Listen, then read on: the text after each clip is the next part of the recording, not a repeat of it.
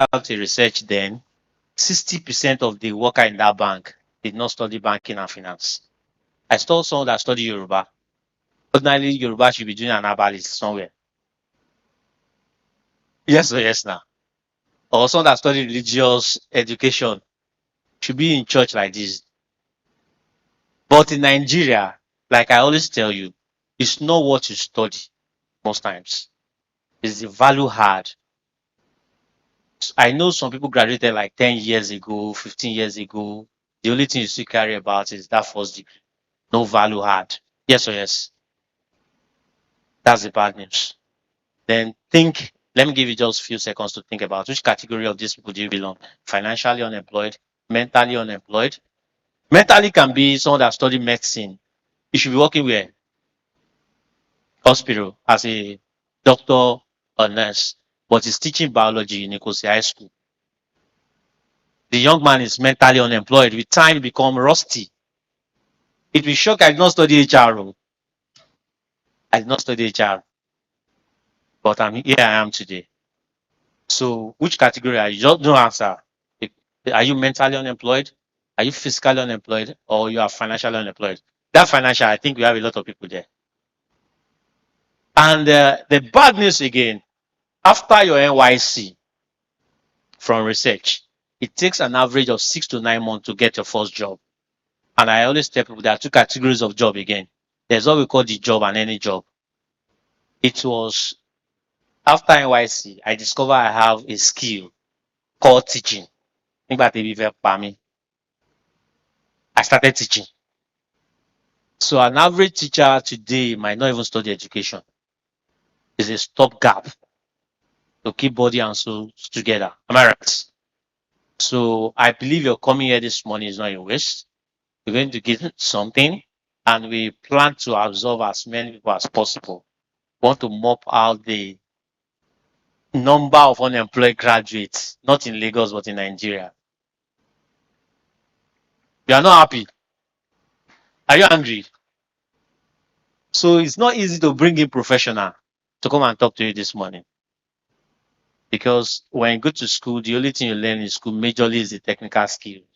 You study biology, they will teach you how to do one or two things. But the soft skills are some of the things you learn on the job and the value add you add to yourself. To bring this man here is a professional. Clap for him, Mr. Daramola. So we've been together for like more than a decade. Fantastic speaker. So to drag him here this morning, I know it's not an accident. You're going to gain a lot. Be open-minded. Believe God. Pastor gave us mandates last year that we must ensure everybody in this parish are gainfully employed. Gainfully employed, not just employed, not any job, the job. So I mentioned any job the other time, and I mentioned the job now. There are differences between these two. The job, that's that one when you pay your tithe, you get scared. But any job, 60,000 at the end of the month.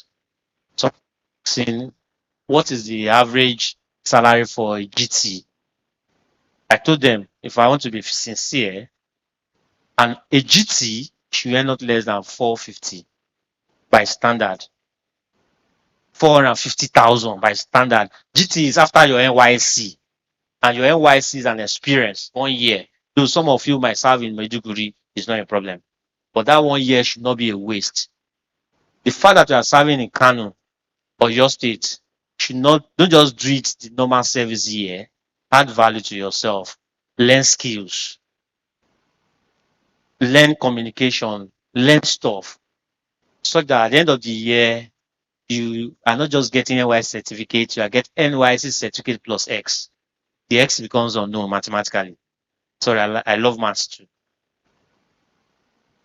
Are we ready? Technical, thank you very much. Let's wait and watch. After this time out, I'll come back. Thank you.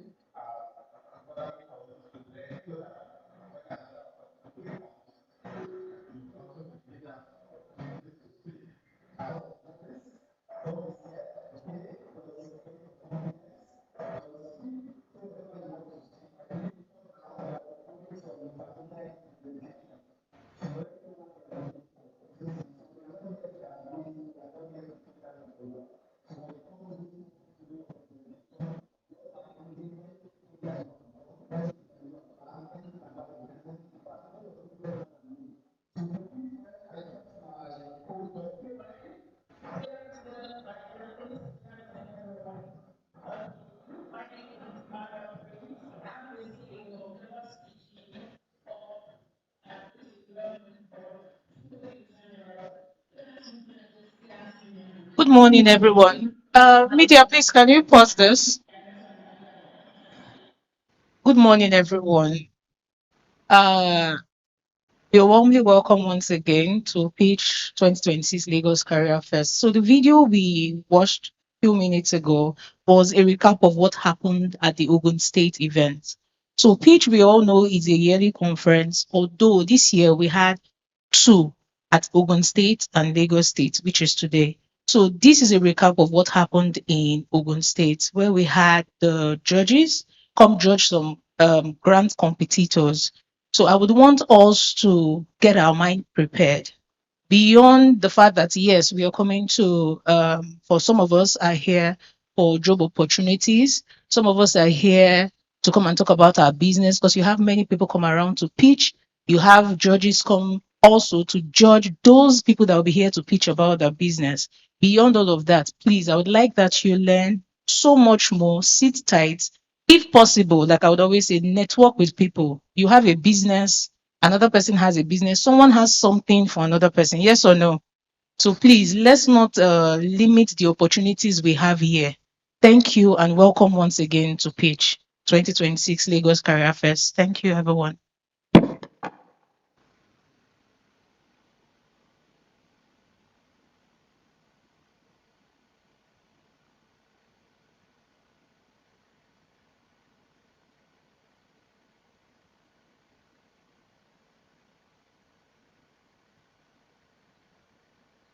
All right, thank you so much, Ms. Deborah.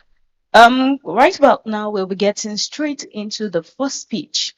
Now, I want us to be ready because we would have to write. We're going to learn. We're going to be enlightened. Right now, we will be learning from a business consultant that has so much wealth of knowledge. And one of the best ways for us to soak in is listen. There's going to be Q&A after this. That means you have opportunities to ask very frank questions from persons that have gotten the results over and over again that we want. Right about now, we would be listening to Mr. Williams Daramola. And media team, please, are we ready with the introduction?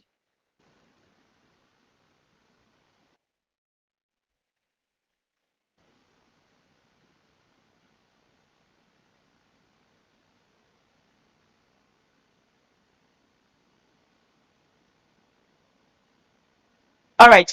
Mr. Williams Daramola is a Nigerian business consultant, corporate trainer, and career development strategist with extensive experience helping professionals, organizations, and young people build the skills required to succeed in a rapidly changing global economy.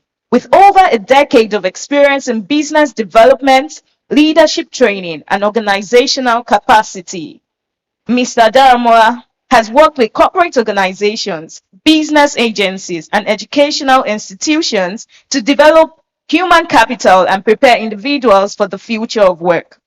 His expertise spans across career, strategy, leadership development, business growth, emotional intelligence, and AI-driven workplace transformation. Mr. Williams is passionate about helping young professionals and students understand how to position themselves globally by developing the right combination of themselves, their skills, mindsets, networks, and opportunities to enable them to excel and compete beyond local boundaries. He is currently the head of business growth, learning, and development specialist in Regenes Business School, Nigeria. A round of applause. And please, with so much respect, help me welcome Mr. Williams Daramola. Thank you so much, sir, for the opportunity to learn from you. Please, your notepad should be ready and be ready to ask as many questions. Thank you so much, sir.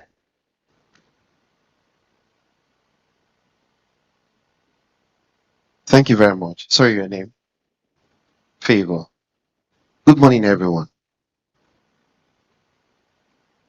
Hmm. Job. Favor has said a lot of things about me,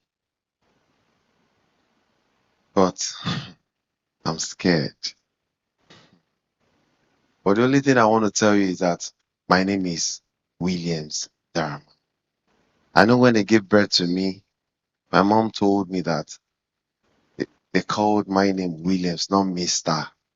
Williams Darama. So, and I want to say this.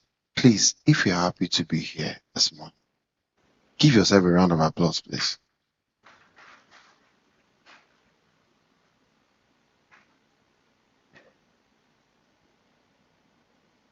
Sorry, media, my slides.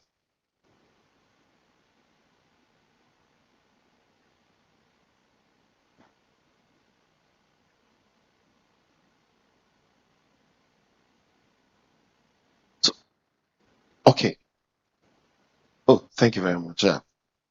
So please, I want you to go. There's a video. I want us to listen to a video first. Just move to the next slide. The next one. Next one.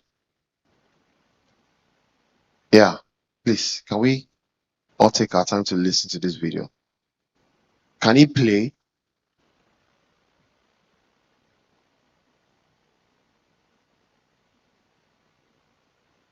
I want us to watch this video.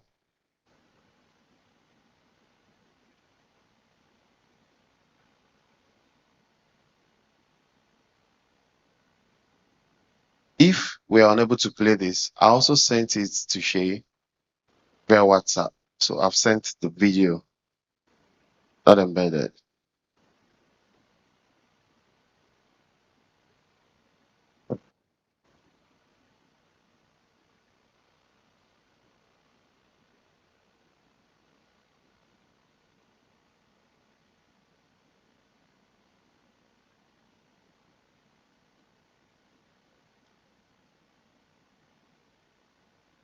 Apologies, everyone, please.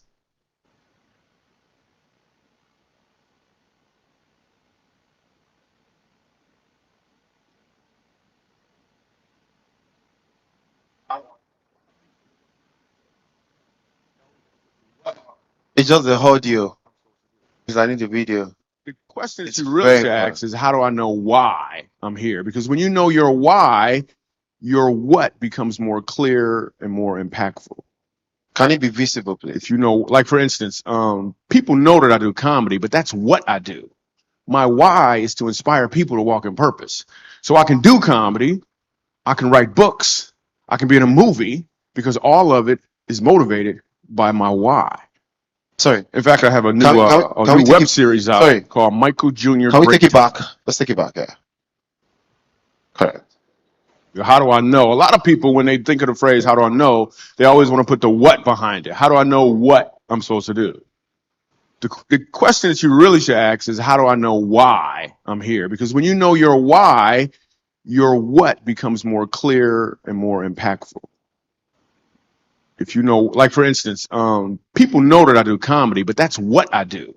My why is to inspire people to walk in purpose. So I can do comedy, I can write books, I can be in a movie, because all of it is motivated by my why. In fact, I have a new web series out called Michael Jr. Break Time. We probably just did the 6th episode. It's on YouTube. So every single Wednesday at 3 o'clock, we drop a new episode on YouTube of Michael Jr. Break Time. What it is it's me. I travel around the country and I do stand-up comedy, in case you didn't know. And in the middle of my comedy set sometime, I'll stop and just talk to my audience. And we've been filming this, and it's pretty cool. So we're in Winston-Salem. I'm going to show you a clip from Winston-Salem. And I'm just talking to this guy in the audience, and he tells me that he's a musical instructor at a school. So I was like, all right, you're a musical instructor. Can you sing? Let me hear you sing a song. So this is what happened at the last episode of Michael Jr.'s Break Time. Check it.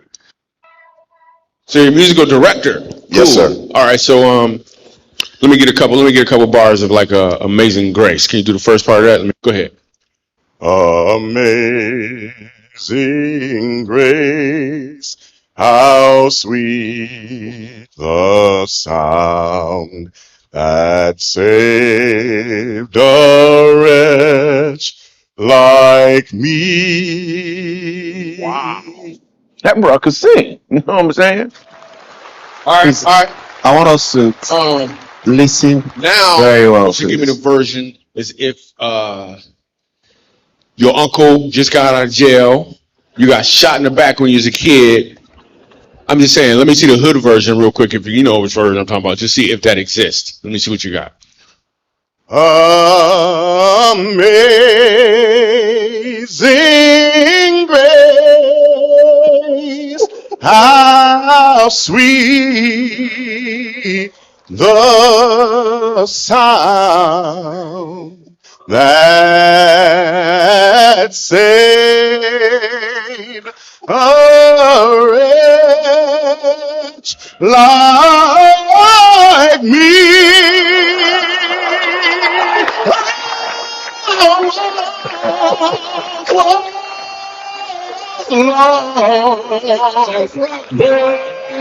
Now,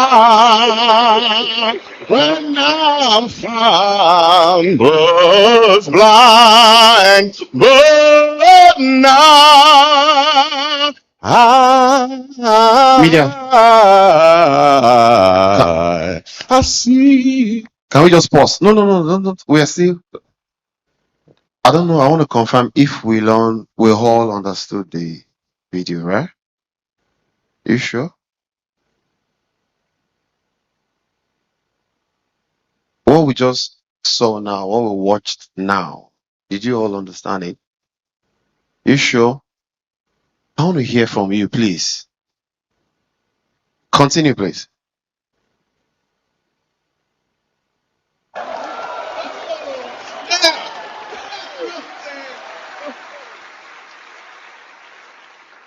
Okay. All right, that's okay. How do I know? A lot of people, when they think of the phrase, That's okay. Thank you very much. Take it back to the slides. Do you know what else happened here? The first time he sang that song, he doesn't know the reason why he was singing it. But the second time he sang the song, he knew what? Why. So what I'm saying this morning is, do you know your why? If you know your why, then your what becomes so meaningful to you. To be honest with you, many of us, we don't know why. Our why. Why are you looking for that job? Why do you want that grant? And if I ask many people, money is the money. Take it to the first slide, please. Go back to the first slide. That's the money. Then I want to ask you one bitter truth. Ask you one question rather. The deep reason for your why, you might not be aware of it. But this morning, I want us to give a round of applause to the convener of this event, this conference. Please, let's do that, please. Because I believe one thing, that most of us, we're not going to leave here the same way we came here this morning. When you talk about global positioning for career opportunities, that's what I'll be speaking on in the next 20 minutes. Please take it to the first slide. First slide, please. The beginning. Yeah. Thank you very much. Next. So I want to ask everybody here, how many of you would like to work for an international company and globally? Any what? Dollars? Do you know what I told myself in the year 2020? Listen to this very well. And I want you to think about it. I told myself that the kind of person after that 2020 or 2020, yeah, 2020, I told myself that the kind of person I was in 2015, the kind of person I was in 2020, listen, will never, not employ the kind of person I was in 2016. Do you know the thing? The thing is, most of us in the next 1-2 years, if you sit where you are and look back into the last 2 years, if the version of yourself come right in front of you for a job offer, you won't employ yourself. Go and think about it. Please write down today's date. In the next 1-2 years, you understand it's better. But this happens, when you take the right step. Let's go to the next next slide after the video. So 20 years ago, next, yeah, jobs were local. Networking was physical. I hope you know that. And employers had mostly from nearby locations. But do you know what has happened today? Jobs are global. And networking is digital. Talent can be hired from anywhere. But the question I'm asking again, do you know your why? Your why position you properly for global positioning. If you know your why, then your what you're doing currently is not, you are not linking it to the why you're doing it. Hello? What you're doing currently, in fact, how you are doing it, most of us are not linking it to why we are doing it. Why am I here this morning? Do you know the funny thing? It's possible that my why for being here this morning might be different from Peach. Why? Yes. But let me now connect the dots. My why for being here this morning, the what I'm doing now is my own why. It's quite different from the why of Peach conference. So my own what is connecting to the why of Peach conference. I might be a bit deep, but just listen to me. Sorry, are we all Christians? If you're not a Christian here, raise up your hand. So the reason why I'm saying is we're in the house of God. There's something I respect a lot that I know for sure. Holy Spirit will minister to us. Yeah, let me put it that way. I don't want to be churchy. They say jobs are global, networking is digital, talent can be hired from anywhere. How are you positioning yourself? So what are you doing? Your why is, some people, if I tell you my story with regards to job, no. I never knew I'll be here today. But there's something that kept me moving. Why? If you ask some people, why do you want to get married? They don't understand. Though. They don't even know. What they want to do is just, I want to have a family. I want to do this. There's a deeper why. Now the next slide. So let's talk about global positioning. It's making yourself visible. Are you visible? Are you valuable? Are you accessible to opportunities? Do you want me to be honest with you? There are jobs everywhere. Many jobs are outside there. Oh yeah, I can tell you for free. I know people that can confirm this. A lot of jobs out there. Go to LinkedIn.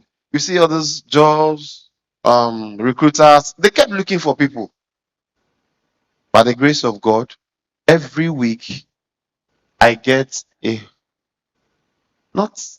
don't want to brag about that. At least one job offer on my DM through LinkedIn. Every week. Can you join us? So now, do you know now what happened there? My why is the reason I'm not going everywhere. Because I know my why. Like I mentioned to you, are you visible? Are you valuable? Are you accessible to opportunities beyond your immediate environment? So global positioning involves building global skills. It involves creating online visibility, networking internationally, and developing a strong personal brand. I used to be the type that doesn't talk before. I told my wife something. There's something I'm going to teach. I started teaching my children. I have one 10, then second 7. Learn how to what? Speak up. Do you know mistake most of us make? We made it feel like they taught us to be quiet, to be gentle, to be simple. Even if you have first class, if you can't express yourself, nobody sees you. It dies inside of most of us. I'm the type, I'm not a social media person. I have social media. I go there almost every day. But I don't post. I have my own personal reasons. But I ensure visibility. On LinkedIn, I create insight. I share insight. I comment on insight, something that it is attached to my career. It is very important. But most of us, what are the things you're putting out there? The things you're putting out there on social media does not connect to your why. And you're looking for a job.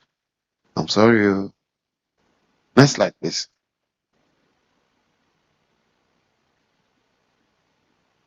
Now, this is the formula for global success. What is your skills? What skills do you have? Plus your visibility, your network, your reputation, then equals to opportunities. Let me break it down.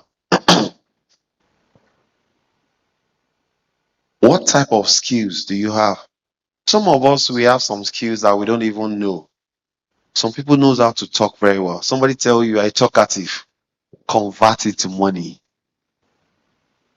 Get a professional coach, a mentor.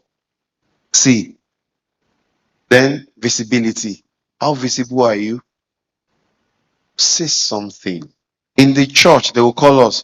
Who will represent us for something? Who will be one thing? Everybody will just no. I don't want. Come on. I'm a pianist, a very good one. I don't say it in front of my wife. Piano is my first wife. Do you know what that means? I'm a musicologist. That's one skill. It pays me. It was paying me before. I attend 2 churches every day. I'm a redeemer. I attend another church every Sunday rather. I play keyboard, I play drums very well, I play bass guitar very well, I play lead guitar very well, I play trumpet not very well, saxophone not very well, and I sing as well. Then when it comes to cars, I love cars. I drive very well. Driving is one of my hobby. I drift. All of these things that I mentioned, I've actually gotten monetary value from them at one point in my life. Let me tell you something. When I when I left MTN, I came to Regenesis Business School. It's an international business school. So what I do there now is corporate training. You know, I've to the glory of God, I've trained many sectors, developed content curriculum for them. So when I got there, whenever I think I was in sales. So we call people to help them as a educational consultant to help them to how do I put it? People that want to study either bachelor degree, the MBA, the PGD, and all that. Do you know what my colleague calls me? He said you spend a lot of time with students, just trying to convince them. Sometimes when I'm giving speech, that was 2016. Just between us, among us, when we're doing like our Monday meetings, I'm meant to speak on one topic. I said, Williams, you talk too much. Do you know what? I was angry one day and I told them that a day will come, I will talk and I'll be paid in dollars. I didn't even know when I said it. It has happened though. That was a few years ago. Happening even till now. One of the reasons why I'm here because I talk, right? And I'm being paid. Convert that thing. Your skills, visibility, networking, reputation, opportunities. Let's move faster. Many talented people remains unnoticed because nobody knows them. They are invisible online. They have weak network. So let's move to building international visibility. What are the things you need to do? Number one thing is that what appears when someone searches your name online?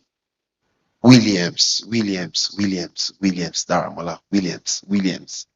Some of us, when they search us online, do you know what they see? You're busy yabbing Nigeria. You're busy saying sort of things. Do you know what happened to me? That was 2013, 14. Okay, I got my MTN job, I think 2015. Whenever MTN people calls me, hey, I'll just be yapping them. Your network is when I now got that job, do you know what came to my mind? I said, come on. I'm telling you, when I got the job, the first call, okay, fortunately, because of where I was then, I'm always active. So I became a team lead so fast, like within 1 to 2 months. So I wasn't really sitting down to call or pick people's call. So, but what happened? I told myself, you never say never. I never believe I could work with MTN. So sometimes when customers are shouting on any of my colleagues, so I feel for them. It's like, when people search your name online, what did they see? I hope you know that. What if it was a social media world whereby those people have actually gone online and they now saw me that I yab MTN. And I was at the base of the interview. I said, and it happens now when people search for your name, Tunji, Kola, Yetunde, Blessing. What do they see? So you have disconnected your why with what you do and how you do it. What you're looking for, your daily life is not connecting with it. So essentials, your professional LinkedIn profile. I'm going to tell us a lot about this professional, the LinkedIn. It's very, very important. You're looking for job visibility. Do you know the people that sit on LinkedIn? Mr. Shei will confirm this. They have pride. Even if they give you my phone number, I don't save your number. You might call me. I'm not a wealthy person. You might call me, I might not pick. But if you reach out to me on LinkedIn, I will respond. Even if it take a while. And top MDs. I think I've worked with some MDs in some sectors in Nigeria, in Lagos rather. If you send me a message on LinkedIn, I'm going to respond immediately. Professional email address, your updated CV, your portfolio of work, positive online footprint. What are we doing online? There's something I'm going to tell us. That thing you need now, it's within you. Let me divert a bit to God. There's something about God. The reason why we're here today is never a coincidence. There's something I know about my own God. Is an intentional God. Yes. Nothing happened to you by coincidence. Go and write it down. You are living in a place, they are maltreating you. It's not a coincidence. And I hope you know that if you turn all the lights here, if you turn it off, everywhere become what? When at the beginning of the world, Bible said in the beginning, everywhere was what? Void, right? Darkness everywhere. What was the first thing God did? Let there be what? And if you know, I hope you know that if you're all seated here, they turn off the lights. Everywhere will become dark, right? Have you seen how beautiful we are now? Once they put on the light, what do you think happens? It brings out the beauty in this room. That particular thing you're going through now, that's your dark side. Cook yourself very well. So when the light shines, do you understand? What do you look like? When the light shines on you, the light shined on me today. Someone say you're looking good. I say, hey, I'm a speaker, right? And I'm here just looking anyhow. Does it make sense to you? When the light shine under your career rather, that thing inside of you, what do you look like? When they ask you, who are you? I remember one interview like that. I said, can you sell yourself? Really? I messed up. But guess what? I didn't know I messed up that time. So later, maybe a few years later, I said, even me say I'm not going to employ myself. I was not saying, hey, I'm Kiniko, I can do. Do you know what employers are looking for? Your skill. What can you do? Not who you are. As I'm here today, I know that I will speak and somebody will pick few things. So that's what I can do. Not that I'm Williams, I'm tall, I am married, I'm Kiniko. I have a car, I have a house. Let me move faster because of my time. Use LinkedIn to do what? Showcase achievement. Connect with professionals. Follow global companies. Discover opportunities. Search for 5 professionals working in your dream industry and connect with them this week. Your why. That's where you want to be. What you want to, where you want to go. You know, those things you want to achieve. Your why. You're looking for a job. Your why. You want to get that grant. The why you here. Connect what to it. Move with people that is in line with that direction. It's very important. The next slide, please.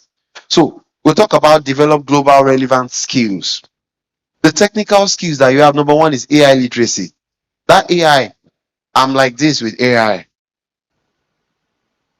AI, I think if you rate me, maybe 80%.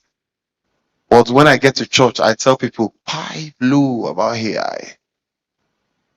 I know the end is near. And one of those crazy angels is the AI. Oh, yes. They will set a lot of people up. Some marriages will crash with AI. But how are you using it? That's what I'm asking you this morning. What are the tools? How are you using it? But I hope you know that AI needs to connect with the level of the intelligence in you, which is very important.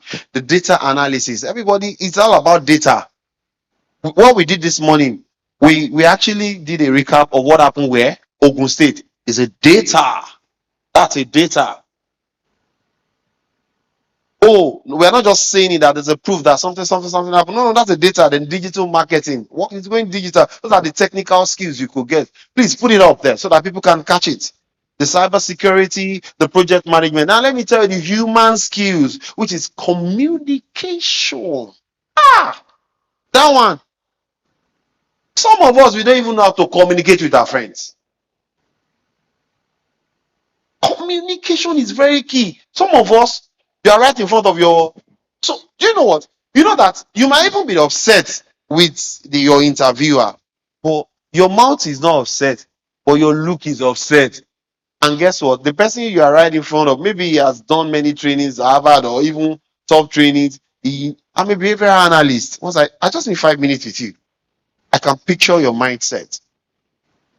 And to me, when people come to me, I deal with people's mindset, not your. I don't care who you are, but do you have the right mindset? It's very important. The day I knew that, I'm sorry, I cannot kneel down and be praying for money. I'm a lover of God. I kneel down and pray for money. To me, it's insane. You're disrespecting God. If you obey the rule of money, money will be following you. Even if you tell money, I think I'm getting enough. You say, I'm sorry. So far, you're still obeying the rules. I'll keep following you. I can't be, I'm sorry, it's not pride. I can't be praying for money. Give me money. Money is the root of what?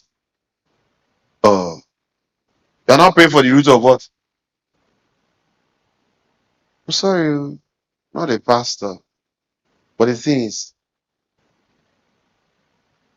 God will bless the gift inside of us. We have a lot of gifts deposited inside of us. Look inward. See, whatever thing you're looking for, if you want a job, you need a job. You don't walk up to me, Williams, please, I noticed that, you work here, can I get a job? First thing I'm going to tell you, the first job you need is inside of you, or you are finding it very difficult to recognize it. Whatever job I want to give you, I want to understand your skill. I've employed people because they could talk very well, and this one will be a salesperson. Just give her a technical skills around it. Some people, HR, they're very intelligent. You understand? Some of us, when we're at home, you manage things, operational things at home, you manage the house, everything is set up, skill. Come on, look inward. Get a coach, a mentor will tell you this is what you can do. Let me connect you. Another thing we are getting wrong. I hope you know that if you come to me, if I notice that you have a bad attitude, I won't get you a job. There's two things. You can't coach attitude. Sorry. You can't learn attitude, but you can learn a skill. In many organizations, 90%, I can tell you, I'd rather employ someone that has the right attitude and doesn't have the skill. It's just 1, 2, 3 months. Because the right attitude will make him or her to be open in learning, to learn the skill you wanted him or her to learn. Now you feel you have that skill. You're doing like this. And you go, but I can do it. But they're not giving me audience. They decline my interview. Oh, yeah. Because they could actually sense a kind of negative attitude in you. Please keep that to your left. Yeah. And next slide, please. Are you visible? I said it's The world has become a social media. I hope you know that. Okay, most of you not heard about my name. Nobody knows me. Maybe with this stuff, they put it online and it went viral. It goes global. So what happened? I made myself what? Visible here. What if Mr. Bolu called me and I said, no, I'm not available? I'm invisible, right? And this opportunity comes here. All of us here, we have the opportunity to post it and all of. She will say that's it. Look at unseen work. Can you see? Can you see that? He's dragging it. But look at the visible strategy. He's doing what? Now, what I would tell you is that what are the things you share on your WhatsApp? Starting from your Instagram, but majorly your LinkedIn is very important. Please go and get a LinkedIn profile this week. I can coach you on LinkedIn. I do trainings on Microsoft, on LinkedIn, optimization, visibility. In fact, when you get your profile right on LinkedIn, let me tell you what will happen. People will be looking for you. LinkedIn is a medium.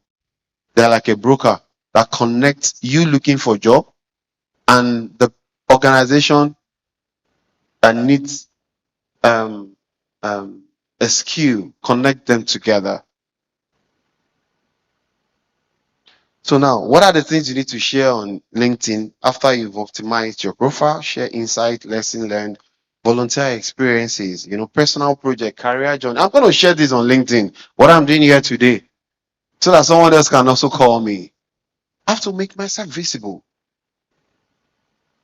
So understanding international networking. So it's learning. So networking is not just you going to meet this person. Oh, I want to know you. You must have something to offer. I tell people that you don't just come and meet someone, please give me money. Have you walked up to that person, sir? I noticed that your car, it get dirty. Can I be coming to your house in the morning to wash the car, to clean the car? If the person pays 500 outside, it will pay you 1,000 naira. They're telling me, Uncle, can you give? It was of recent I realized that all these rich people, even if I have 200 million naira, if you ask me for 1 million naira, I might not give you. I might give you 100,000. Do you know why? What brought me to that 200 million naira? I wouldn't want to come back. But if you come to me and said, sir, I have an idea, I have a project, or I have a business plan, one thing, but I need just 1 million naira to execute it. I have 200,000 naira. I'll give you 1 million naira. Even if you say borrow me, I will give you because I'm investing into you. What if the business boosts tomorrow? You will never forget me. So networking is learning, you're sharing, you're collaborating, you're helping others. Asking strangers for a job immediately. That's not networking. Get out right today. And where to build global network, professional association, global webinars, online conferences. What you're doing here today. Industry communities, alumni groups, international competition. Next slide, please. These are the 3-level networking strategy. People around you is very important. Professional across country, your country, and professionals across the world. And the opportunities you can access as remote internship, freelancing, virtual volunteering, research collaboration, international scholarships. Look at all of those things. Then I'm going to tell you, this is the second to the last slide. Build your personal brand. It's very important. Ask yourself, what am I known for? What problem do I solve? What value do I bring? See, go and respond to these 3 questions, please. Put it up. So I'm sorry. What am I known for? What problem do I solve? What value do I bring? Once you respond to these 3 questions yourself, come out there. There's going to be a change. A massive one.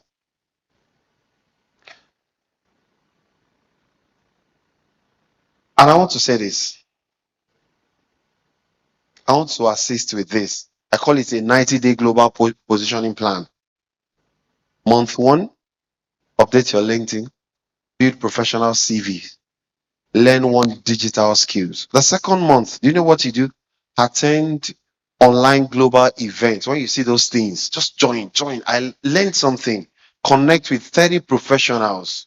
You can just on LinkedIn, the HR, who are the people that is within the network of what you want, your why. Connect with them on LinkedIn. Then the last one is publish professional posts. Put something out there. We are intelligent people.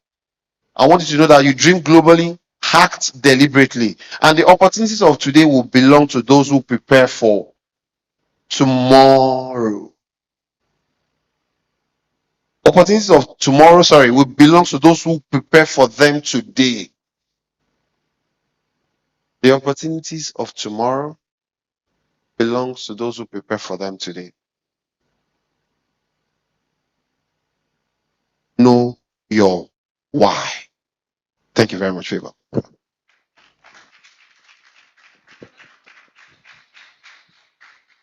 Thank you so much. Thank you so much. If right now you're still thinking, LinkedIn is not compulsory, you should be rethinking it now. Thank you so much. I think he gave you actionable points. I'm already thinking, okay, I need to send 20 invites or connections to HR professionals.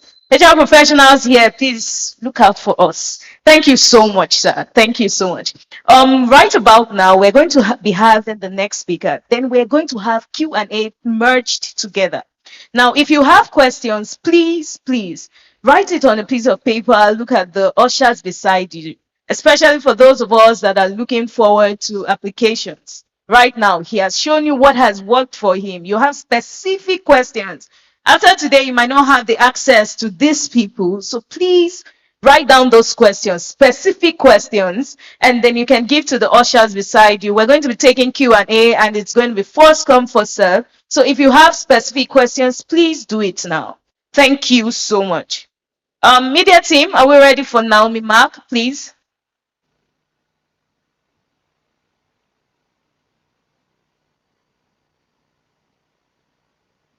I hope we're having a very good time. If you're having a good time, just wave a little. All right, at least.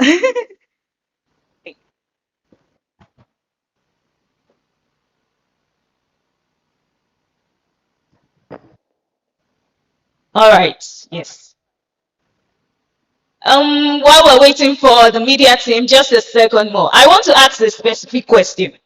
Mr. Williams Daramola made mention that you should have a skill, but even apart from the skill, he said if we ask somebody for 1 million, because I'm thinking about asking, since because I know if I ask him now and he asks, okay, what do you do?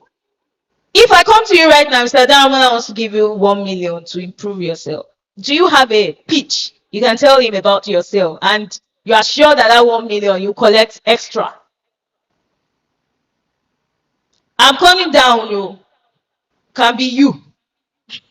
Do you have a pitch in 1 minute, and you can introduce yourself? My name is this. Actually, I'm planning to change Nigeria to this with my this. This is what I have done.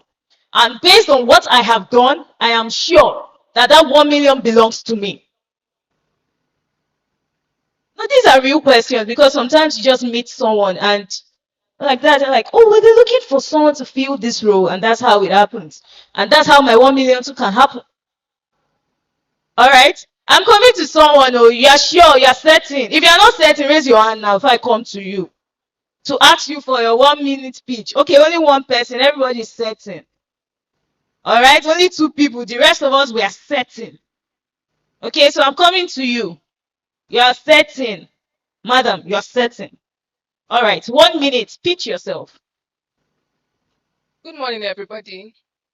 Good morning, everyone. My name is Akinukawe Precious. I'll take that again. Akinukawe Precious is my name. I am a self-driven person. I'm an entrepreneur. I'm somebody that makes sure that excellence is my watchword. I'm a first class graduate of computer science. and I'm a data analyst. I am data driven. I love to find patterns within things. I am curious. I ask questions. I love to be in the midst of valuable people. I love to bring impact. I am a good team member. You will hear so much more about me later. Thank you. All right, thank you so much. At least you made mention she has a digital skill. We're sure of that. Thank you so much. Akinukawe Precious. We can't forget again.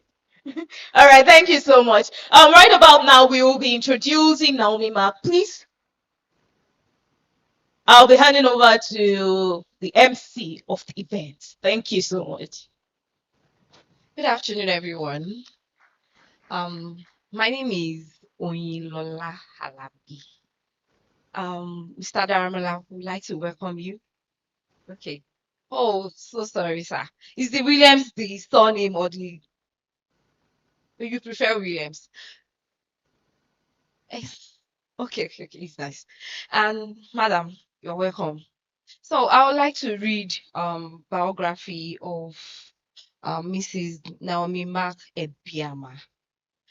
She's a Nigerian gospel music minister, a recording artist, a worship leader, an entrepreneur. Please clap for her now. Widely recognized as her powerful vocals, inspiring faith, driven message, and dynamic stage presence. She rose to national prominence after emerging as a standout finalist on Nigerian Idol. Who have seen Nigerian Idol before? And I believe you all know her because she has a powerful voice. So she rose into national prominence after emerging as a standout finalist on Nigerian Idol and later gaining further recognition on The Voice. Can she, you people should know that this is a powerhouse we have in our midst today. And through all this platform, Naomi Mark captured the hearts of audiences across Nigeria and beyond, establishing herself as one of the most inspiring voices of our generation. With music ministry deeply rooted in faith, Naomi Mark has built a reputation as a passionate leader whose performance combine vocal excellence with spiritual depth. Over the years, she has ministered on numerous stages, conferences, and church gatherings, impacting lives through music that reflects hope, resilience, and devotion. Her journey has inspired many young people, especially aspiring artists who see her name as a symbol of perseverance and faith. Beyond music, Naomi Mark is a creative entrepreneur, a chief executive officer of the Urban Tribe, a fashion-forward brand known as Reimagine Contemporary Style with bold artistic expression. Through this brand, she emerged creativity, culture, modern fashion, demonstrating her versatility as both an artist and business leader. Naomi Mark is also recognized for her influence as a public speaker, mentor, and youth inspiration. Her story, marked by determination, talent, faith, continues to motivate people to pursue purpose, excellence, and personal growth despite challenges. Today, Naomi Mark stands as a multifaceted creative, a worship minister, a performer, an entrepreneur, inspirational voice, committed to using our platform to uplift lives, celebrate creativity, and promote positivity within Nigeria and go gladly. So help me welcome Naomi Mark into our podium. You're welcome. Thank you.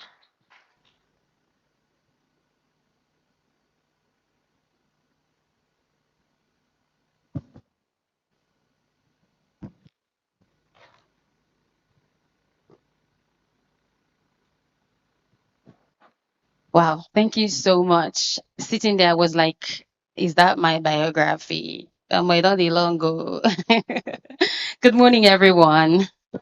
Good morning, everyone. Are we cold? Are we cold? I'm wearing a jacket, so I can't really know. Okay, I'm really excited to be here this morning. I want to say a very big thank you to the organizers for honoring me by bringing me here. I love to share what God has put on my inside with everyone. I love the youth. And I always tell myself that I will always be a youth, even when I turn 100, you know. So today, we're going to talk about global positioning for opportunities. And if you have your notepads, pen, everything, I want you to whip it out. We're going to take notes. We're going to write. We're going to share experiences. We're going to learn. I hope we're ready to learn. And I want to say a very big thank you to Mr. Daramola. He said we should call him Williams. Thank you for that presentation, sir. God bless you. So yes, as you already know, I'm Naomi Mack. I'm a singer, songwriter. I'm a creative, and I'm a mom of 3. I I said that particularly for a reason, because most of the time in our lives we make excuses for everything else. I don't have money, that's why I did not. I don't have time, that's why I couldn't. I don't have an uncle that has connections. I don't have contact. What do you have? Trust me, nobody has everything 100%. But what do you have that you can use?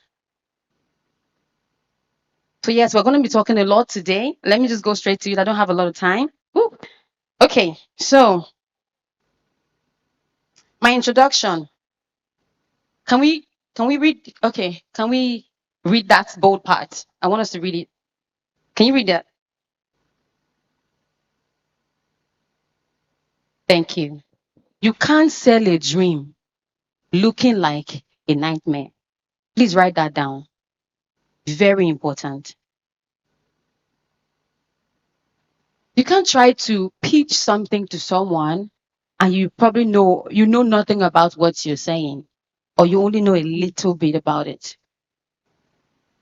There's a saying I learned when I was growing up. It says, know one thing about everything and everything about one thing.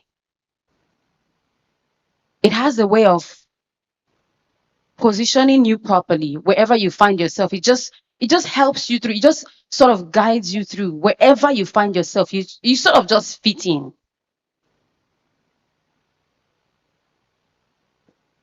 So I want to believe that here, seated here, are believers. I know why I said that because, excuse me, I want to believe we are believers here, blood washed, perfected, heaven bound. We're heaven bound once you're saved, don't worry. So the reason I said that is because we're in a generation where AI has dominated or is dominating our entire system. And as a believer, there is something that sets you apart. And that is SI, which is spiritual intelligence. That is what separates you and differentiates you from every other person in the marketplace. Your ability to discern, your ability to tell times and seasons, that sets you apart. It's not enough to just say, oh, I'm praying for this opportunity, I'm working, I'm arranging my slides, I'm doing this, I'm doing that. Sometimes you get promptings from the Holy Spirit to do a particular thing. Do you have creatives here? Creatives. You do music, art, every kind of creativity. Sometimes you have this prompting to just post a video. And you don't even know which one of these videos will go viral. It takes the spirit of discernment to know what to do at a particular time. And not just discernment, but obedience. A lot of times we say something like, oh, and my spirit, and something told me, oh. The Holy Spirit is always inside of us, stirring us up, stirring us up. as believers, I said something when I stepped into one of the organizers there. I was like, the church should be the bedrock of excellence. We should be the ones they copy. I'm going to quickly rush to the second slide. So remember, you can't sell a dream looking like a nightmare. Don't forget that. Don't forget that. So for you to activate your spiritual intelligence, you have to have a particular mindset as a believer. And this mindset, you need a couple of things to help you get there. I'm going to talk on just 3 of them, which is identity, confidence, as we all know it, but I call it Godfidence, and excellence. I'll explain why I call it Godfidence. Let me talk about identity first. As a believer, it takes only someone who knows who he or she is and whose they are to understand what they have as inheritance. For example, any one of you seated here gets a call today and you're told that by your mom or any one of your family members, and you're told that, so we found out finally that Aladelola is your real daddy. I mean, your real daddy, and you confirm with DNA test. How would you feel from that moment? How will you start acting? Your entire charisma, your everything changes. In fact, if you don't have some kind of clothes, you go and buy. You will start dressing the part, speaking the part, looking the part. Why? Because your identity by default just changed. You no longer are the person you were yesterday. You are now your name, Aladelola. Do you know what I mean? Because you now understand who you actually are. You know what you can access just by bearing that surname. So as believers, if we understand who we are as children of God, it makes a lot of things easy. It makes our mindset shift, because we know that the earth is the Lord and thank you. So if the earth is the Lord and I'm a child of God, that means I have access. There's still work to be done, but I already have access. Now I'm going to go to the next point, which I call Godfidence. I call it Godfidence because we do not, as believers, we do not depend on our abilities. We have to read, we have to learn, we have to grow, but we do not primarily depend on our abilities. We depend on the capabilities of the Holy Spirit and the promptings of the Holy Spirit on our inside. So we are reliant on the God factor that sets us apart. So the confidence that we have is in God. And that's why I call it Godfidence. And the last one on this list is excellence. Like I mentioned before, I'm a singer. That's my very first work, my primary assignment. And on no occasion am I allowed to go up on stage to sing a song to anyone without scoring the lyrics. It's forbidden. I must be able to know the lyrics at least 90%, fully ready for either a performance or a ministration. I must do my assignment. As believers, excellence should be our watchword. If you have a brand, a business, a product, excellence should be your watchword. How do you package your product? Hey, they work now. Since it works, let them use it to work. Some people will not even look at your product if they're not attracted to the packaging.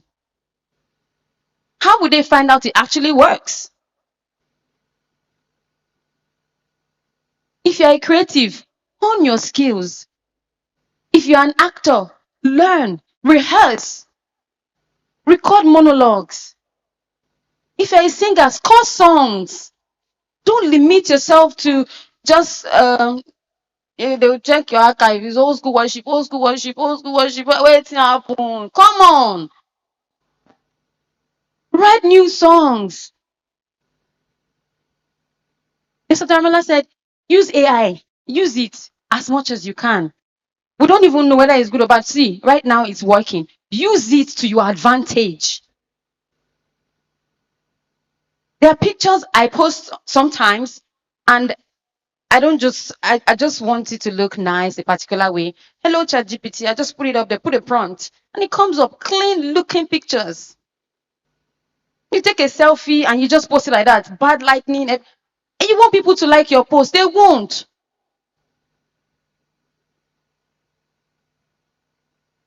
They won't. Even the videos that go viral that you say, they're just doing rubbish there and it went viral. They put intentionality into doing that rubbish. I'm telling you. You see people just come out, two people dancing anyhow, TikTok, this, and they post it and it goes viral. Hello, it took something from them to come out and make that video. They actually sat down to say, okay, we're going to do it like this. A lot of times. As believers, let's stop downplaying the place of excellence. When God created the heavens and the earth, he looked at it and said, it is good. I'm very sure if it wasn't good, God would not have stopped. He stopped when he realized everything was perfect. Let's stop giving half-baked things and expecting so much result.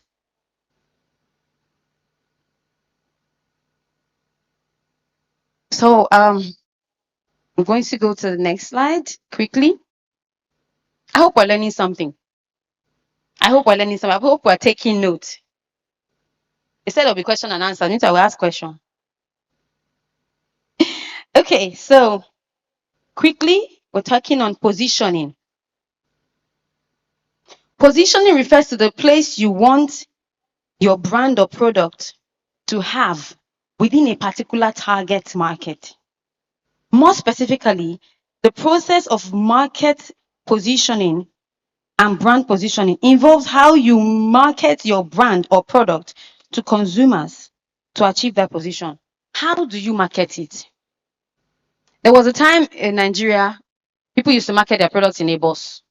Mulwe, you enter, Google niche, you have Kata, you have the same product and all that. Now, you see brands using AI to create adverts, and before you realize it's not real, you have bought the product.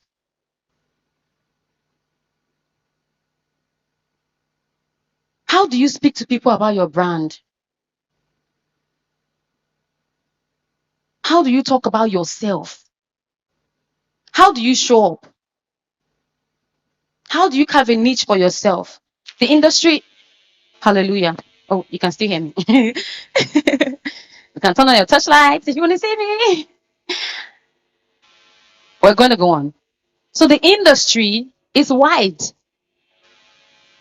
There are so many people doing the same thing as you, but how do you stand out?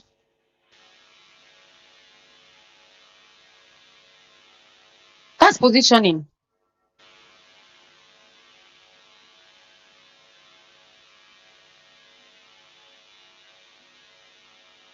Don't worry.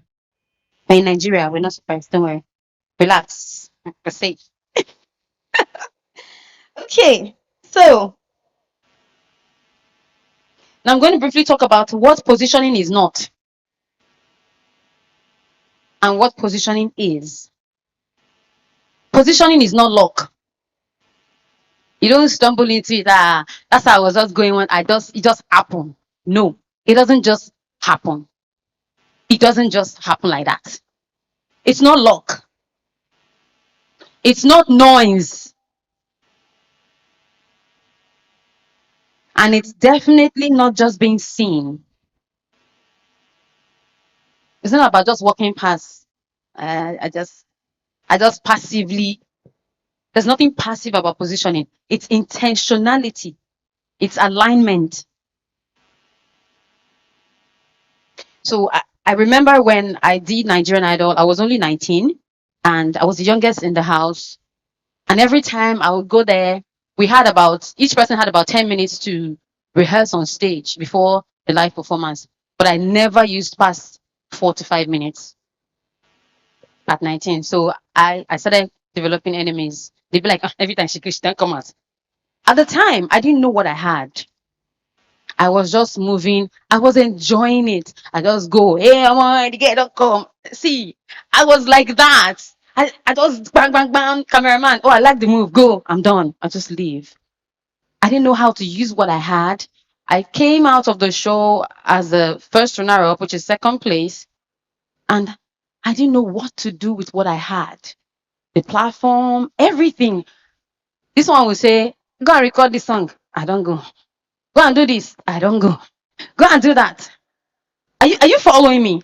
I couldn't do anything with what I had. And come 2019, when I went on The Voice Nigeria, it was a different story. Before I went on the show, I sat down with my husband. I created a team. We were so intentional that we picked the coach I was going to pick before I entered the show.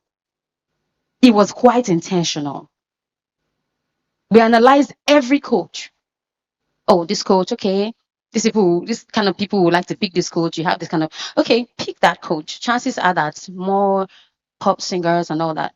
Okay, you can do that. You're versatile, so stay in that. We mapped it out.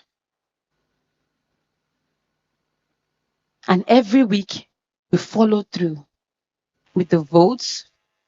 Every week we followed through. When I got on the show, I was at about 11,000 followers on Instagram. And leaving the show at top 4, I had entered over 100,000 followers. Why? Because we were intentional at that point.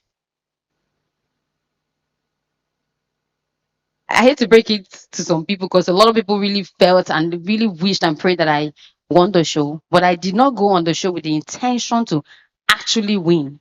If I won, I would have been grateful and excited. But I was ready for the not winning. Why? There was something else I wanted more than winning. And I was very, very intentional about that one. I wanted visibility. I wanted to just be out there. And if you remember the song Excess Love I did, that song trended. That song went viral. But then, another mistake. I was on TikTok. I was on a TikTok. And the song was going viral on TikTok. And I realized that I had missed something. So when you are trying to position, look out for all the possible platforms available to you that can help your brand. I'm going to have to rush through some of the slides because I don't have a lot of time. Oh my God, how time flies. So when you are positioning your brand, look out for all of these important platforms that we have now. I'll quickly talk about intentional visibility. Visibility is not about showing off. It's about showing up where it matters. It's not about showing off. It's about showing up where it matters. There are people who need what you carry, but they will never find you if you remain hidden. Do you understand that? If you remain hidden, some people will never find you. Some of you are overqualified but unseen. Some are gifted but silent. Some are ready but hiding. And sometimes the issue is not that you're not good enough. It's that you are not visible enough. So a lot of times we have talent. We have rehearsed. We have worked hard.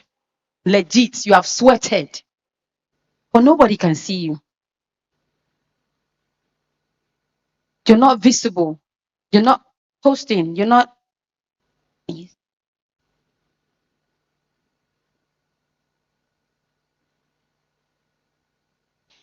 So it is important to intentionally place yourself in a way that you are being seen. That does shock me. I have only 3 minutes to go, so let's run. So how to become intentionally visible? You want to take this down. You want to take this down as a note. Know your message. Like I said, don't just show up and you don't know what you represent. Know your message. What are you talking about? What do you stand for? Show up consistently. When you're tired, when you're hungry, when you don't feel like it, just show up. Be excellent. We've said a lot on that. Use the platforms available to you. I just mentioned that. Use the platforms available to you when you are trying to be intentionally visible. We have Instagram, we have LinkedIn. He mentioned LinkedIn is a very wonderful platform for global exposure. LinkedIn, you have TikTok. TikTok is doing wonders. They are doing wonders over there. You have YouTube. Use every platform available to you. Now we'll quickly talk about intentional networking. Networking is not about exchanging contacts. Networking is building meaningful and value-driven relationships. It's not just, oh, can I have your number? And that's it. No. Value-driven. He talks on that a lot too. What do you have to offer? What do you bring to the table? It's not just gimme, excuse me, gimme. No. Can I offer to help, offer to assist, offer value? And there's a lot of value you can offer to people, especially in the creative world. In the media, you have aunties and uncles that are having parties. As a creative person, as a singer, as an actor, put something together. Showcase. Let the first thing not be, can you give me this so I can do that? Let it be, can I do this for you? Then, after they see your work, let your work speak for you.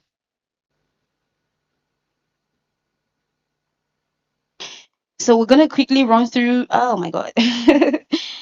Some of the greatest opportunities in life do not come from application. They come from conversations. The moments, the 2 minutes you have to chat with someone, the 5 minutes you sat down with this person, the conversations you have. A lot of people know who you are by listening to what you say. How do you speak to people? How do you communicate with them? Conversations are instrumental to transformation. So you want to communicate with people properly.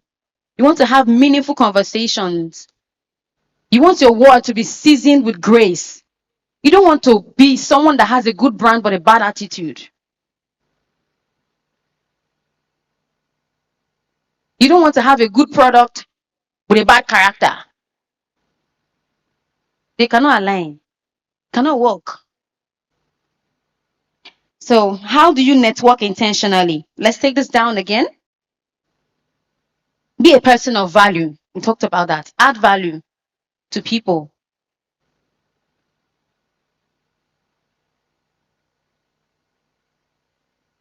Don't just ask, what can I get? Ask, what can I give? Build genuine relationships. Don't build relationships for what you want to get alone. Check in on people. How are you doing?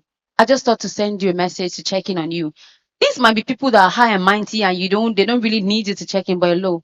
You'll be so surprised how that message will go a long way.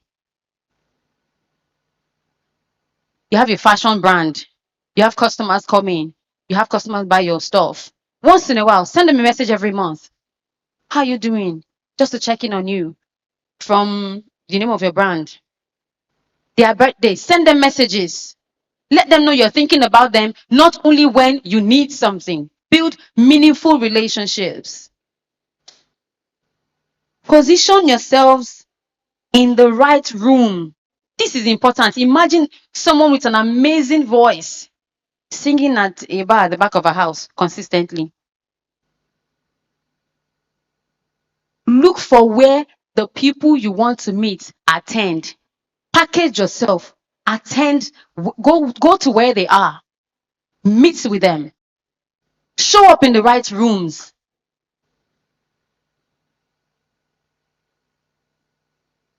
Protect your reputation. Oh, protect your reputation. I cannot overemphasize this. Protect your reputation. I have a golden rule, and the rule is the good name rule. I call it the good name rule. Growing up for me, one of the most important things for me was a good name is better than silver or gold. And I remember one time on Instagram, after The Voice Nigeria, a lot of comments on my post, and I saw a comment, and the person said, I don't even know how you do it. You don't have any scandal. I'm like, see me, see scandal. Raise. Why? It's not because people will not talk. Even when you try to do everything right, people will still talk. But make it a point of duty to ensure that the good name you are building is not just for show, is legit. That you can stay somewhere and your name will speak for you. Your reputation will precede you. It's not the one that will say, I want to produce 500 shirts with this person. Say, don't try it though. You will not get your products in the next 5 months. That is a terrible reputation. Oh, I need a graphic designer. Can I use, oh, no, you can't use that person. Let your work speak for you. Let your name speak for you. Build your portfolio. Learn, add value to yourself. Let people who know you, who knew you 2 years ago, seeing you now, let them be like, okay, you're different. There's something different about you. Constantly learn and grow. Don't stay in one spot. Okay, we're going to ask ourselves these questions. If you can write this down, I just want to run through it quickly. If you can write this down. If my opportunity comes from outside Nigeria today, am I ready? Can I communicate effectively? Deliver excellence? Represent my brand confidently? Ask yourself these questions. Where you are now. Because when opportunity comes, opportunities do not reduce itself to our level. We always have to rise up to it. That's why most times opportunities seem to like pass us by. You be like, I can't do it yet. Don't worry, next time. And that's it. But when you prepare yourself for the market, whenever opportunity shows up, you can rise up to it. That is why I said when I started, know one thing about everything and everything about one thing. Okay, so my final note, you don't need to have everything figured out, but you must be willing to start positioning yourself intentionally. Don't hide your gift. Don't downplay your value. Don't wait for permission. Show up. Be seen. Add value. Build relationships. This is your time to move from being present to being positioned. I hope we learned a couple of things. I hope we learned something today. That is my time. I'm not out of message, but I'm out of time. So thank you very much for listening to me. God bless you all. Come on, we can do better than that. She has poured out her experience and knowledge for us. Thank you so much. Thank you so much, Ma. Thank you. All right about now, we're going to be taking Q&As from both speakers, from Mr. Williams and Mrs. Naomi Mark. We have some questions here, but if you would like to come out to ask your question directly, please. That's also fine. If you need papers, please ask any person standing beside you. The first question we have here is for you, madam.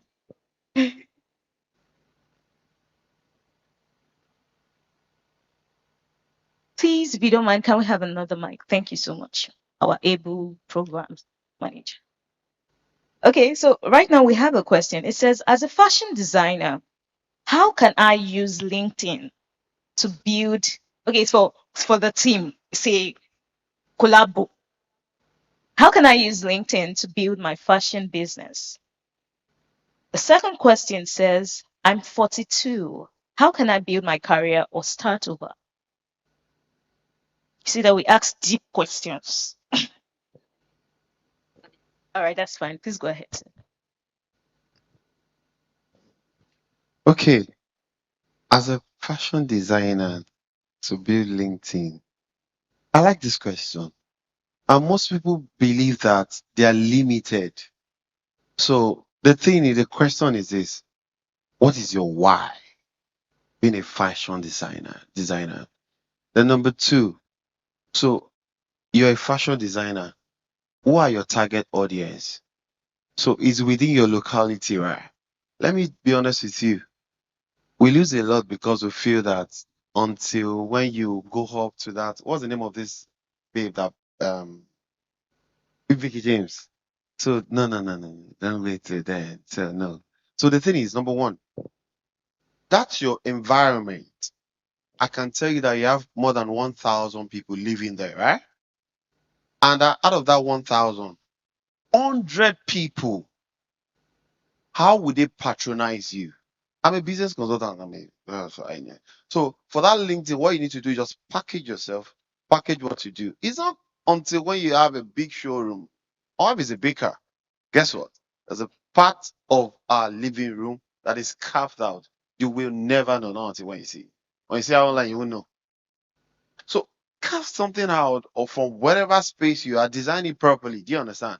And ensure that another thing is one, the skill.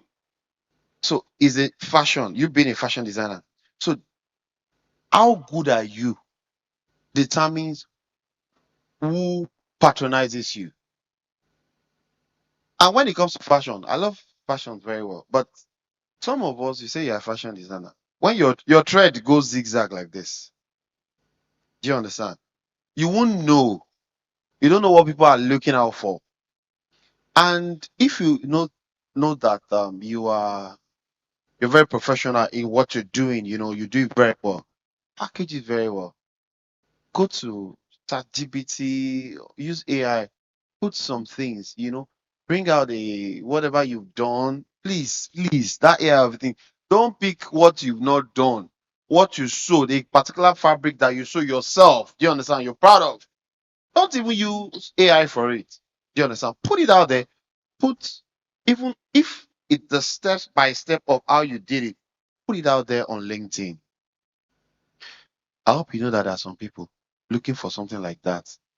They won't go to WhatsApp or they won't ask the visibility the environment. They'll just go to either LinkedIn or Instagram. How can I get this?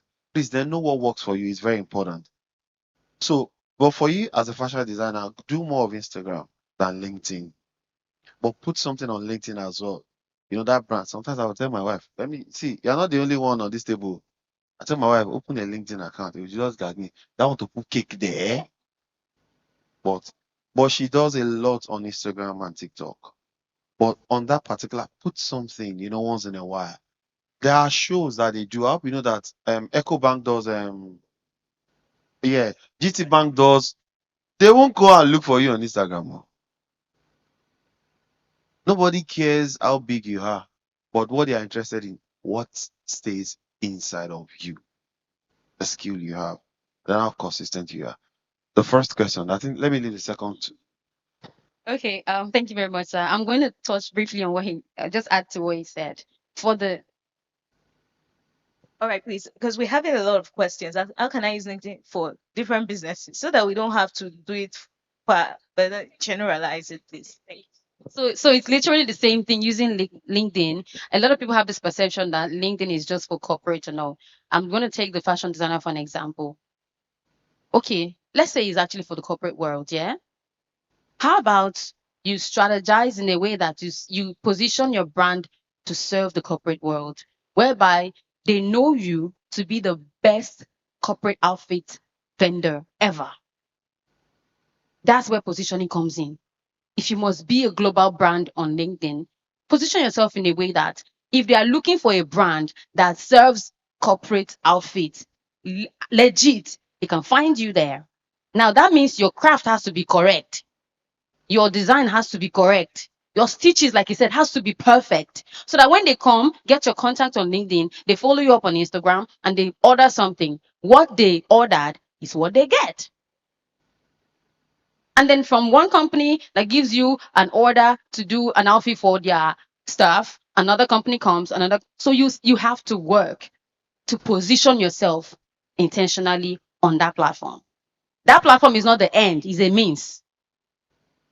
It's a means to what you want to achieve. Do you understand? So for every business right here, thinking, oh, how do I use LinkedIn? How do I find a way to position yourself to look like what you want them to see?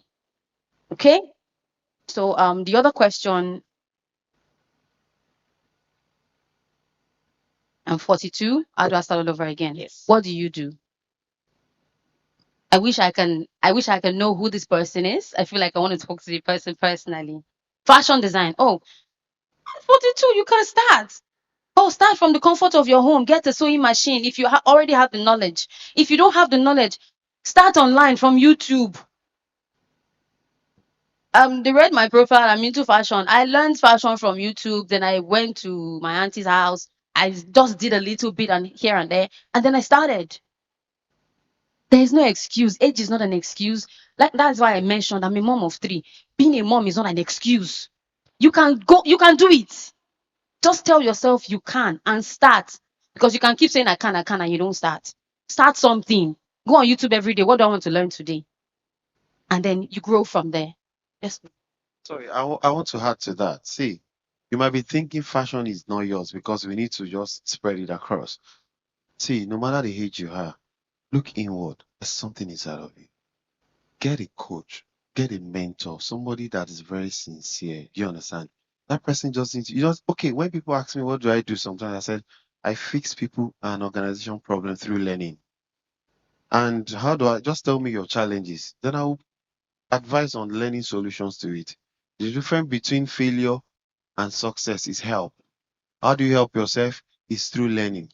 So what actually changed a lot of things about me is that where I was, and I was telling the other time, is because learning was what pushed me, what I've learned so far. So another thing, if you are looking at fashion, is not because we have to learn how to diversify, even if look at her, she's a fashion designer and she's a what? She's a singer. Tell me the truth, man. You get paid with all of those things, right? Oh yeah. So please look inward of it. Look inward very well. There's a particular skill that you have that can actually, especially the digital skills. Thank you very much. No verse. Aging is natural. Growing is intentional. So forget the age. You sleep and wake up, you grow, you age rather. But you have to be intentional to grow. All right? You can do with that what you. All right. Thank you so much. Thank you so much. Okay, so let's take the next one. Quite lengthy. Um, it says if there's a vision and it is passionately pursued, the entrepreneur works to earn salary to support the business. Now she's taking loan or he is taking loan to build and invest in the business. The business is getting built, becoming real, and now it needs full attention from the entrepreneur. She takes the loan and pays back with her salary and also supports. What she's asking is, how can she be able to give the business full support? Because she's still paying loans from her 9 to 5 or a full-time job, but then the business, I think it's getting to a point where it needs full-time attention.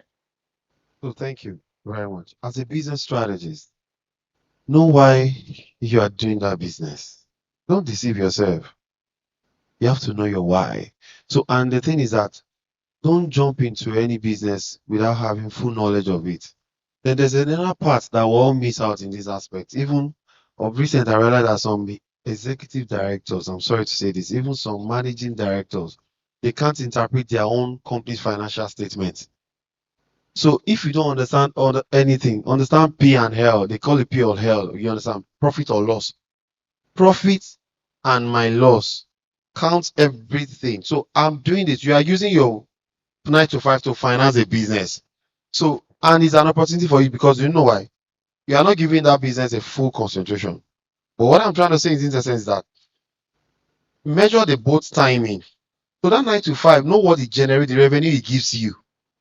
Do you understand? And be intentional about it. Be careful at the same time. Don't push all the money into it. Then because somebody using a loan, you are still servicing a loan. You are not being sincere with yourself. Something is wrong somewhere. Financial literacy is very important, and financial management is very important. Understand the financial aspect of the business you are actually going into. People say that they want to do, okay, imagine all of this. We're just pumping money because people say that if you pump money, for example, you wanted a big fashion, whatever. Do you understand? You now employ like, instead of you to start with 2, 3 people, you employ 10 people. At a go, the overhead cost is very crazy. You will struggle. So please, it's very important. Understand the financial literacy of whatever thing you want to do. Get people that you can talk to. They are business consultants. They will just give you insight and they will guide you. Now we have brokers, business brokers, financial brokers. They will advise you, investment brokers. They will tell you, okay, you said you don't know how to do trading, but there are some people that are standing in gap. Okay, let me help you. Of recent, I get to understand something about when they say securities. People are wealthy in this country. Oh, thank you. Okay. All Okay, right. I So don't really have just much to before say. you, so Okay, that you fine. can give all your inputs together. All right. So we have a question that's very specific to you since you made mention of the different things you do at the same time. Now, as a versatile Hallelujah. person, as a versatile person skilled at different things, how do you manage a particular Instagram post that is known for one thing? So maybe you're doing a business already and they know you for that thing. And now to tell them, I also do this, so I do these other things. Do know what we do what we do know, you know. So okay, so I don't need to talk about the first question. I can just go straight to this.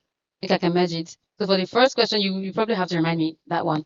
For the first question, I wanted to just quickly say, what kind of business are you talking about that you're financing like that? Because sometimes you think you're doing a business, but you're just in debt. You're not doing a business. You collect money, you pay back. You collect money, you pay back. It doesn't make any sense. If it's a business that requires you creating a product or a couple of products to sell, there are different ways to do it now. Very little capital, create one single sample product, push this product. When orders come in, you replicate, you recreate, you sell. That way, you're not in debt. You're using it's called pre-order. You're using the order to fund the business as against using your 9 to 5. That's security and even loan, you know. So I think you need to go back to drawing board. What kind of business am I doing? How else can I do it differently so I can use a little or little or no cash to fund it? Yeah. Now the other one, how do I As tell a people versatile person, how do you talk about use the the other same things that I do? Instagram post The same. account? Hey, if you go to my page, you see monologues there. You see me and my children acting. You see me singing.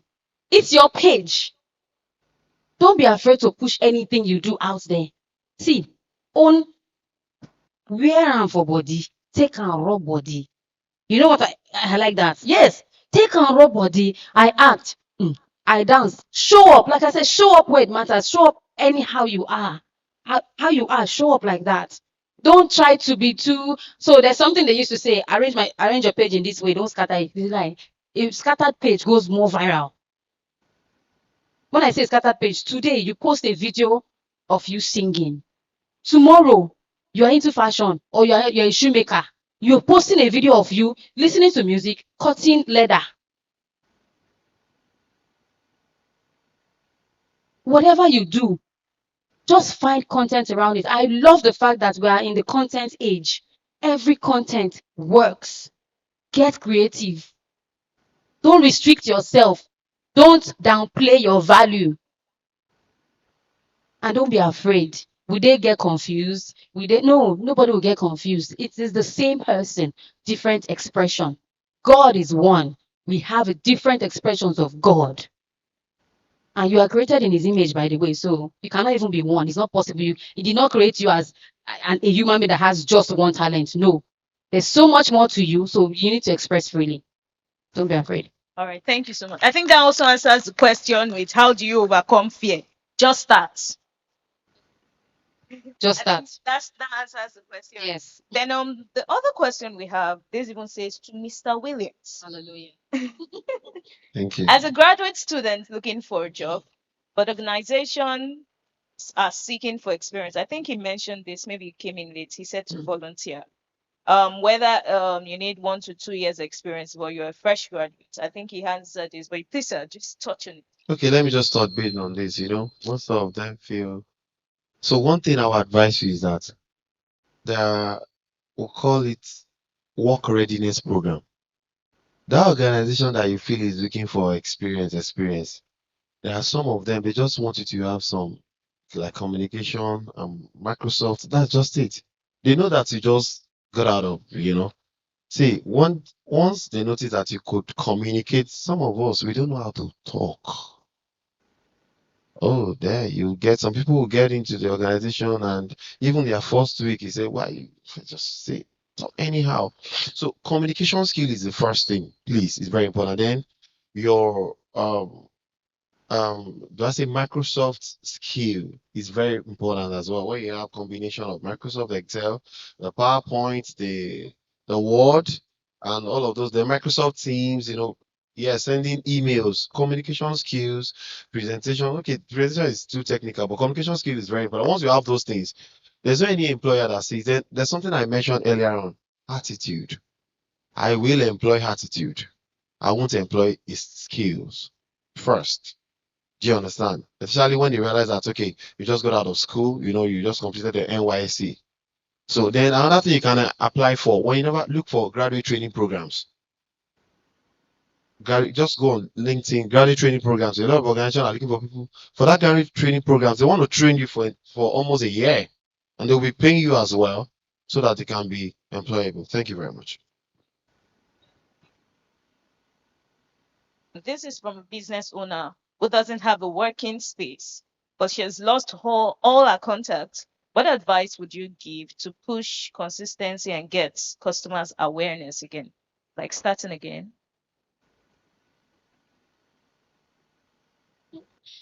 Okay. Oh, that can really hurt. That can really hurt. Starting all over again can be difficult, but it's very possible. In that kind of situation, the first thing is it is noted that you don't have a working space.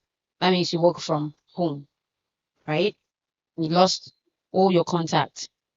By losing all your contact, do you mean losing your Instagram account?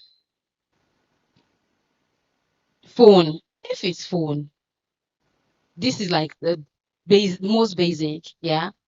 You get a new phone, you get a new account, or if you still have your old account, you start reaching out through Instagram because if you have enough structure, you attract at least a couple of customers via these platforms somehow. Do you get me?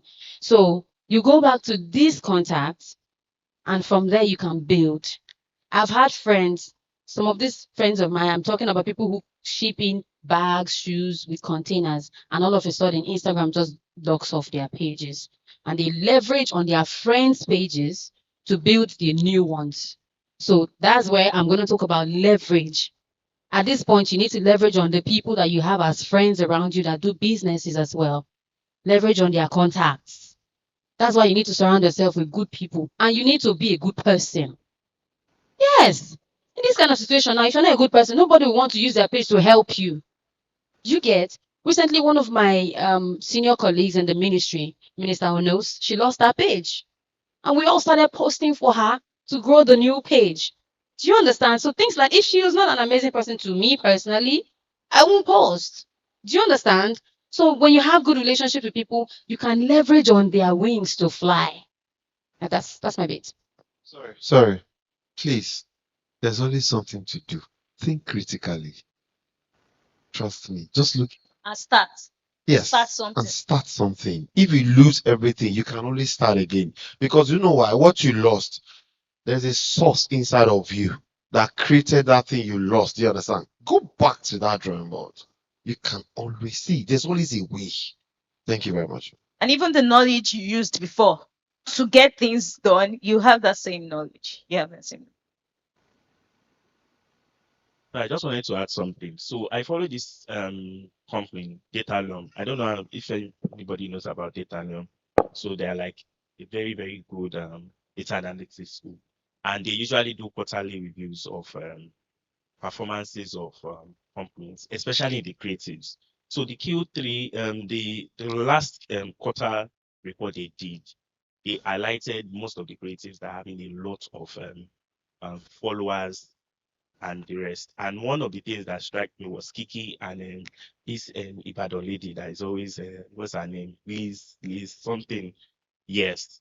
And one thing that struck me based on what you said, Ma, is that leveraging on people. So they mentioned and they highlighted Liz's part in the fact that they said like she collaborated more with Kiki and within that quarter it's blew up.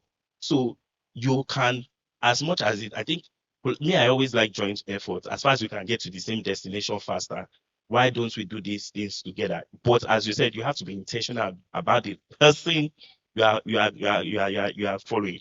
Even this morning, I was shocked. On IG, I don't know that particular page. They tagged my program, but they did it such a way like they tagged my program and like 5 other programs together. So they were now capturing it like if you're a 9 to 5 or you want to keep yourself busy within this weekend, go for this event. So and I had to respond immediately like, thank you so much for that gratitude. So as much as you are trying to say I can do it on my own, sometimes you have to also collaborate with people to get there faster. The most important thing is the goal being achieved. All right. Thank you so much, all our speakers. Thank you so much.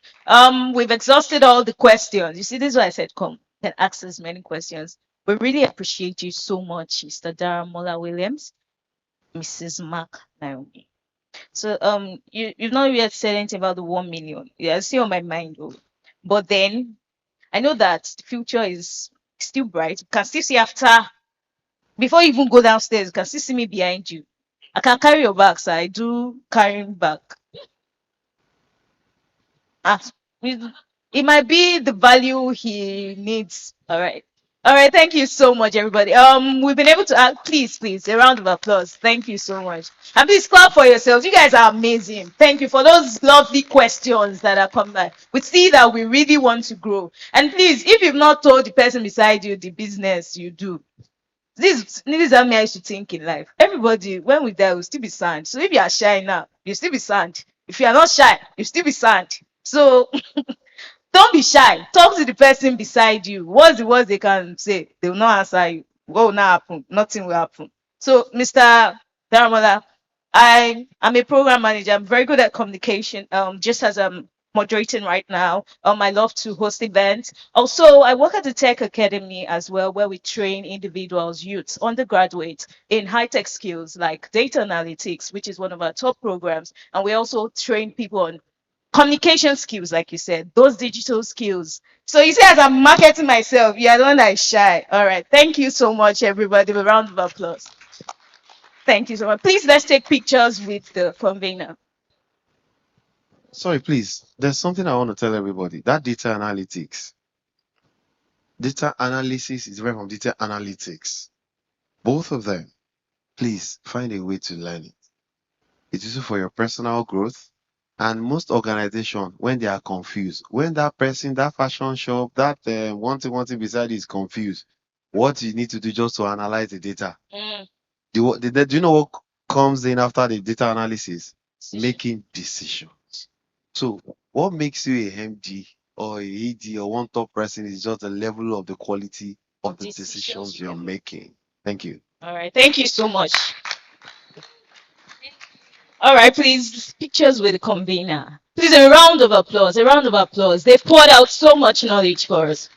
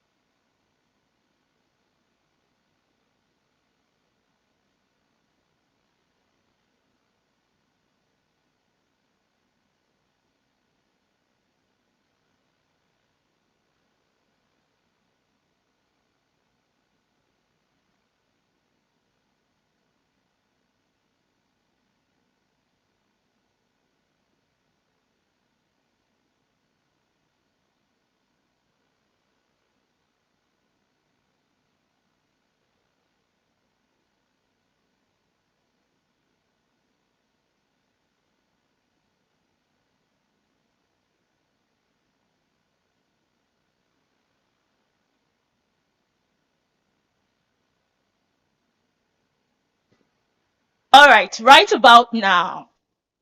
Okay, I want you to give sound effects. You do doom. Right about now. Thank you. People used to help people's career over here. Right about now. All right, we have a spoken word artist. That's why I say she do doom doom, because we need the sound effects very soon. I've listened to her before. And if you listen, if you like that, and I like all those deep words, you will love this. You will love it. We have Miss Adeze Asuko. She's going to be speaking in words and harmonious sounds. Please welcome Miss Adeze Asuko. Adi Resonance.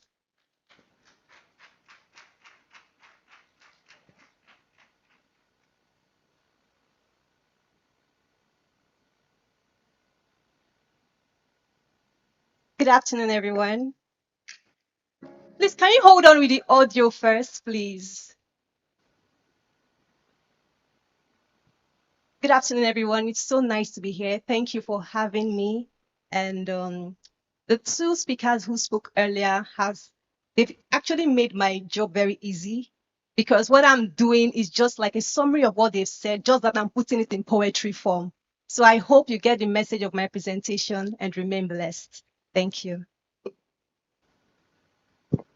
You can go ahead now. Thank you.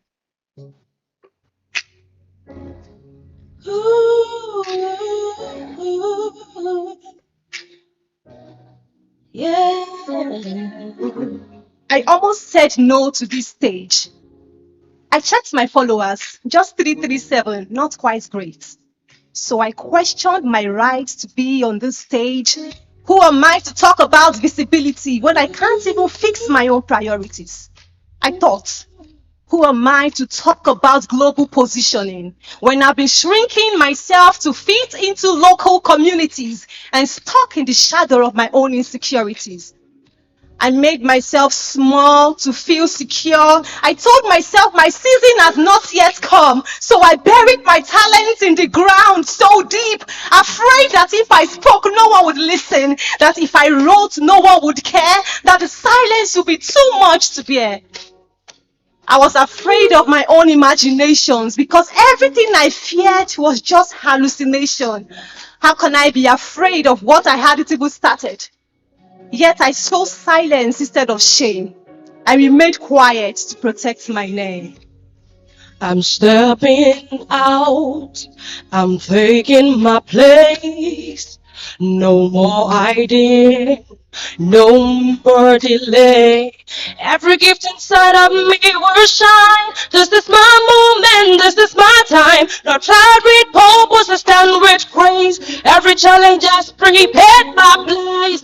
I'll be intentional in all I do. The doors will open as I walk through them. I'll keep believing, I'll keep rising high. I'll keep shining bright, I'll keep reaching high. I'm prepared in my heart. I'm prepared in my mind. And the right opportunities I'll surely find.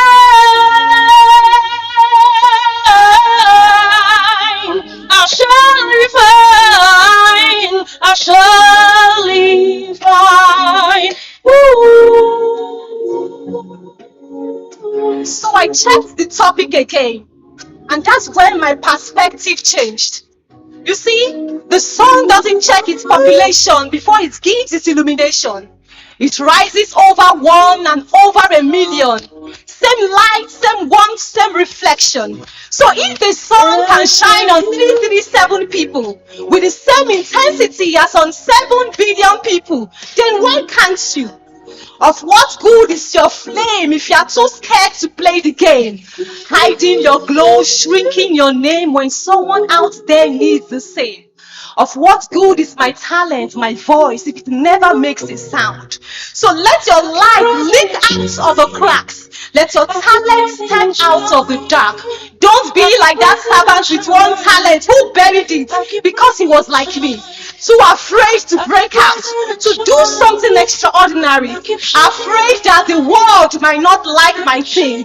I made myself too small to fit into this big world. I felt too common, even when God had made me more than a conqueror, more than what meets your eyes. I am Enyoju Olodumare, the apple of his eyes. I am his loving child. So I carry fire with every stride of mine, winning battles that I did not even fight, because my father took off that weight from me so I can shine.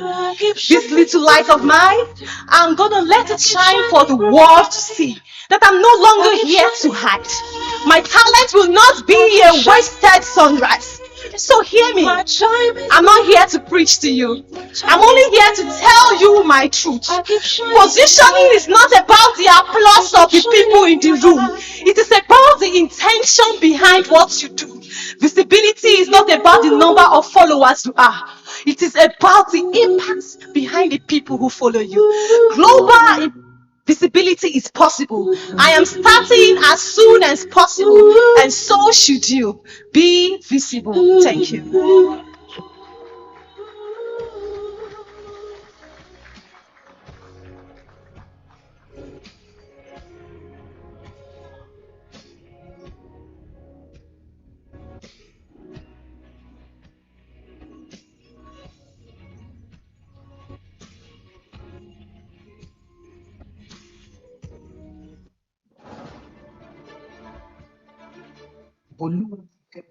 Abufadeju is a chartered accountant, product manager, data analyst, consultant, human resource expert, media and tech practitioner. He topped his department during his undergraduate days, clinching 2 award prizes as the best graduating student and the Accountant General of the Federation Prize for the best graduating student in the Department of Accounting and Finance, Caleb University, Lagos, Nigeria, 2013. He is an associate member of the Institute of Chartered Accountants of Nigeria, ICANN. Chartered Institute of Human Resource Management, CIHRM, Nigerian Institute of Management, NIM, and Project Management Professional Institute, PMPI. He holds a master's degree in finance from the University of Lagos, Nigeria. He is currently a product manager at one of Nigeria's leading banks, having vast experience spanning customer success, operations, product, and project management.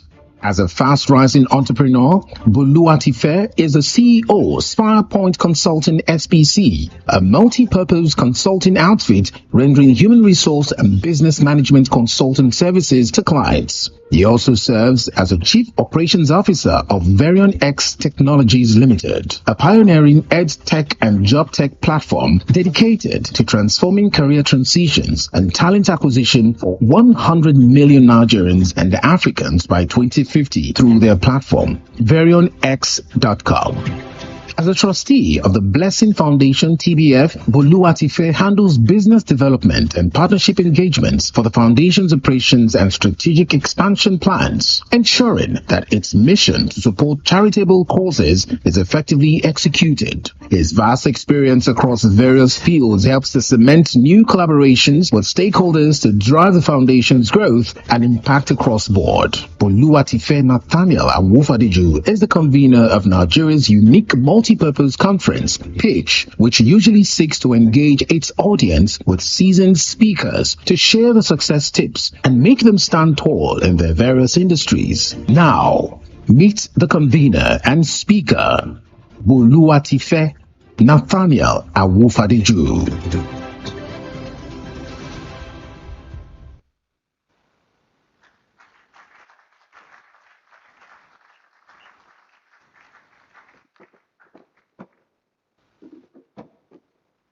Good afternoon, everyone. Hope we're all enjoying ourselves. I want to say a big thank you to each and every one of us for coming. And I want to say a big thank you to our host church for having us. Please let's celebrate our host church.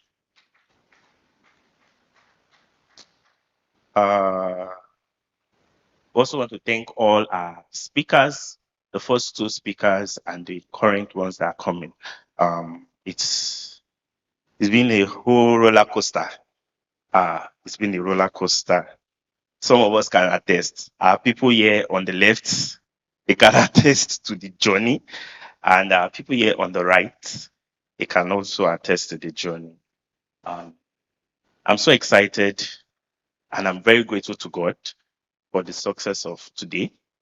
I also want to say thank you to the HR team at Chapel of Mercy. Please let's celebrate my people. They are wonderful. Yeah, irrespective of the rocky challenges, but we overcame by the Lord and we are here. So we are really, really grateful. Um, I also want to celebrate someone very special to me. It's my mentor, Dr. Adeyinka Adegbuyi. Please let's celebrate my mentor. Uh, let me just say a little bit about. In fact, I was very grateful. I feel it was God sent to me at a point in time. So there was a time in my previous job where I was very sick. So doctor here was who God used to treat me to where I was. And from being my physiotherapist, he actually said he wants to mentor me. And deep inside my mind, I couldn't say mentor me, sir, because the current condition I was in didn't even allow me to even talk about it. My own was just let me just get better. But there was something he saw for him to say, I think I need to mentor you. And I really appreciate that opportunity. So it's been from my doctor to being my mentor, to being like a father figure, he's been there. And I really want us to understand the fact that we all need people to look up to. It's very important in this time and era. And I think that's one of the reasons why a lot of us, young people especially, we do things anyhow. And unfortunately, we don't know that time is of essence. Time is clicking, and before you get it right, it takes a while. But when you have somebody that you look up to, that you must not mess up. You must not, I don't want to use the effort, but you must not mess up. You must not give up. You know, it pushes you to do better. So it's always good. You can never underestimate the importance of mentorship in growth in anything in life. You cannot. And looking at the theme of our event, um, global positioning, let me tell you the truth, is that most people at the back end that we are seeing, that we are celebrating, they have people behind them. They have people they look up to. I follow this guy, Tony Enumelu, and I saw one of his recent posts sometimes on LinkedIn, and he went to go and see his own mentor. I was like, wow. And I saw the man, as elderly as he was sitting, I was like, hey, even at that level, he knows there's something that this man has he does not have. It might not be in terms of money, because definitely what mentors are looking out for is that the prodigies behind them will do better. That is the joy of mentorship. So, but for someone like him, still putting his head down to learn and still go back and see, and he posted it like, I went to go and see my mentor. Like, wow, that means this mentor has something much more than even him carries. And I will start from that level to tell us that in our journey in life, we must put our head down to learn from someone. To go global, you can't go global without learning from someone. You have to have somebody that is correcting you. There are different decisions, even in career, for me, that I would have just made in haste. But when I speak to doctor, he'll just be like, hold on, calm down. There are different hasty decisions. I'm like, I just want to stop this. But it will be like, do you have an alternative? And that keeps me going. The fact that I know that I report to someone, I can't just make some decisions anyhow, because I know that I will be questioned or accountable to somebody. So, in the aspect of going global, we must also learn that we have to be teachable. In the process of mentorship, it will not be hard. There are different times that doctor will advise me, do this thing. And in fact, he's chastising me, and I'm like, okay, sir. Okay, sir. In fact, there are some conversations I know that it's on the bucket of our list every time we discuss. And I know that I must have an answer the next time I come back to him, because he's going to pick it up from there. Do we understand my point? So, in global positioning, we must be teachable, and we should not downplay the place of mentorship. If you don't have someone you look up to, outside of God, definitely, you must have someone you look up to, not from afar. Mentorship is about access. You must have someone you look up to. You can say, sir, can I quickly have a call with you? Can I quickly have a word with you? And you sit down and discuss. So it's very important. I know also our speakers have already spoken on putting yourself out there, improving on yourself, starting. You don't have to have everything ready. You don't have to have everything ready, but you have to look for the platforms. You have to collaborate with the people. You have to work with the people and with your colleagues, or I would say friends or people in your space to get there. So another point for global positioning is what? Collaboration. It is very, very key. Don't say you know it all. You cannot know it all. Even from your if you have staffs working under you, even from your security guard, you can learn one or two things from people. And then when it comes to business, look out for opportunities, meet new people. Every significant event is an opportunity to what? To shine. But how do you strategically position yourself well? One thing that struck me in Mrs. Namamak's statement was when she mentioned how she and her husband, planned well when she was going for the competition. And I was like, wow. So she was even planning ahead of the competition. She knew who she wanted to coach her. She knew all those things. She knew, and I'm sure in that part too, she was also growing her fan base. There are some of her key fan base that she would have been telling, see, once I enter the house, start pushing, start pushing. So it just makes it look like, how is the fan base growing? No, it was something that they both work together. Collaboration, as I said. They both work together. She and her husband work together to strategize on how to make that work. So how many people do we have here that have people they collaborate with?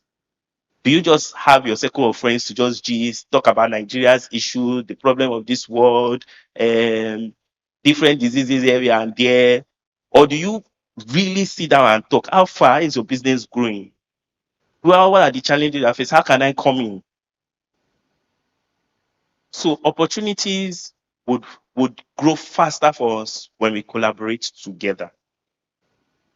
Another thing I think we need to also do is we should also be confident. And one thing she said, that don't undervalue yourself. You are the best version of yourself, and you are not competing with anybody. And the what? How do they say? The sky is big enough for everybody. So don't feel intimidated. Always tell yourself that. And we are children of God. That's why the words of affirmations are very important for us. You decree what you are, what God says about you. There's nobody else that believe and you are the best person unless you believe it. And that's one thing that keeps you going. And then when there are challenges, what do you do?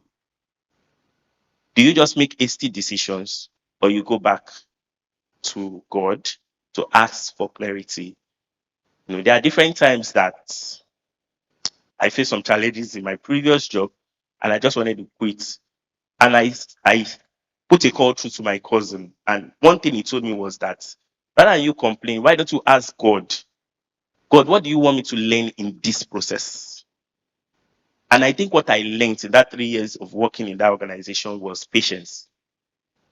It was patience, because when you work with bosses who are, it's not just me, I'm not talking about me alone, who are toxic, who speak to you anyhow, who talk to you anyhow, insult you in mails, they don't have your back.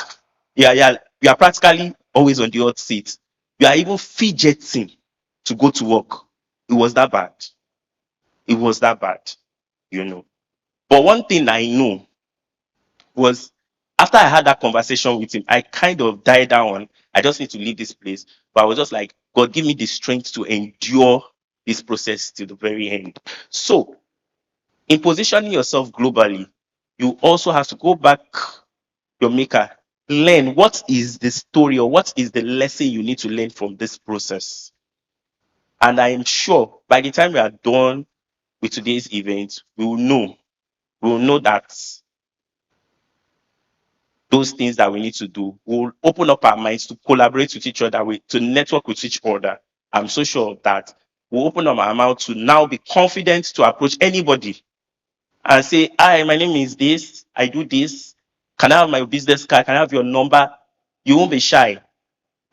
And will be confident to show the world the stuff, that's the potential that we are made of.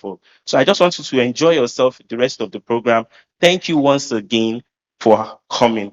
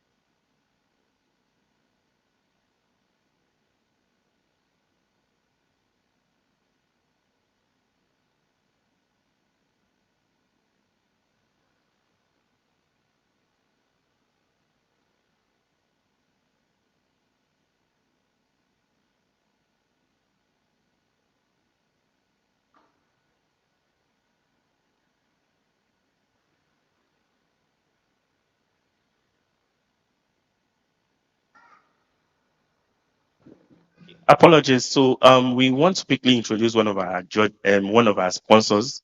They're a financial technology firm, Be Money, and they are a wallet app, and they have a lot of benefits for you where you can open different virtual accounts in different currencies, receive payments and send payments to your loved ones, to your customers in different currencies, swapping at the same time. So let's give it up for Be Money as they come to do their presentation. And please take advantage of the free gifts that are available from Be Money. So Be Money, please.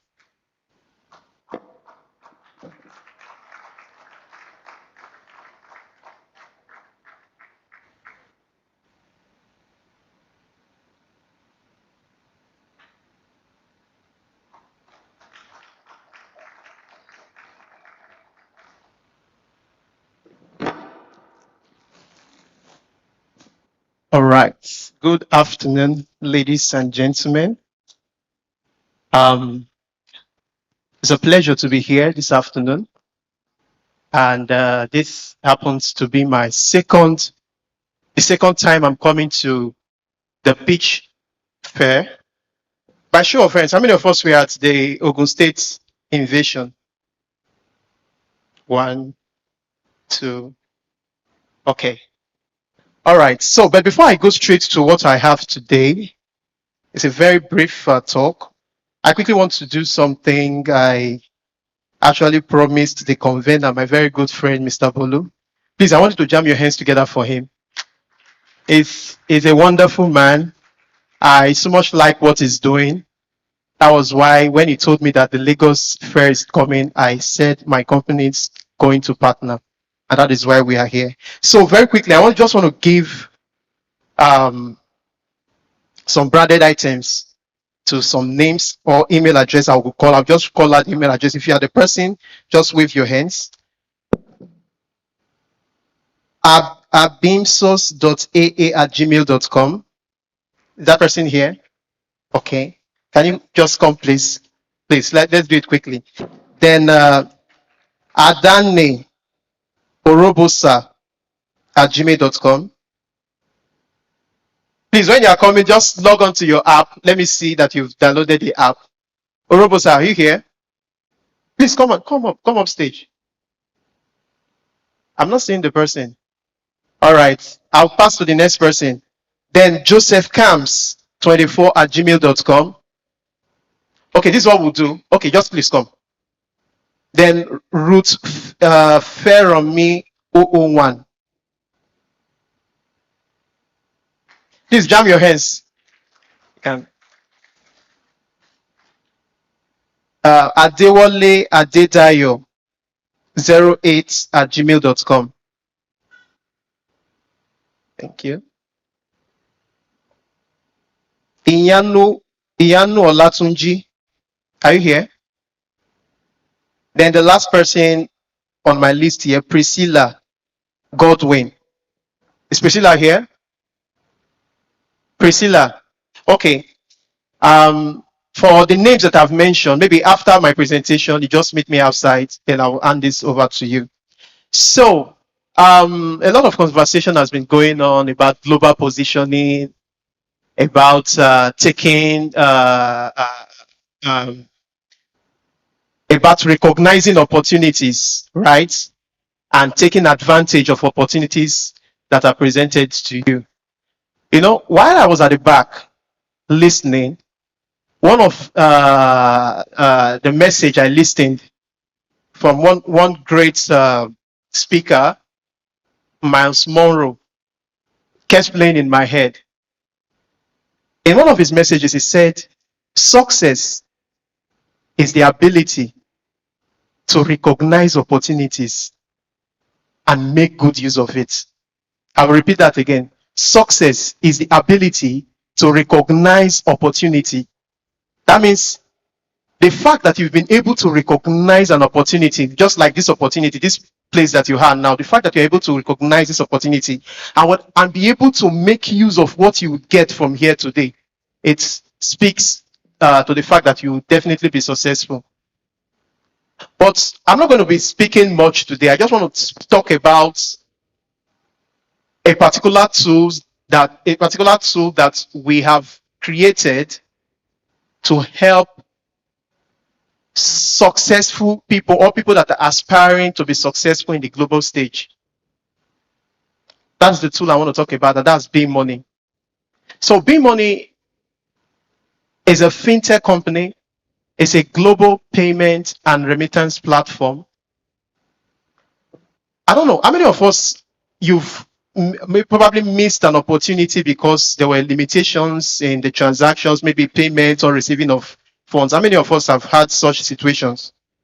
Maybe you want to make payment somewhere and there's a time frame, there's limitation with the conventional banking system and you were not able to achieve that. I've had that experience before. That was 2 years ago. I was opportune to do a program with Carleton University in Canada. And the program, it's something I've been pursuing. It's a very competitive program, right? And I needed to make a particular payment to secure my spot. It was very competitive. I've been pursuing it for a year and I eventually got it, but I could not make payment. I had to call someone in Canada. Before the person was able to do the payment, the deadline passed, and that was how I missed it. But thank God, I was able to get another better program the next year, right? So quite a number of times, business people face challenges like this.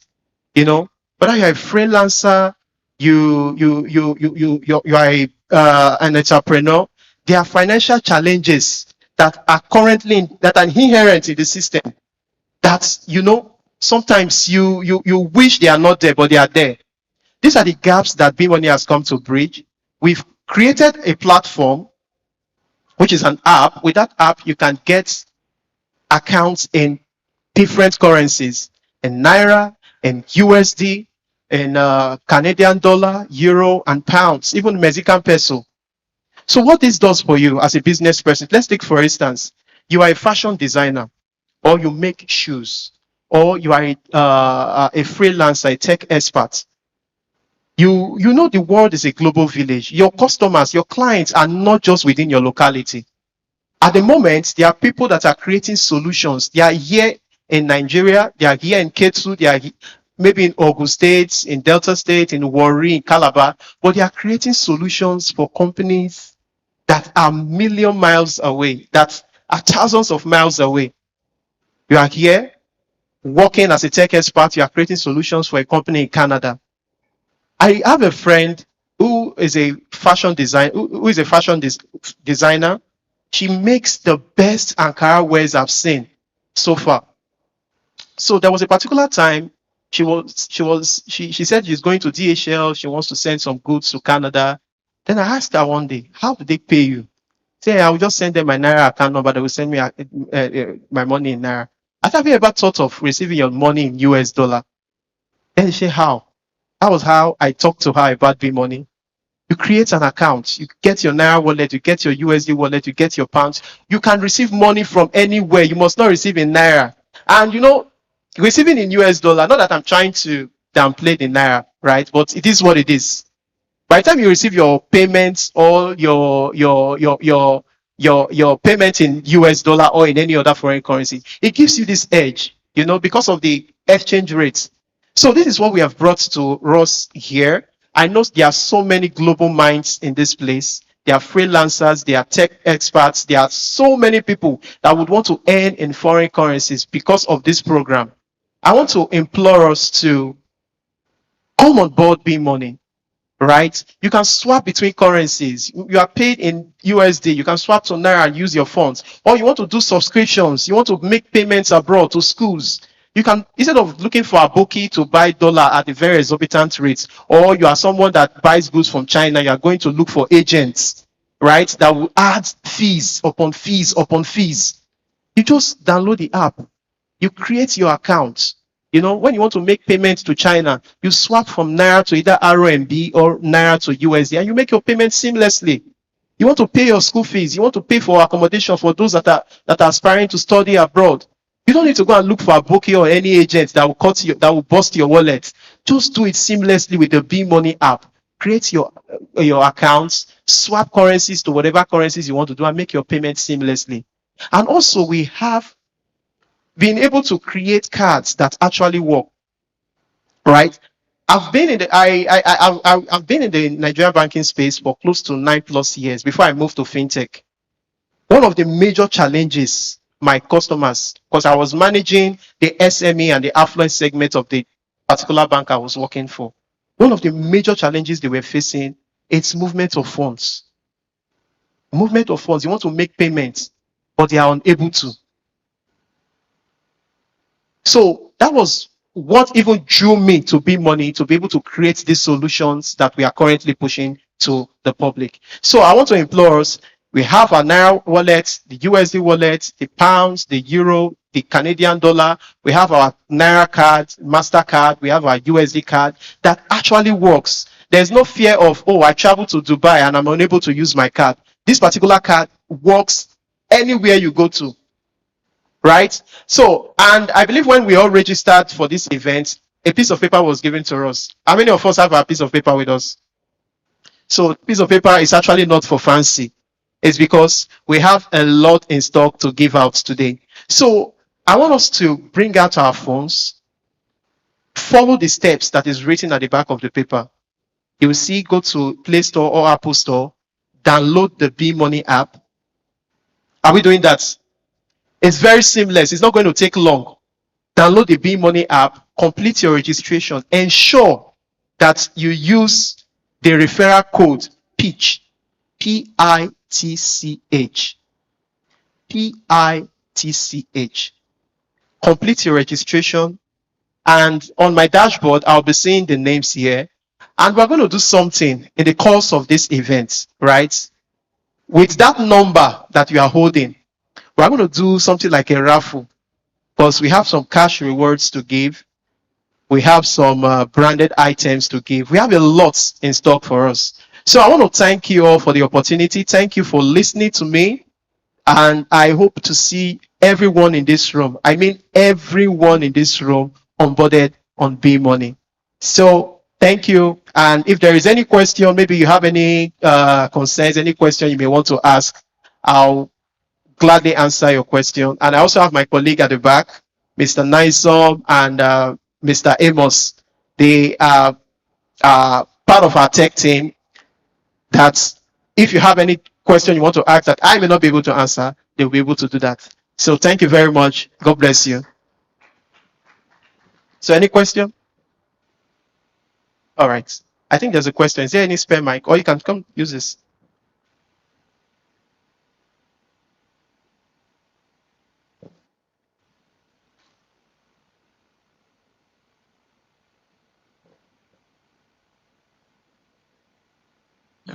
Yeah, good afternoon. Good afternoon. Yeah, my Thank name you. is Samuel.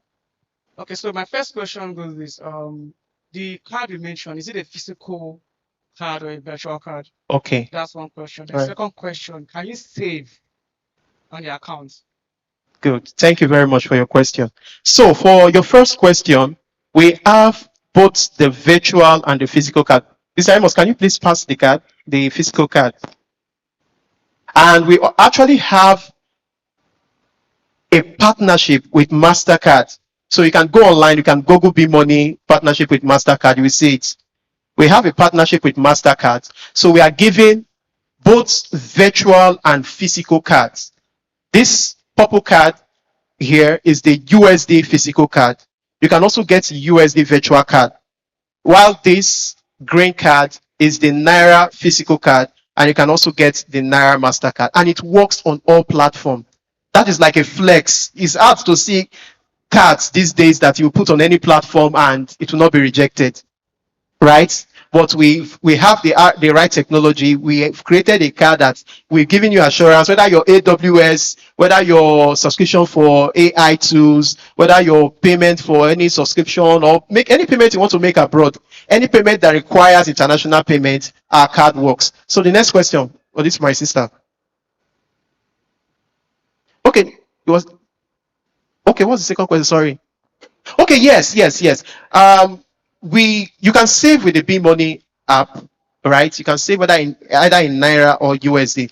And we are also releasing, or we are going live with our savings scheme very soon, this quarter, where you can save and earn interest both in Naira and USD. And we also have in the pipeline our investment features that are coming in, just like you have your other investment app like a Bamboo, AfriS, where you can do your stocks, your FBN mutual fund, FGN mutual funds, and the likes. You can do that with our app very soon. They are all in the pipeline. Thank you. Good afternoon. Good afternoon. Sorry. I'm sorry. My name is Amomi. So I feel this should be a technical issue. It's telling me to set up Face ID, Touch ID, and fingerprints. In Okay. which I've done that Okay. on my phone. Thank you very much. Thank you very much for asking that question. There's one beautiful thing about our app, right? We have 22 patents in our biometric security, right? So, you know, how many of you heard recently, I don't want to call the name of the particular app, where there was an issue of the platform being hacked and lots of persons lost their phone. I don't want to call the name of the company, right? But what we've been able to do with B Money, we've deleted completely password and PIN, right? So you only log in with your face. So there's no fear of, oh, hacker got into my account, they hacked my PIN and they were able to log into my account. No, you log in with only your face, right? So that is why it is needed. So you have to set up your biometric, your fingerprint, and also for phones that use face unlock. You set it. So whenever you're logging into the app, The system, our AI features and our AI technology, we check to ensure that it is the rightful owner of that account that is logging in. Thank you. Any other question before I go? Okay, they have one question at the back. I think that should be the last, or if there's any other one. So ensure before you start registration, ensure you enroll your fingerprint biometrics or your face unlock. You've done it. The two of them. Okay, just meet us at the back. Our technical team will look at it for you. Good afternoon, sir. Good afternoon. Is B-Money insured Yes. and regulated? Okay, yes. V-Money is insured. We have we partner with regulated entities. Like for our Naira accounts, we partner with Anchor. How many of us know Anchor? Nine Payment Service Bank. Yeah, that's our partnering bank for the Naira account and Naira wallets. And we also have partnering banks in the US, like the Lead Bank, and we partner with SumSub and Bridge for the KYC. So we are regulated through our partners. Does that answer your question, ma'am? Okay. So, another question. All right. That's interesting. I really like the fact that we are asking questions. It shows that we are interested in what I've discussed Good today. afternoon, everybody. Good afternoon. Yes, my question is this. The app you mentioned, is the same way we make transfer to other banks? And then, is this safe to say that we are giving out this, like an account details now, this particular one, outside the country? Like maybe, for instance, somebody from abroad wants to send something down. And then, like, okay, before they now say looking for an agent to send to Naira or something. Mm. So is it safer to give them this account, then when it is being sent down, then you swap like you mentioned? Is it like Yeah, that? it's very, very safe. Just look at it this way, right? The way you create your account in Nigeria, you walk to a bank, right? You fill the necessary forms. They give you an account number. That account number you can share with your clients. You can share with your vendors to receive payments or to make payments. That is how it is with our app, right? You can share your Naira account to your vendors or to your clients, and you can likewise share your USD account. We are giving you a real US bank account, not a domiciliary account sitting in Nigeria. We have partnership with Lead Bank, right? So we are giving you an account in your name. You will see your name, you see the bank name, Lead Bank. You will see the address of the bank, you see the routing number that you can share to your partners abroad. Once they make payments, you receive it in dollars and you can swap to Naira, right? And you can do it the other way around. You want to make payments abroad, you can fund your Naira account, you can swap to your USD, and you can use that your USD to make payments abroad. Yes, there are charges depending on countries. So you will see everything we are doing on the app is transparent. Whatever you are being charged, whether for the account or for the card, is all stated on the app. So you will see it. You can compare with other app, and I assure you that whatever rates that we are charging, it's far, far better than what you get outside. So I think that is the final question. I'm still seeing more hands. Is there time? Okay, please, let's take that last question. So are we downloading the app already? Are we registering? Okay. Good afternoon, sir. Good afternoon. Yeah, I listened to the explanation or you're giving for what the last person asked. But I discovered that you didn't mention if it's insured by NDIC, CBN, or SEC. I don't know for other country, but let's start from Nigeria. Is it insured by NDIC, CBN, or SEC? Yes. Thank you. Yes. Anchor, which is Nine Payment Service Bank, has all those regulations, all those compliance already. So it translates to us as well. Because if we are giving you an account, we are not giving you a B-Money account, right? We are giving you a Nine Payment Service Bank account, which is insured. And we're not, for your USD, we're not giving you a B-Money USD account. We are giving you a Lead Bank account, which is also compliant. All right.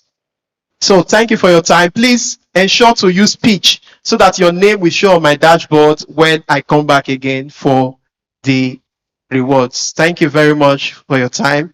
God bless you. And those names that I called that were not able to come out, please meet me at the back to collect what I have for you. Thank you.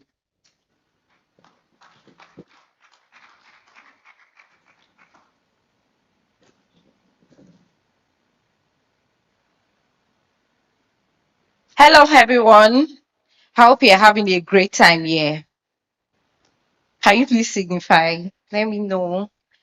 And those who won our giveaway, can you just wave them? Let us see them. So we'll be having another pitch from Bianca Niche.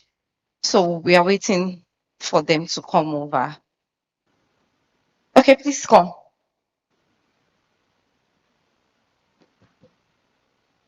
Please a round of applause for them.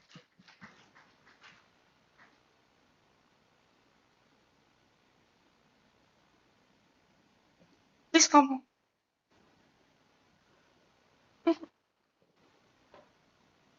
Jane. Okay. Wow. Good afternoon, ladies and gentlemen. I am so excited to be here. Even though the MC did not give me 5 minutes to inhale and go out hail. Inhale and exhale. God bless you. So let me just do that. I beg. My heart a beat. All right. So good afternoon, everybody. My name is Onye Chinyere Oluchi Agatha Bianca. Yes. So I am the CEO of Bianca Niche. And here is my wonderful brand. What do? We are basically on hair, the God-given hair, the hair on your head. That is what we care about. As you can see, if you see me, you see my business. That is what we talk about. So yes, this is my hair and it's 9 years old to the glory of the Lord. It is all natural. So believe you me when I say, if you have a good hair, please nurture it. Please use good products. I've heard people tell me, in short, I hear this question a lot. Are you sure this is your hair? It's Elijah, you have hair. You just have hair. You have hair, your family is the gene. But I always tell people something. The fact that you have hair doesn't mean you should not take care of it. And I give an example of a child, a baby. You know, when you just give birth to a child, the child's skin is so sweet, so succulent, so beautiful.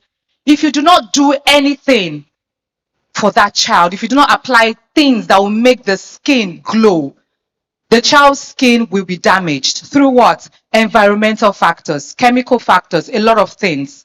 And that is what the hair is. The fact that I have hair, if I do not take care of it, this Mount Zion you're seeing here, you will not see it. And that is the truth. So I'm here to talk about my brand. My brand is a brand that cares for human hair, for your God-given hair. Be you natural, be you relaxed, be you dreadlocks. And it is very suitable for all hair types, male and female alike. My products are purely organics. Purely organics. We do not use chemicals. And I am also a hair consultant and a trainer. And to the glory of the Lord, I partner with Said Lagos State. That is NYS Said Lagos State, where I get to train core members on this particular skill. And to the glory of the Lord again, I have trained over 1,000 core members. So yes, and most of them are doing so well. She is one of my core member, currently undergoing training as we speak. So if you want a good hair, if you love hair, if you need hair, please contact me and let us grow your hair together. Healthy hair speaks a lot. Like my brand is Bianca Nesh. We speak your hair language. I don't want to know the language your hair speaks. Once you come to me, we will understand and we will speak exactly what your hair will understand. Thank you so much. My stand is downstairs and we'll be expecting you. If you are a lover of good hair, please meet me downstairs. Thank you.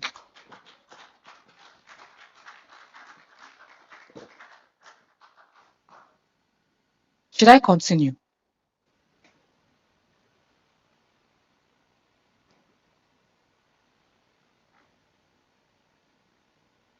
All right, thank you so much. Thank you very much. So I'll be having Honeybee to come and make her presentation now.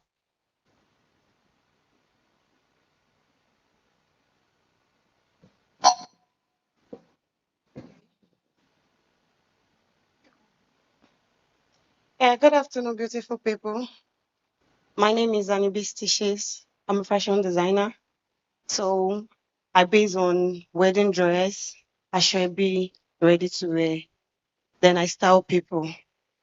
Like maybe you want me to style you, I'm available. We have different type of wears, male wears, female wears. We deal with any kind of wear. But when maybe you want to do your wedding, you can actually contact us. We are available to style your bride. Thank you.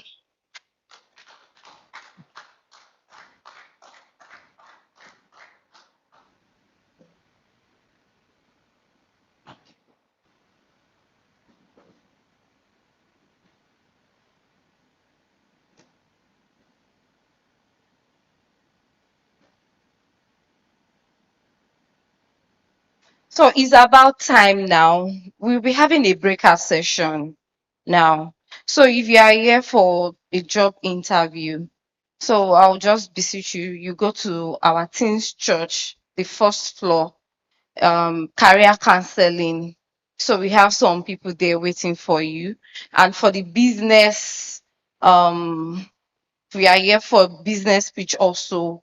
We have our judges around also. So let us do that now. Thank you. The first floor. Yeah, it's here. We are having it here on in this. No, no. The information I have is for interviews. First, the ground floor. Please kindly go there now. And for the business speech, we're having it here, this place.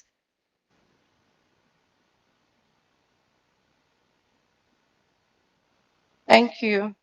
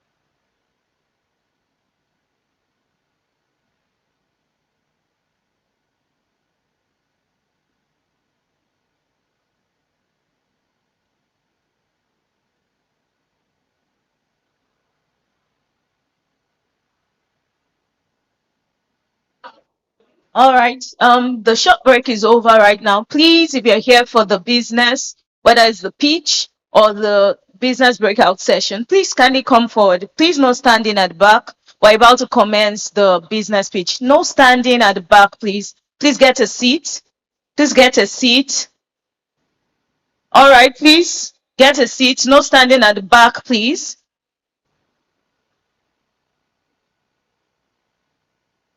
We're going to be having a business expert speak to us right now. And he is the CEO of No Gravity.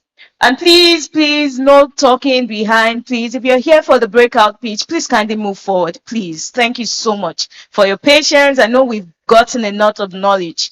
Please kindly move forward. Please kindly move forward so that we can get started immediately. Immediately. Kindly move forward.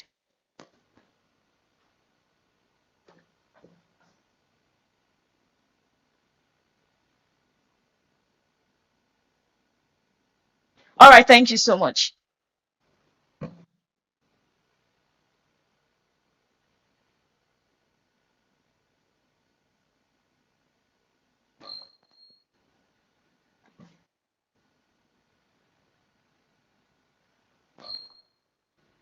All right. Right now, we'll be hearing from Dr.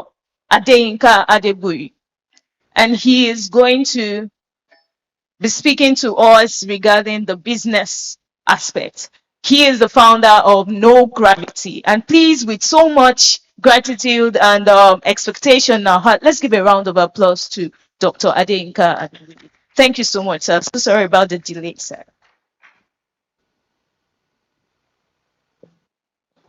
Thank you very much. Good afternoon, gentlemen. Good afternoon, ladies. I said good afternoon. Hallelujah. That sounds better.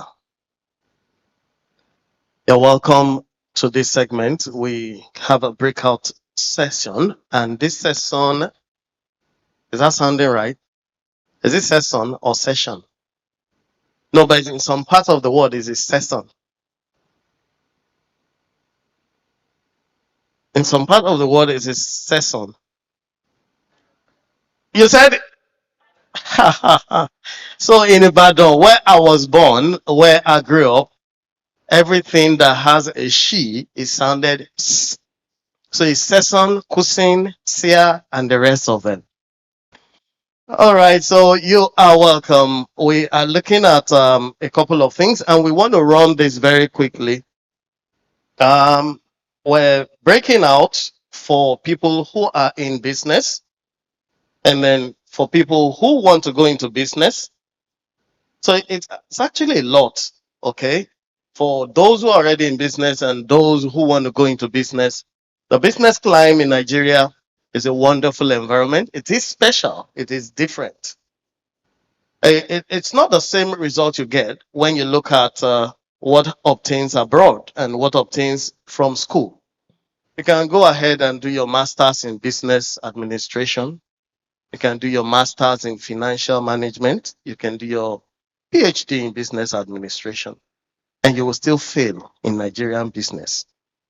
It is very, very special. It is very different. It is wonderful.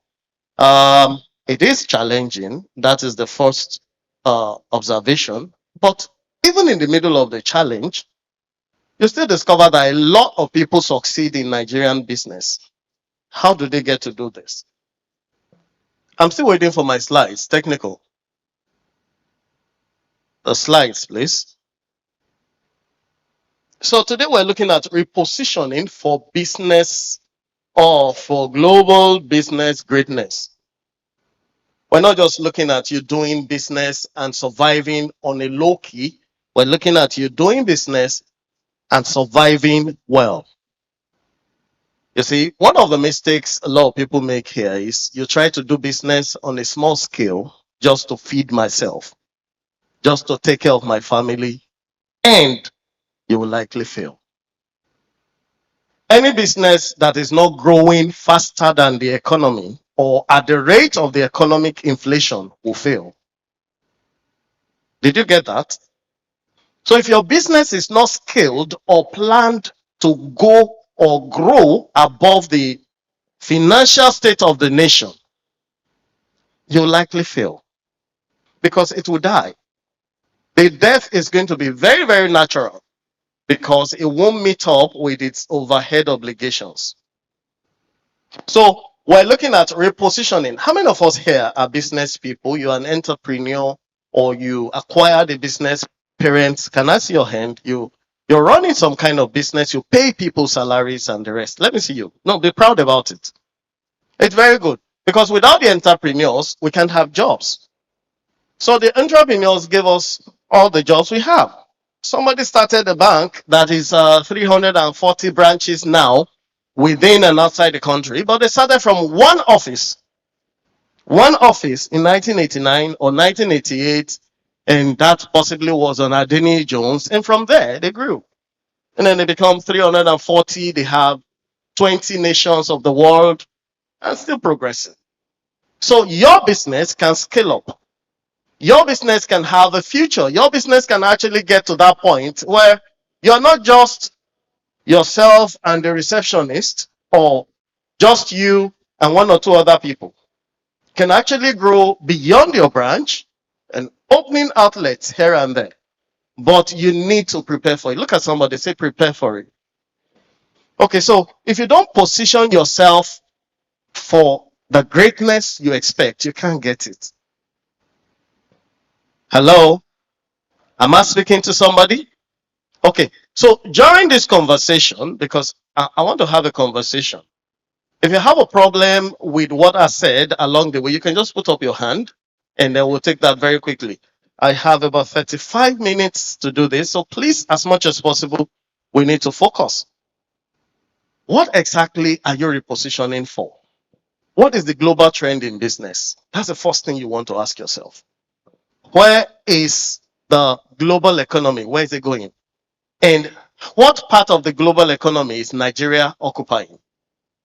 How many of you have considered that the small shop you have in front of your house or that small business you opened on Allen or in Ikeja is directly or inversely proportional connected to what is happening in the Middle East or to what is happening in Ukraine or what is happening there in South Africa? So your business is not in isolation. I was speaking with somebody yesterday and I said, have you heard of what happened in Port Harcourt, in Rivers State? And she said, what happened? I said, okay, so the governor, what's the name of the governor? She didn't know the name of the governor. I said, you are in business in this country, you don't know the name of the Rivers State governor. And I said, okay, so the governor, I mentioned his name, has agreed to join the party of his former godfather. Do you know the name of the person? She said no. And I asked her a question. I said, you're not aware of your surrounding. You're not aware of your environment, and you want your business to be global. You're going to have customers in all the states of the federation because you do online business. And you don't even know what obtains in all the states of the federation, or some of them that are in the news. These are trends. So you want to position yourself to be global, yet you don't want to know what is going on in the global space. You don't even know what's going on in the local space. Because River State, Nigeria, Abuja is your local space. Your local space is not just Ikeja. It's not just Ikosi. It's not just, what's it called? CMD Road. No. Your local space is Nigeria. So you have to think Nigeria. You have to think reaching out, because the communication we have around here is so also intertwined. People migrate from Rivers to Abuja to, from Lagos to, from Ibadan to, and people keep migrating, and you don't even need to migrate to buy from you. Some of you sell products to people all over the country. So you need to be aware, first of all, before you can say, okay, I want to sell to this level, I want to hit this level. You see a lovely business doing well, you want to compete with them. but you are not willing to prepare yourself for the competition. I hope you are aware that every business is competing with the other businesses in the same industry. I hope you are aware.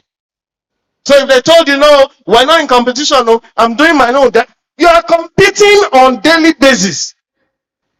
So if you're not prepared for competition, you have lost even before the game started.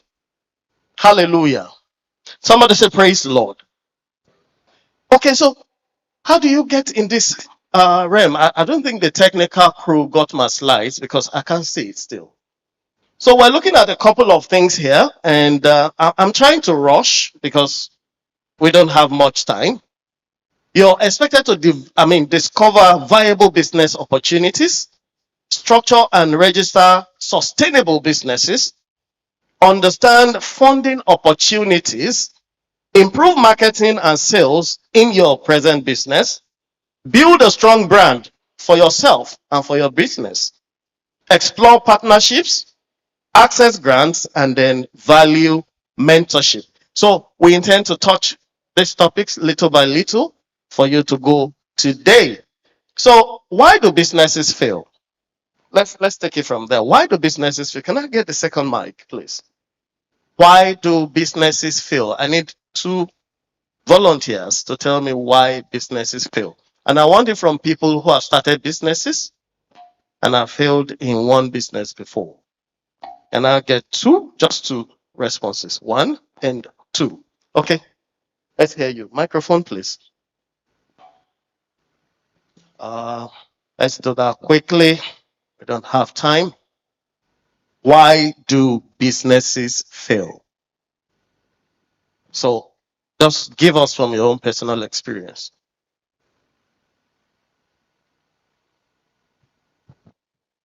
Hello, my name is Oluwafemi. The reason why most businesses actually fail is that My name is Samuel. I own a business in training. I was running a training company, though it's failed. So my own experience is consistency. You know, I wasn't consistent in my business, you know, and eventually it's failed. So for me, it's consistency. So Right, thank you very much. Please put your hands together for Brother Samuel. Okay, so because I said I wanted to take 2 people, but one hand came up just before. Let's take the gentleman. Just 1 minute, please. Why do businesses fail from your personal angle? Thank you. I'm Francis by name. I think one is like the first person said, not making research, but another thing is having a mentor, have an integrity and be accountable. Okay, so thank you very much for that complimentary answer. So we're taking something from everybody who have done this before. It said because you didn't research your market properly. Do you know that a lot of people just see a neighbor prospering in business and then you go and buy the same thing you want to sell? Because that woman sells frozen food and you see a long queue in front of a shop. And then you get a freezer and you start doing frozen business. And then in few months, you're saying, oh, she must be a witch. She's using juju. I know that woman comes in at 5 o'clock. That 5, she's battling in front of the shop. That's why. She's doing something because you are not making profits and you are burning money. And NEPA is showing you pepper. You have thrown fish and meat away 1,000 times and you wonder how she's doing it.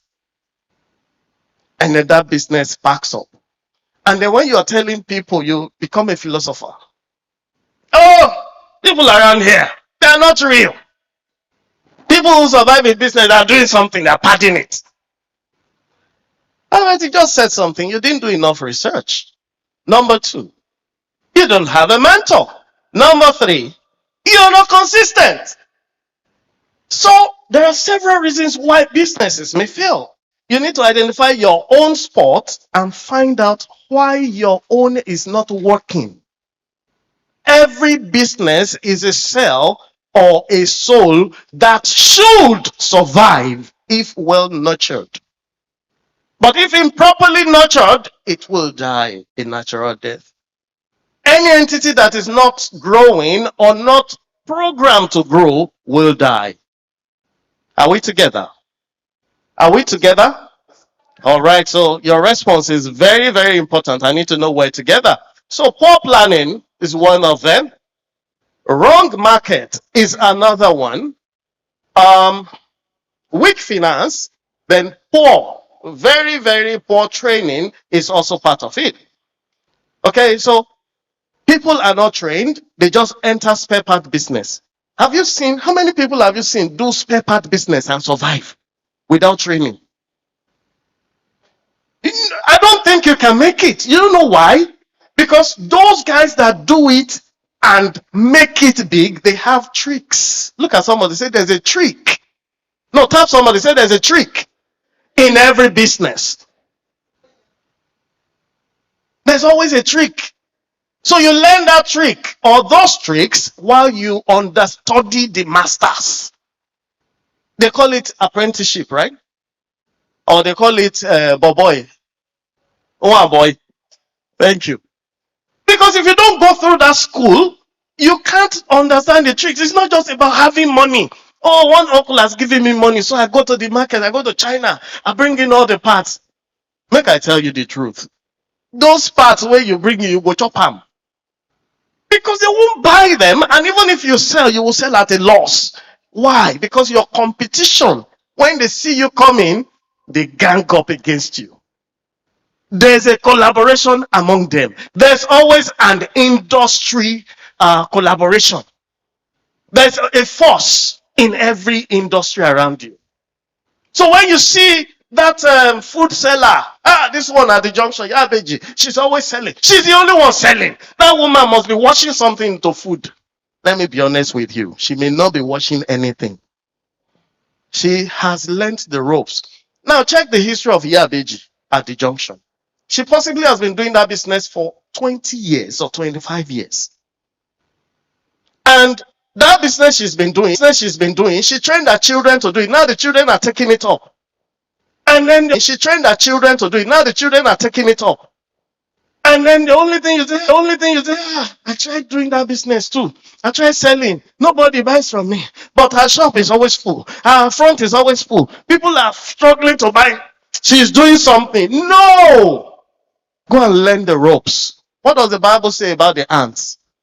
Who can quote it? Go to the ants and what? Learn their ways, Abi? Go and learn their ways. Why? Because they are very organized and they are very progressive. Abi?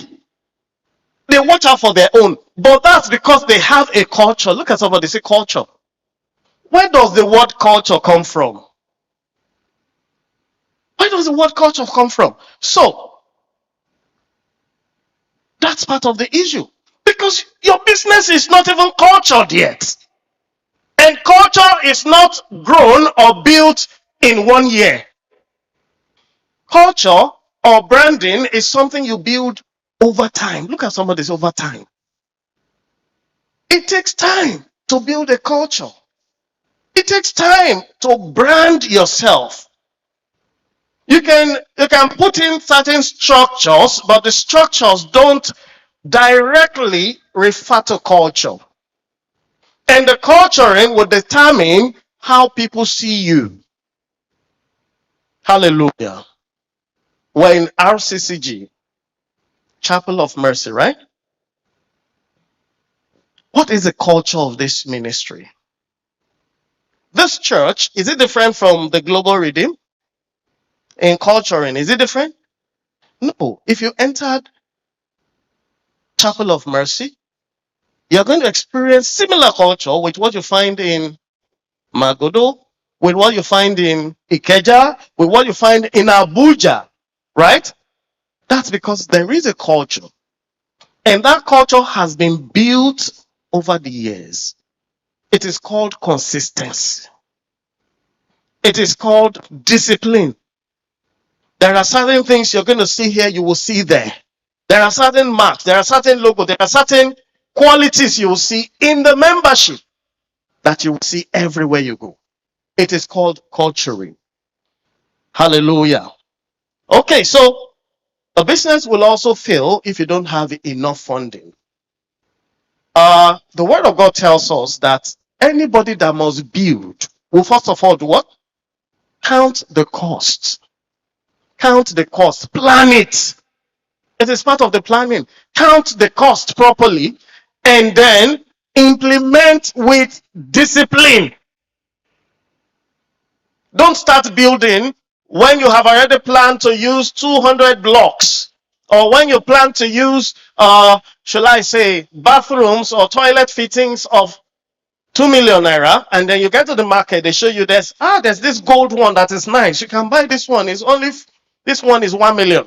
For you to buy the 10 you need in your house, you're going to need like 10 million, and then you change your mind. No, don't change your mind. Go with the plan you already had.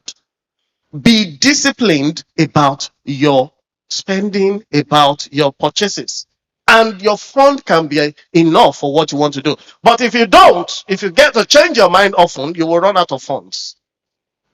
Hallelujah. I've seen a lot of people close their businesses because halfway, in fact, some of them could not even execute. They couldn't even open shop because they spent too much money in setting up. And they couldn't even buy the raw materials or the, the products. And then they leave the shop for like 2 years. And when the rent expires, they close shop. It's funny, Abby, but it happens all the time. So what should we do about this? Let's look at business startup. We're looking at the ideation. How do you start businesses? Or what are the key indices you look at to start a business? The first one is, what problem do you intend to solve? What problem do you want to solve? That's the first question. If you're not going to solve a problem, don't start a business. Don't do businesses or start a business because somebody else is doing it and making it. No, it's a wrong way to start. Because every solution you bring should bring back to you rewards. Your reward is in profit. Sometimes the reward is not in money. And research has found out that for your business, a small business enterprise to stabilize, it takes 3 to 5 years. Hello? So it's not going to stabilize in 6 months. It's not going to stabilize in 1 year. You'll still be pumping money. If you want to do a short business that will give you money, then don't go into a business enterprise. Go and get a job. They will pay you salary, you go home. But you want to run a business, you want to be an entrepreneur, you need to mark the time, count the costs. Part of the cost is time. It will take you 2, 3, 4 years to break even. And then the 5th year, you can be profitable. Oh, praise the Lord, somebody. So this is very key, because if you're already into it and you're feeling frustrated, this is the time to realize that, look, you are not alone. Everyone that does business or is into business enterprises will go through that stage. You will pass through it. You will definitely have to wait. The next question is, who needs my product? You have looked at, okay, what is the problem I want to solve? Who needs the product is the second one. You can't go to, or you can't come to Ketu now and be selling, what's it called? Photocopying business center in this environment. Who's going to buy it? Who uses them around here? Very few people, right? So if you go and invest about 2.5 million on that business, in another 3 years, not only would you be running at a loss, you will have high blood pressure. Because you will pay back the loan at a high interest of a minimum of 25, 30%. And God help you if you collected it from loan sharks. I say, I know that by the time I do business for 3 months, I'll return their money. God help you. Because pastor will not be able to help you. Pastor will refer you to God. Say, may God help you, my son. Because they will come at you with interests that are beyond your capital. And in 2 years, you look at the capital versus the interest, and you say, 2 million more by lower 1 hour. This is 6 million. just wondering what happened. It's 6 million. I only borrowed 2 million. Oh, yeah, because you didn't count the cost properly. And you're doing a wrong business or a right business in a wrong location. So you want to do photocopier business, you want to do print business, where should you be? Thank you very much. And go to polytechnics, go to the universities, stay on campus with them. They will always do projects. They will print. Because the lecturers collect how many copies now? 4 or 5. About 4 copies. You have to print 4 copies. And aside that, you will also buy materials. The lecturers will print their handouts. They will print books. But here, you're going to get 1, 2 customers in a day. 1 photocopy. How many? 1. Maybe the man has just rented an apartment. He wants to do his photocopy.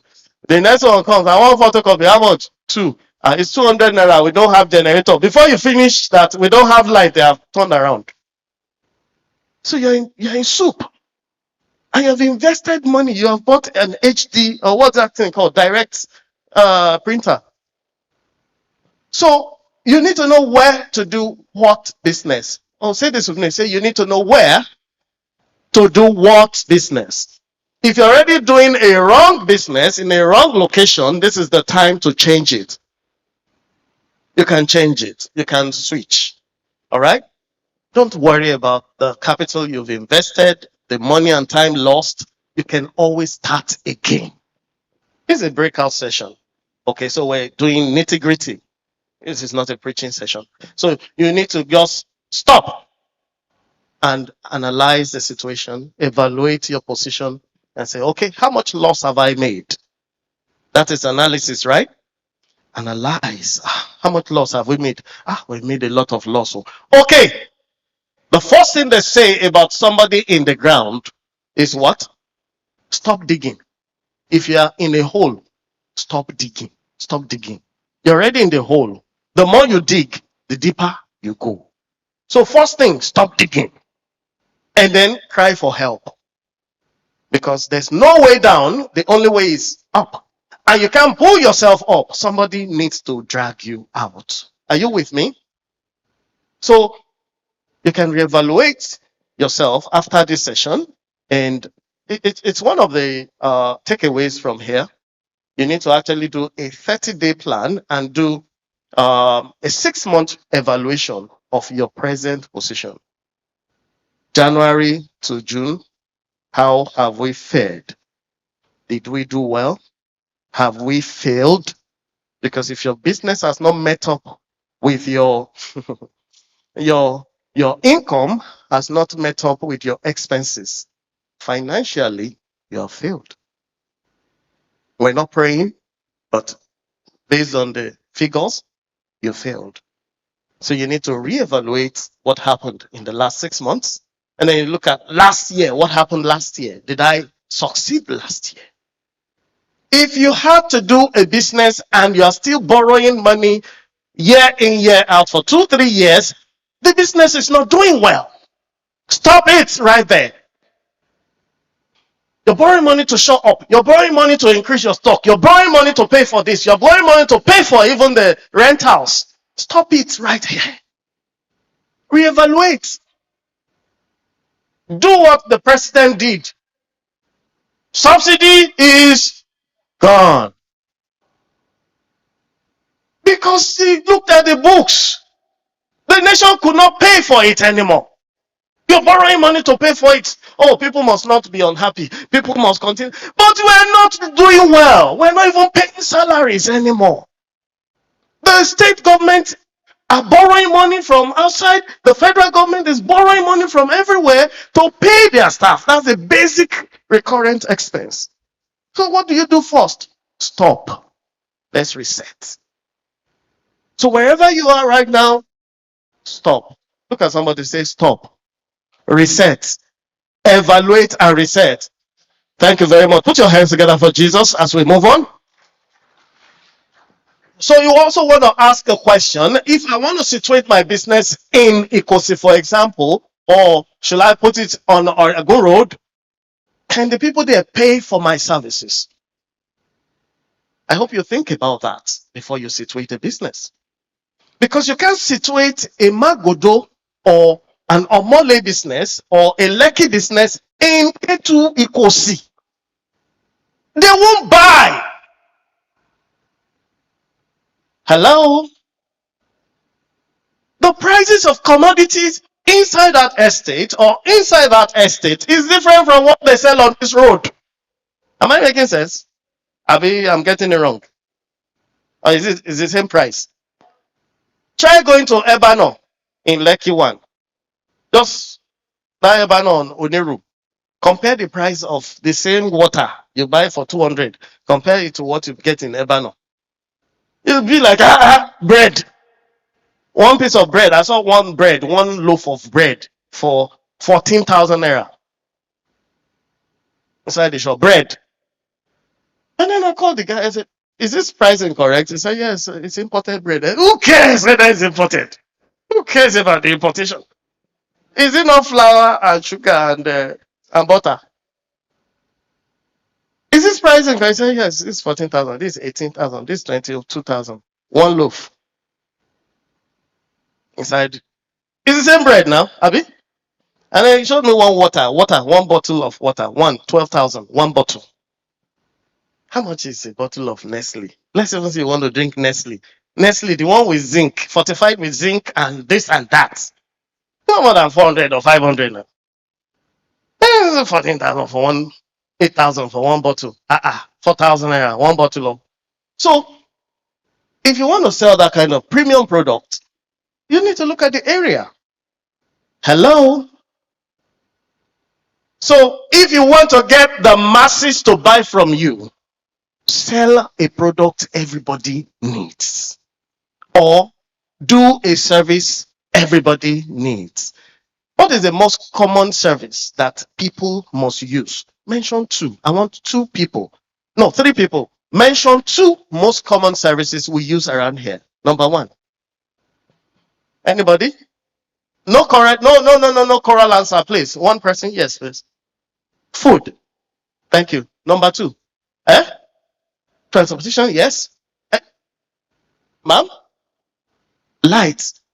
NEPA. Okay, beautiful. Somebody said clothing, right? Yeah. So those things are vital. They are, shall I say, they are on the baseline of Maslow's theory of human needs. The baseline is, first of all, survival, basic survival. So what do you need?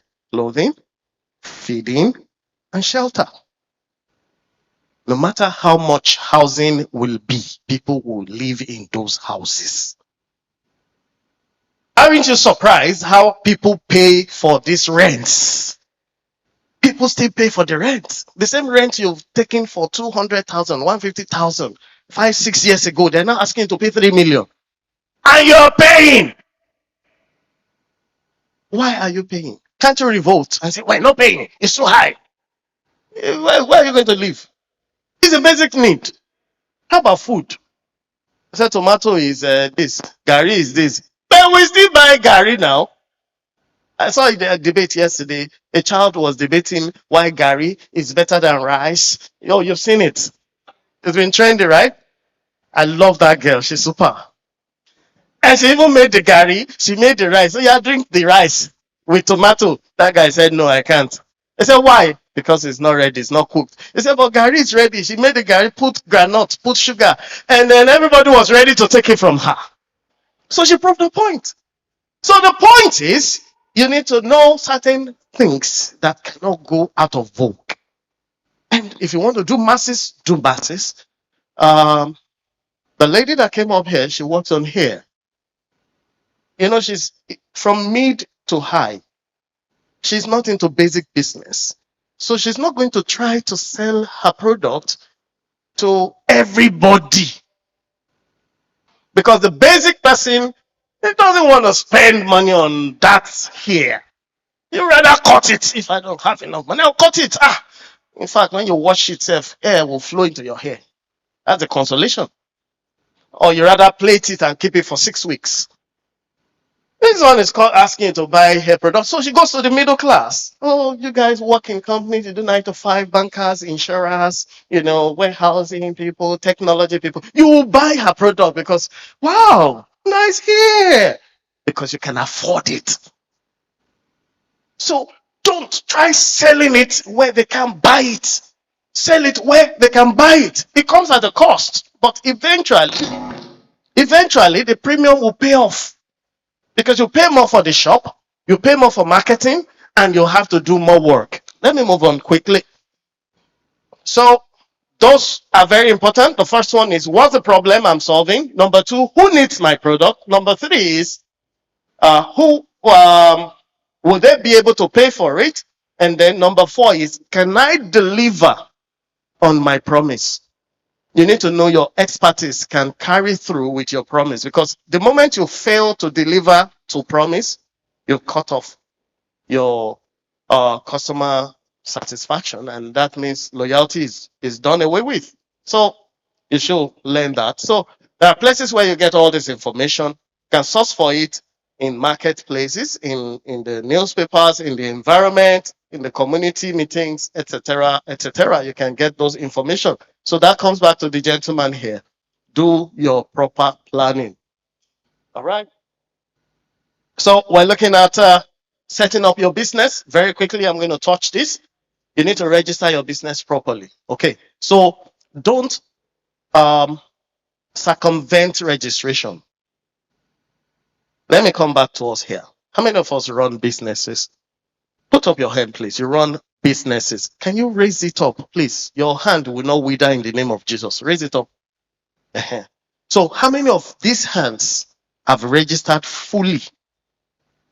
Oh, they reduced the number. Okay, so you have licenses, you have registration, and all those things. Now, what does it give you when you have all this registration? You can compete.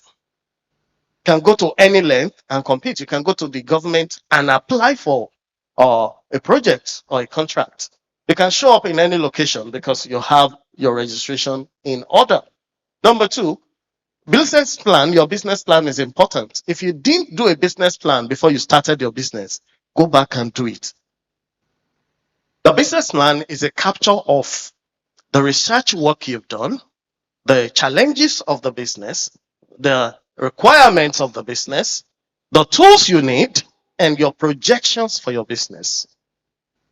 Why? Because the book of Habakkuk tells us something about writing it down on a tabloid, right?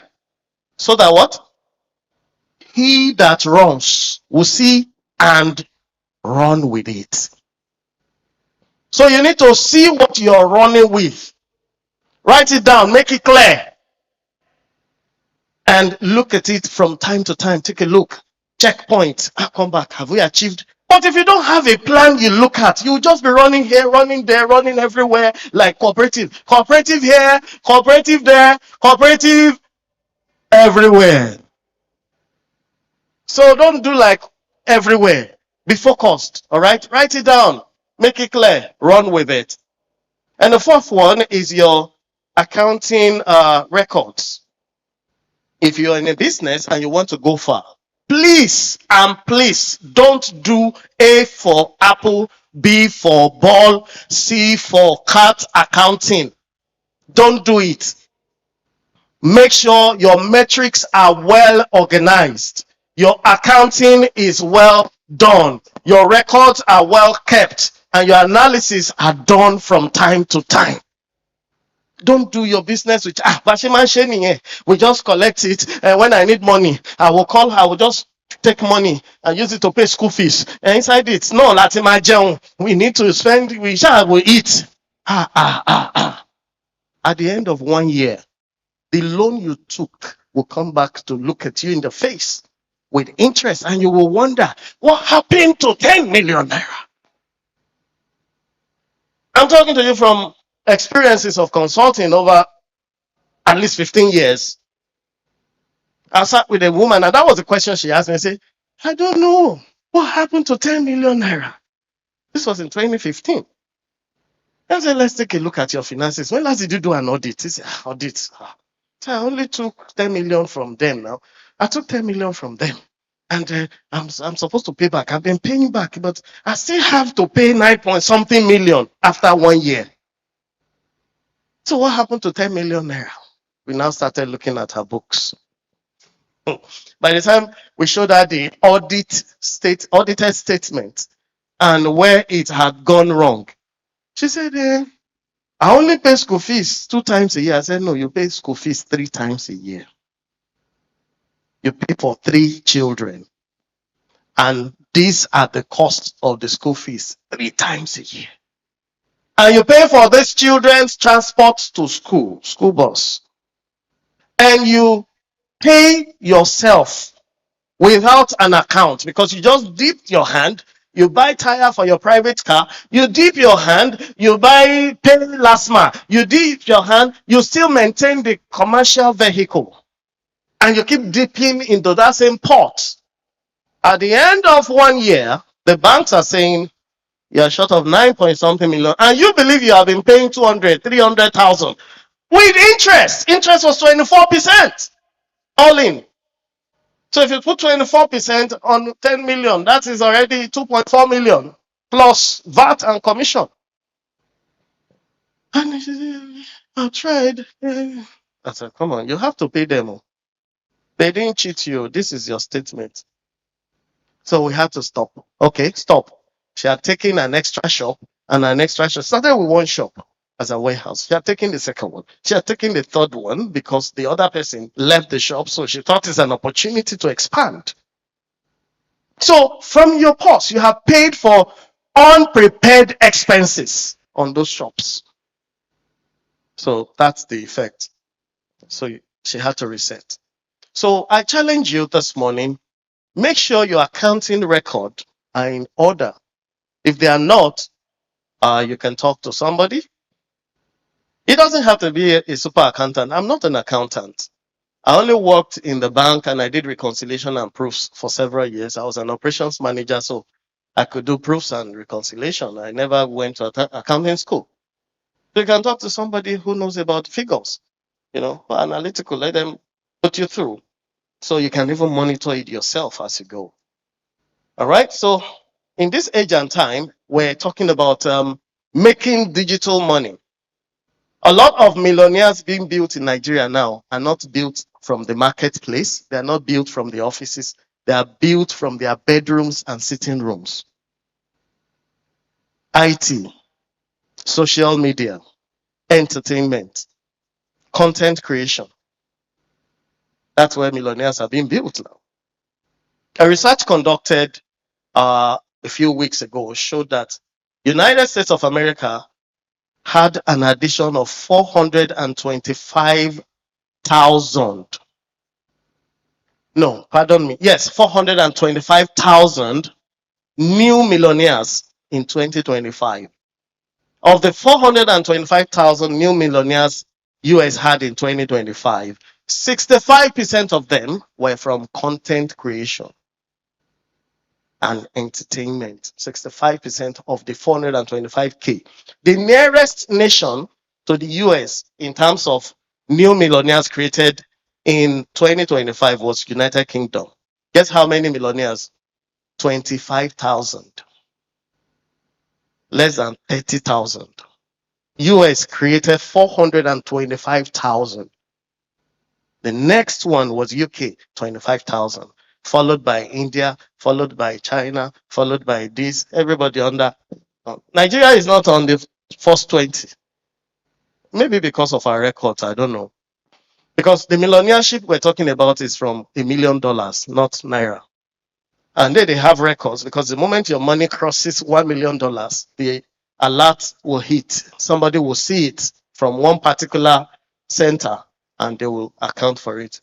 But in Nigeria, I'm sure we have a lot of people who have made a lot of money, but they are not explainable. If you ask them, how did you make your money? What they likely tell you?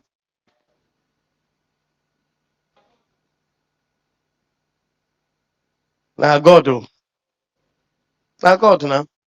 I said, bros, tell us now so we can learn. I said, it's not easy.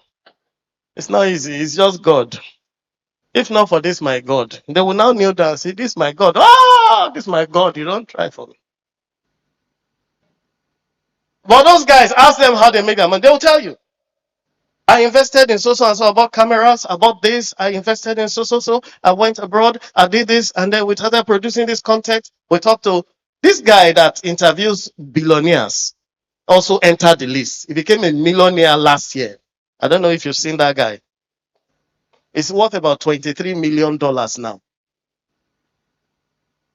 He just goes around interviewing billionaires and he says, "How did you make your money? How did you make your money?" And they'll be like, "Who told you I'm a billionaire?" I said, "No, but I checked the records." Which record did they check that we cannot check? And this guy will come from the US to come and interview our own billionaire, tell them they are billionaires, and we are here. We can't recognize them. Even when we see them become billionaires, we be like, "Oh, you have done juju again. You have gone to do ritual." And we'll pass them by. Opportunities are crawling at our doors and we're angrily passing them by out of jealousy, out of stupidity, out of ignorance, and out of wickedness. Oh, somebody with me? So who wants to be a billionaire here? You want to be a billionaire? Some people don't want to be billionaires. So as an angel person, who wants to be a billionaire here? So I had to put the angel before you realize you want to be. Praise the Lord. Stop somebody a high five. Say, "I'll get there before you." Give them a high five. Say, "I'll get there before you." Hallelujah. So how do you get funding for your business? Number one, the first thing you look at is your own personal money. Your personal money, your savings must form at least 20% of your business. Your own investment in your business, your capital must be at least 20. So don't go approaching uncle because he has this and that. I say, "My uncle has money now. Why can't he just give me? Let me just start this business." No. Where is your own equity? That's the first thing they will ask you. Some people are going to be pitching here in a few minutes. The first thing you want to ask them is, how much is your equity? How much have you saved? How much have you put together? Okay, you want me to give you 10 million. How much do you have? So your own savings first. Your own equity. That's the first one. Number two.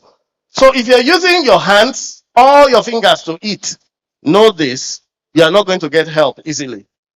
Nobody's going to give you their 100% to start anything. Go to the best bank, the most generous bank. They will ask you, what is your equity contribution? Do you know why? Because if you don't have a stake in the business, what now would the business help? Wait till we get. If you don't get money, wait till we get you. Abi? Wait till we gain. So the business will be like, my money is not there now. Is it not my uncle that gave me money? I will beg uncle, I will tell family, my mother will beg him. And that's it. But if your money is there, where a man's treasure is, you will not sleep, oh. You will not sleep because, this is money, alone, Father, help us. 5 a.m. you have gone there. But if your money is not there, say, "Uncle, give me another business." Okay, so that is important. Your savings, family, cooperative societies also help. Microfinance banks, they will ask you for equity. Banks will ask you for equity. So you should have something prepared when you go and meet them. DFIs, angel investors, venture capitalists, as well as strategic investors. We have strategic investors everywhere. You just need to recognize them. If they see you and they see your agitation, they see your passion, they like you, they will invest. But they will ask you for your own equity. Look at somebody, say, what is your equity?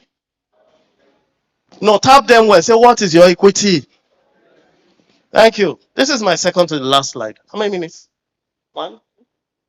10 minutes. Okay, so I need to rush now. Now, when you start the business, you need to do sales. Somebody doesn't like sales here. Did I hear somebody say, I don't like selling? Is there anybody here? If you don't like selling, carry your bag. Go. Go and wait upstairs. When they want to start distributing NGO, they will call you. This is for business people. Any entity that is not selling is losing money.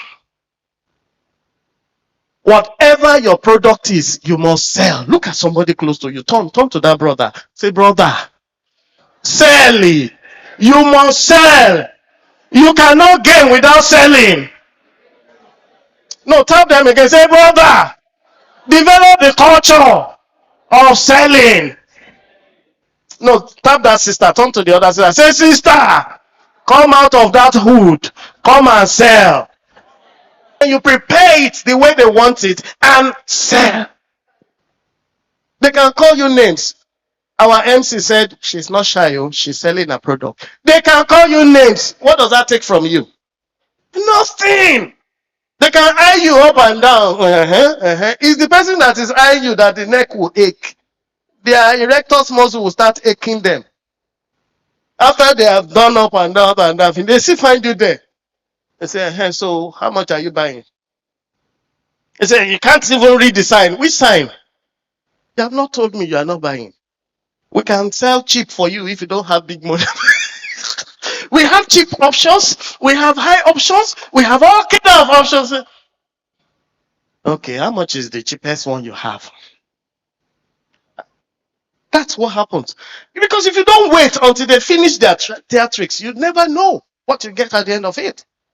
If you are a seller, you'll have experienced it before. They will have eyed you. They will have spoken rubbish. They will have nonsensed you. Pardon me to use that word. At the end of it, they will still buy from you. They will still buy. Because you give them options and you let them know you are not going. You put your foot in the door and it will not close. If I'm not removing this foot. Madam, how are you? We're here again. No, these people. We'll just give us money. Let's buy something from them. Thank you. We appreciate you. We'll come back tomorrow. Don't come back. Oh. Okay, maybe you buy for this week. So we'll come back tomorrow. Be a nuisance to people who want to buy from you. Or people you want to sell to. Become a nuisance. Look at someone say, become a nuisance to them. How do you think these banks and Coca-Cola get on our neck? You can't watch any drama or anything on TV without seeing that. They will pop their face again. I got Coca-Cola. They'll go and bring everybody to come and advertise. And you're walking on the road, you see a billboard again say, buy Coca-Cola, Coca-Cola.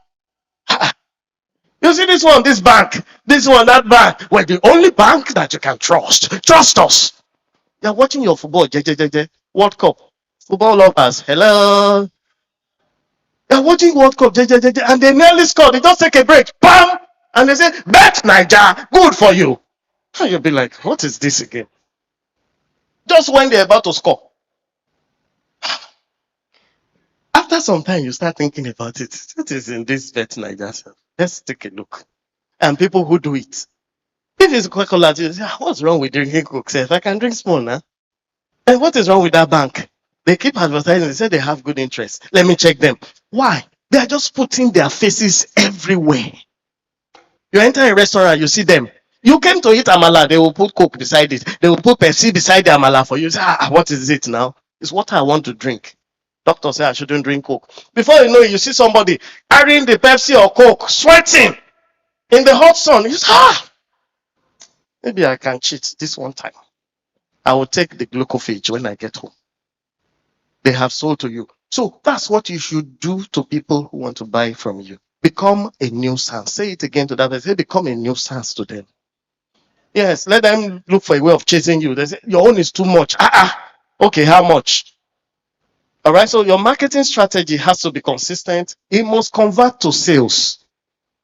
If you are winning souls, you're a minister, make sure your soul stays in church. Bring them in. Become a problem to them. Say this one will come and the moment they see you coming, let them start saying, you know, I'm talking about church now. Once we go to church, they say, good evening, well done. Just pretend as if you don't know what they're talking about. I came to invite you. We have a special program tomorrow, and it's actually meant for people like you that are trading, so that God can add increase to your business. And say, you know, we have been praying before now. They say, tomorrow we're going to, in fact, pastor is going to anoint everybody. Let them look at you and run. And for those who want to come, they will come. Become a nuisance to them. Your marketing strategy should be should lead to sales. All right? Take advantage of social media. Take advantage of the internet in your marketing strategy. And you need to build trust in your customers. When you promise them, be there to deliver. Let them meet you as you said you are. Because when they see your face outside and they come to your location and see something different, they become confused. So let them find you the way you are. Prepare to receive them. Prepare. Make your shop good looking. Train your staff. Let them be courteous. Let them be friendly. Compel it on them that for every failed customer from their customer services, they are going to be disciplined and they're going to be penalized with money. They will lose their money, salary, if any customer complains about the way they treat them. They will sit up. I'm giving you this example. We had so many people selling amala back in the days. Amala and Widu and Co, you know. Lovely food because we don't always eat it at home. So people go out there to eat amala and this. And then you had all these bookers that will insult you on top of you coming to buy from them. I say, Madam, I want. Hey, see, Susani, go. Can I get fork and fork? Oh, fork. Oh, we don't have fork here. Oh, I'm a forward Jenny. They will insult you. The moment corporate amala sellers came on, what happened to them? They all, they're still there, but they sell only to a few people because more cultured people and people who want respect will rather go to that place than the other place. It's not the quality of their amala. It is the service that you are buying. The service, if it's adequate, people will come to you. Keep your service very attractive and make sure that your staff also do that. Excuse me. Now for branding, well, I want you to know that you also need to keep your brand very strong. Your logo should be adequate. If you don't have a logo, don't just do anything. Tell them to design a logo for you. Package your things. Your call card. How many business people here have their call cards on them? Your complimentary cards. Do you have it?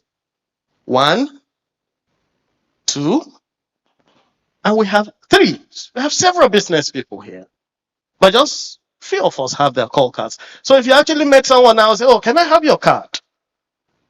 I will say, oh, I'll give you my number. It's different. Oh, the number is different from the call card. All right. So the call card it's your face. They're going to carry it away and take a look at it. If it's nice, they will keep it on their shelf.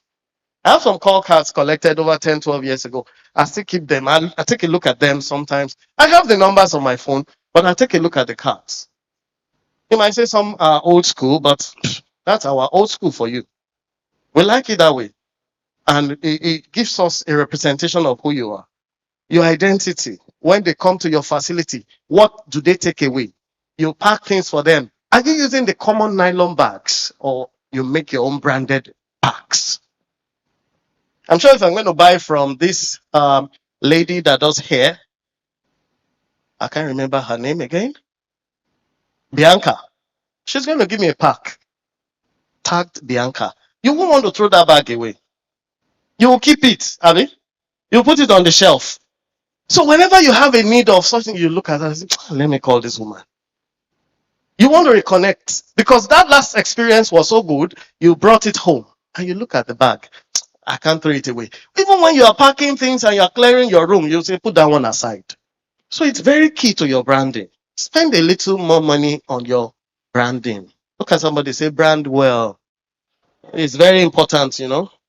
Okay, your customer experience, I've spoken about that. Your communication should be well communicated. I don't mean to use that phrase, but the way you speak to people should be very clear. Your staff should be well trained on customer experience and communication. You should speak clearly and speak with respect. You should also look at your reputation and consistency because those are the things that build your brand. Your reputation will come from consistency and then your brand becomes stronger. If I ask you for the top 5 banks in Nigeria, some of us may have varying opinions, but I'm sure majority of us will agree on the top 3 in terms of customer service. I won't ask because I'm not selling them.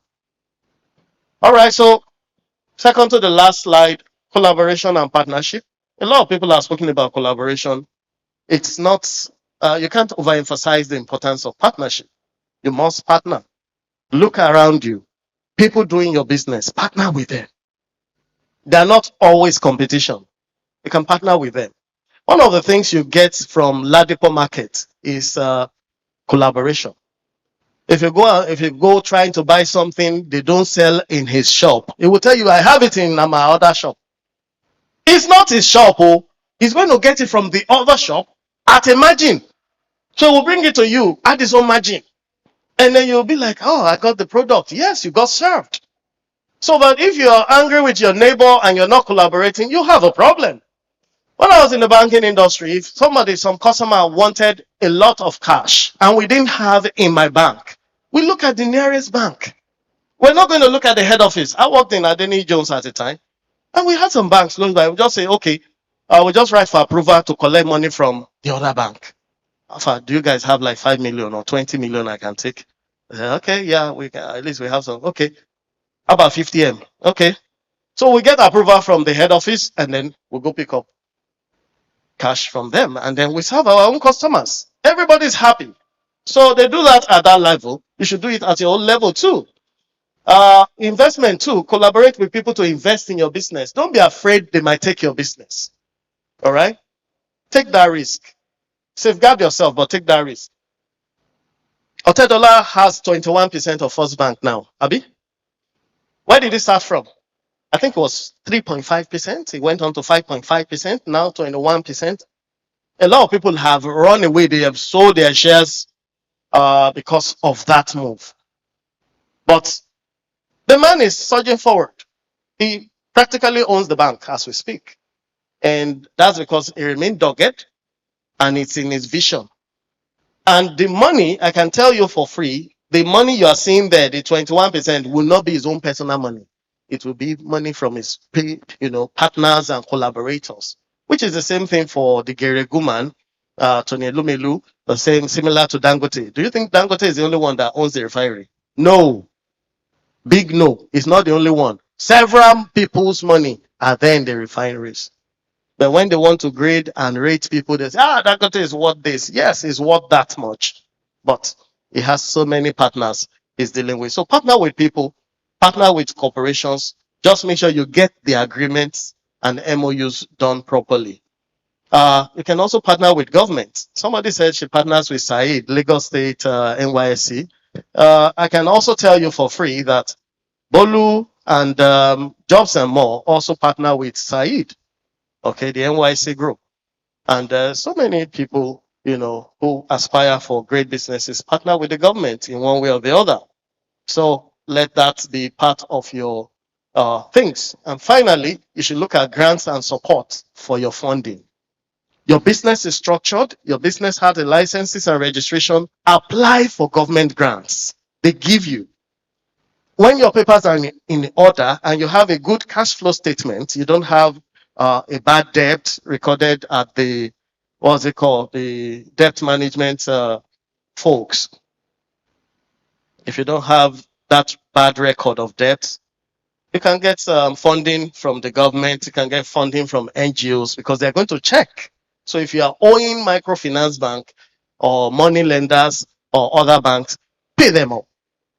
Look for a way to pay them up so that your books can be clear. Then apply for loans and grants. Grants are given not to be repaid. They are very important. Your tax incentives too, you should look for it. When you pay your taxes in time, you can apply for incentives. Mentorship and coaching, they have spoken a lot about it. Get mentors, get people. It might not even be one mentor. You might have 2, 3 mentors, people you can always reach for one thing or the other. You may have a spiritual mentor. You may have a financial mentor. Just make sure you're in good relationship. And when they advise you, please do what they ask you to do. Don't listen to them and do otherwise and come back again because they will know you didn't do what they asked you to do. So they will stop giving you advice. Okay? So it's very key that you reciprocate your mentors' times so that you can benefit fully from them. Hallelujah. It helps you to avoid making mistakes and getting into pitfalls they have fallen in before. They can tell you for free how they manage to navigate certain issues, and it will help you.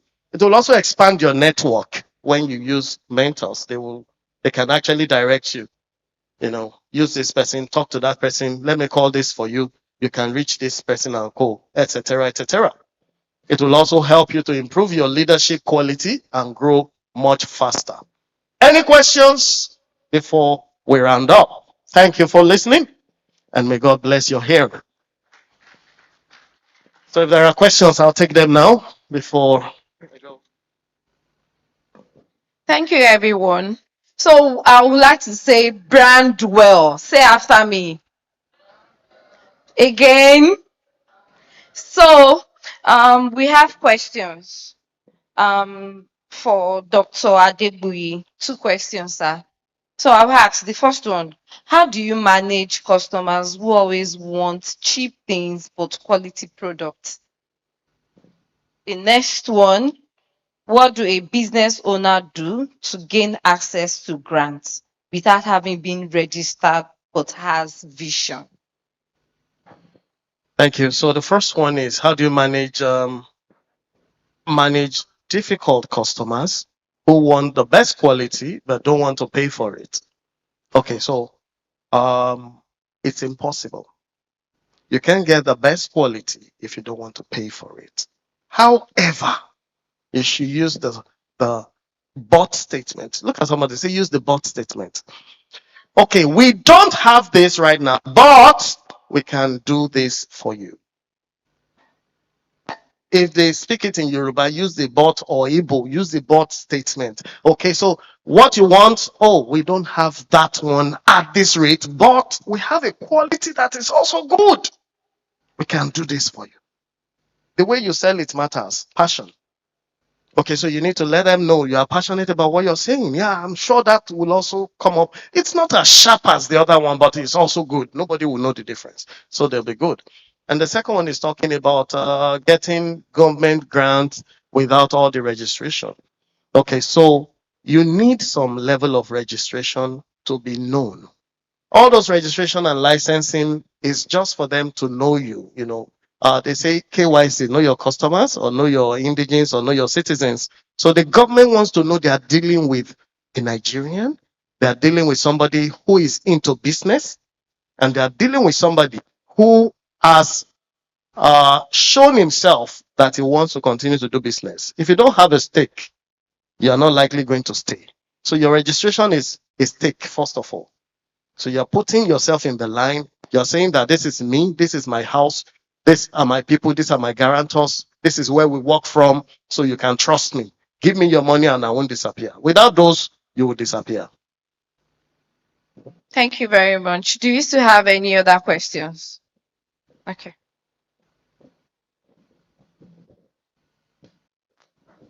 All right, good afternoon, everyone. Thank you very much, sir. So my question is concerning collaboration that you talked about. So I citing it as an example, I'm into educational consultant. So and I have other people around that maybe that I know, okay, this person do register student for like jam, tutorials and all. And you want to go and meet them that please, you've done one before. This is what I do. If your students are having difficulties getting into an institution, I can help them to this institution without too much stress.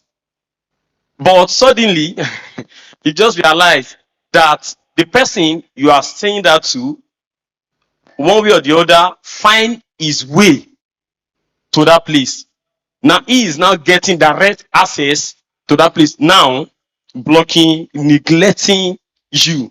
So now you are not like, if I should go and meet that person and introduce this to them, they may likely do the same thing. So in that state, sir, what is the person expected to do? Thank you, sir.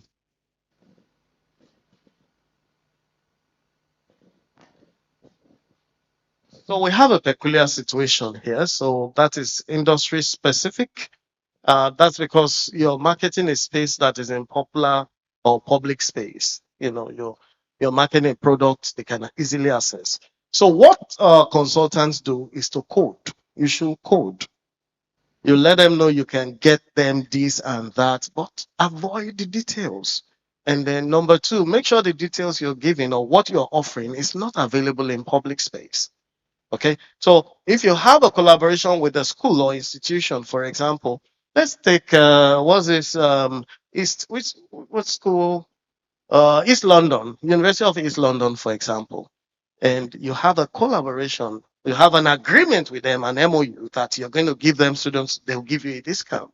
So what you're going to get is going to be cheaper than what they will find on the public space.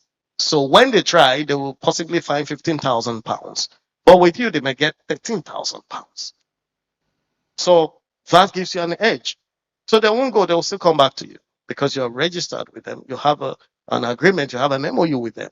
So you get your own commission and then they get to pay less. But if it's the same thing they offer out there in the air, you may not make much from that.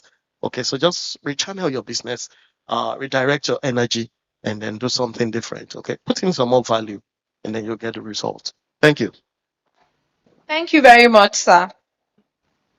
So we'll be having a pitch, and I would like to invite a professor. His name is Professor Olufemi Fasomade from Project Manage Diamond Project, a top consultant from highest earning part-time member from Diamond Project in Nigeria. He's a doctor, he's a pastor, and a lecturer from the University of Lagos State University. Please join me make welcome Professor Olufemi Fasomade.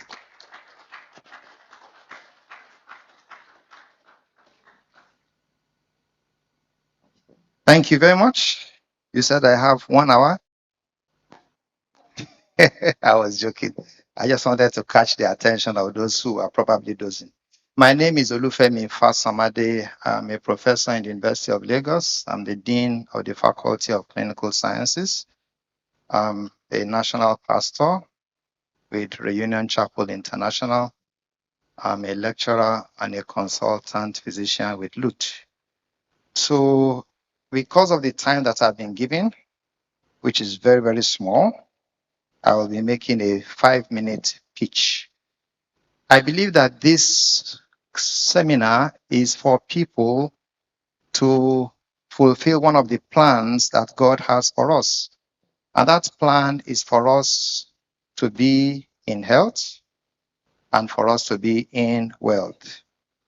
The third epistle of John says that I wish above all things that you prosper and be in health, even as your soul prospers. People often misconstrue this. What they do say about the Pentecostal movement is that those ones, they are prosperity preachers.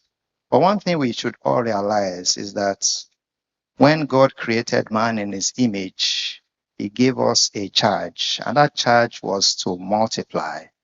That charge was to replenish the earth. That charge was to fill the earth and also to have dominion over the earth. And you cannot do that one if you are not progressing. You must progress health-wise. You must progress finance-wise. And that is why this seminar or this program that you're having is very, very vital. Another thing that we do not often realize is that even our Lord and Savior Jesus Christ was and is a businessman.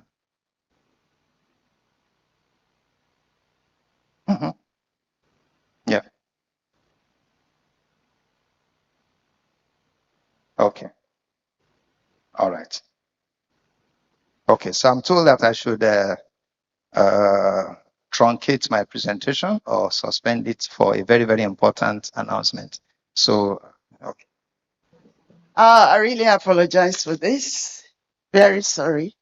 I'm not going to take your time, but I am here representing the pastor of this church by the grace of God. Hallelujah.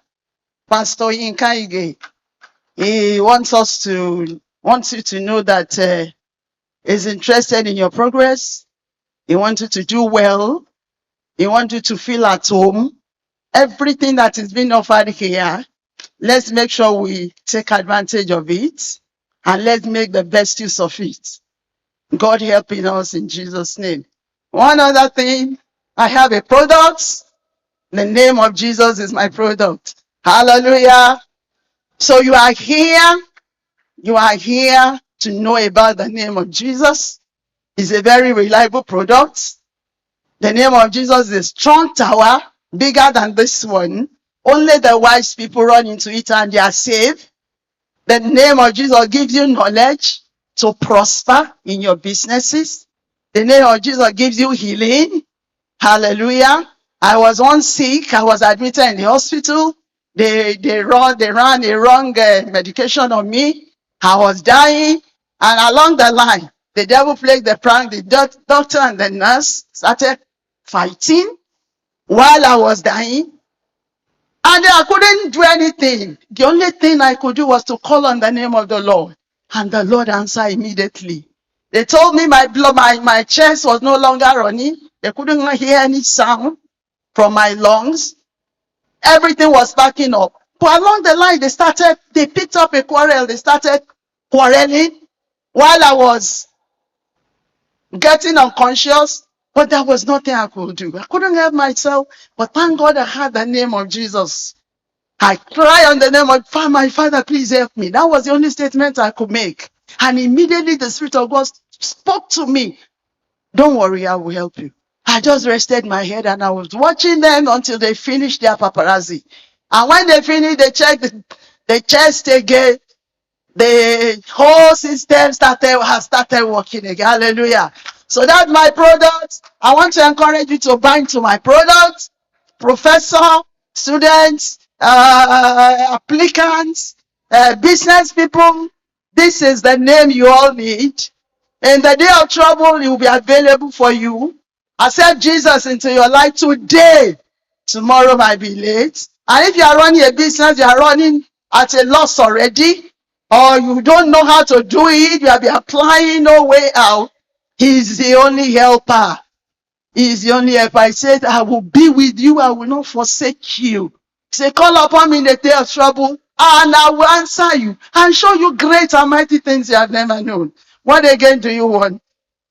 Buy into the name of Jesus, and you will never regret it. Hallelujah. I pray for all of you, even as you are here, the understanding to make the best use of everything you will hear here, including this that you have just heard. The Lord will grant you the wisdom. The Lord will give you a wise mind. The Lord will sharpen your countenance, and the Lord will perfect all that concerns you. Thank you very much. In Jesus' name I pray. Once again, I apologize for everyone. Thank you. God bless. So, sir, we can have you now. All right, I'll make it very, very brief. But that break was very, very vital because that is the product of all products, the name of Jesus. And at that name, every other product bows. So as I was saying before, God is interested in our welfare, both financially and also in our health and also in our spirits. God wants the total man to prosper. I'll just talk for 3 minutes about what the Diamond Project is. And the Diamond Project is a project that seeks to help people to create extra health and extra wealth using mentorship and using leverage. Mentorship and leverage. The typical human being understands very well how to make money in a linear manner, for instance, meaning that people go to work 30 days, make one pay. But nobody has ever had sufficient income from whichever salary it is that he earns. And that is why every day in Nigeria, every month, you hear people going on strike. It's either doctor strike, nurses strike, lecturer strike.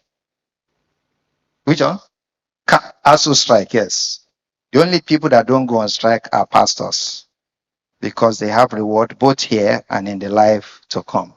So you find that a lot of people are struggling to make ends meet. And the reason why this is so is because people are used to linear income. In the Diamond Project, we teach people how to have exponential income, and we also teach people how to improve their health. It is a whole training package. I cannot take all of it. I've only given you a snapshot, but I'll just end by sharing a brief story.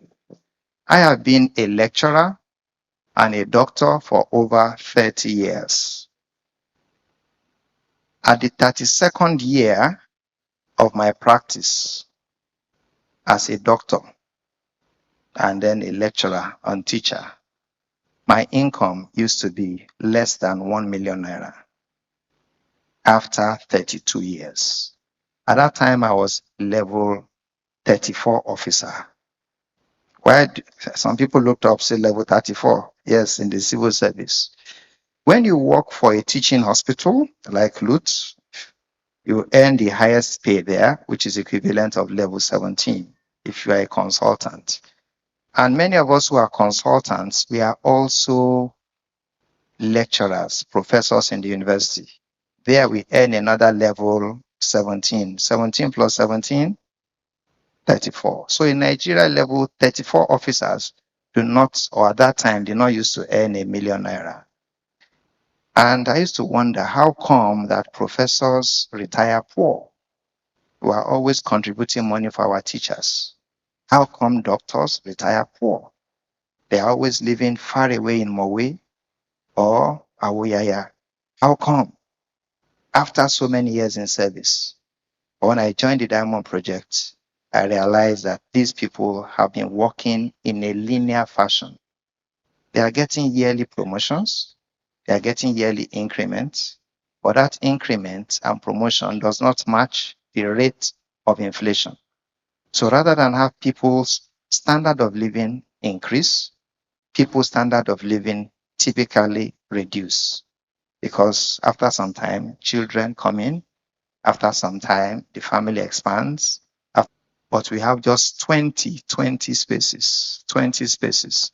And if you are interested to know more, they will give you a slip of paper. You write your phone number and your name, and then people will be randomly selected. So I don't know whether Sister Deborah was here. Okay, so the papers are there. So if you are interested, just raise your hand. They will give you a piece of paper. Just fill your name, fill your number, and then people from our office will contact you. They will contact you. Just 20 spaces, just 20 spaces, because we have a limitation on the number of people that we can train. Just 20 spaces, 20 spaces. There's a hand up there. There are some hands up here. And I think with that, I have been able to fulfill my promise to spend. God bless you and God prosper you. Amen.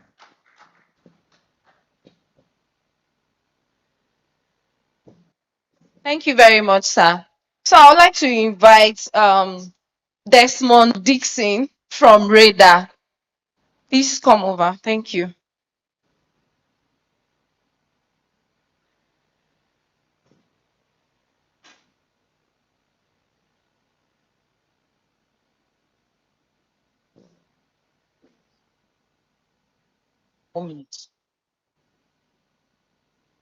Hello, everyone. I'm Desmond Dixon, and the founder and CEO of Reader. So, Reader is an app I created with me and my team, and the major problem it actually solves is the problem of information overload. So, a lot of times we are often faced with problem of information overload, where we actually have a lot of information and we don't know how to actually make sense of it. So we created an app that gives personalized information on in various forms, podcasts, news, report papers, academic papers, and the likes. So we have a web app version currently, and it's available. It is www.readerproapp.com. Readerproapp.com. So you can check it out. Thank you.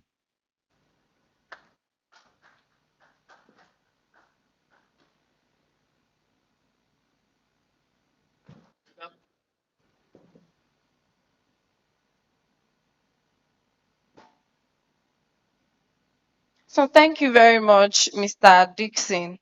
So it's about time for the business grant competition. So I would like to invite the panel judges. The first person is Dr. Adeboye. Please, a round of applause for him.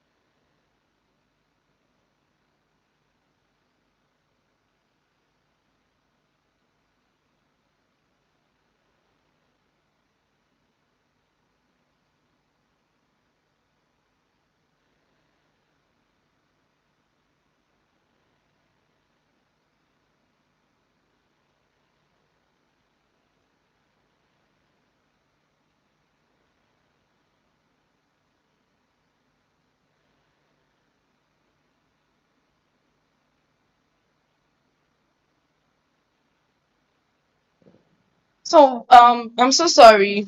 Something came up now. So for the business grant, we have to put it on hold in the next 15 minutes. So I would like to invite we're having a career and business session whereby we'll be having a Q&A, and I would like to invite Mr. Chinedu Williams from Poise.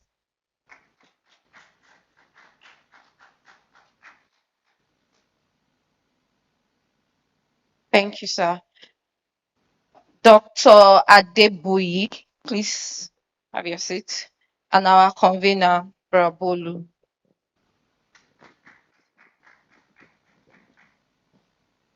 Good afternoon, everyone. Oh, my friends. I'm so excited. Oh, so we just want to quickly make this more like a chit chat. Um, I'll ask one or two icebreaker questions, generally related to career and business issues. And then this is where we want us to open up our hearts. If there are some very, very trivial issues that has been bothering you, like real life scenarios, you have the floor to just ask in 15 minutes. So let me start with Dr. Yes. So as a business person, when is the right time for someone to think of expanding? And how should one do it within the shortest possible time? Because I remember one of the two speakers mentioned that um, it's not all the time that, or if you are starting a business, you start so big, do like 10, start and have like 10 staffs when you know the operational expenses. Yes, that's Mr. Williams that one that was saying that you know the financials. So at what point is it best for you as a business owner or an entrepreneur to start expanding? Okay, thank you very much for that question. Good afternoon again, gentlemen and ladies. We are talking about expanding business or scaling up your business here. And you're looking at when is a perfect time to scale up. Now, it brings us back to the original planning of the business. You need to plan scaling into your business. For example, you want to run a multi-shop or multi-outlet business, and you have a plan for it. We want to run for 2 years in so region. After this, we want to move to another region. If you don't have that plan to expand from the start, you will not work towards it. It's natural to remain seated in one spot or keep moving in your trajectory unless an external force is applied. That's Newton's first law of motion, right? Okay, so if you haven't planned it, you will remain comfortable. You will just grow in your space and you'll say, well, we can pay the bills. Well, we are still feeding ourselves. Well, the business is still good for me. But if you've already planned it that we're going to run this way, and after so long, we're going to move into another direction, then you will know when it's time. And then you move on when it's time. Don't move accidentally. Don't expand or relocate because you seem to have a teaming assignment.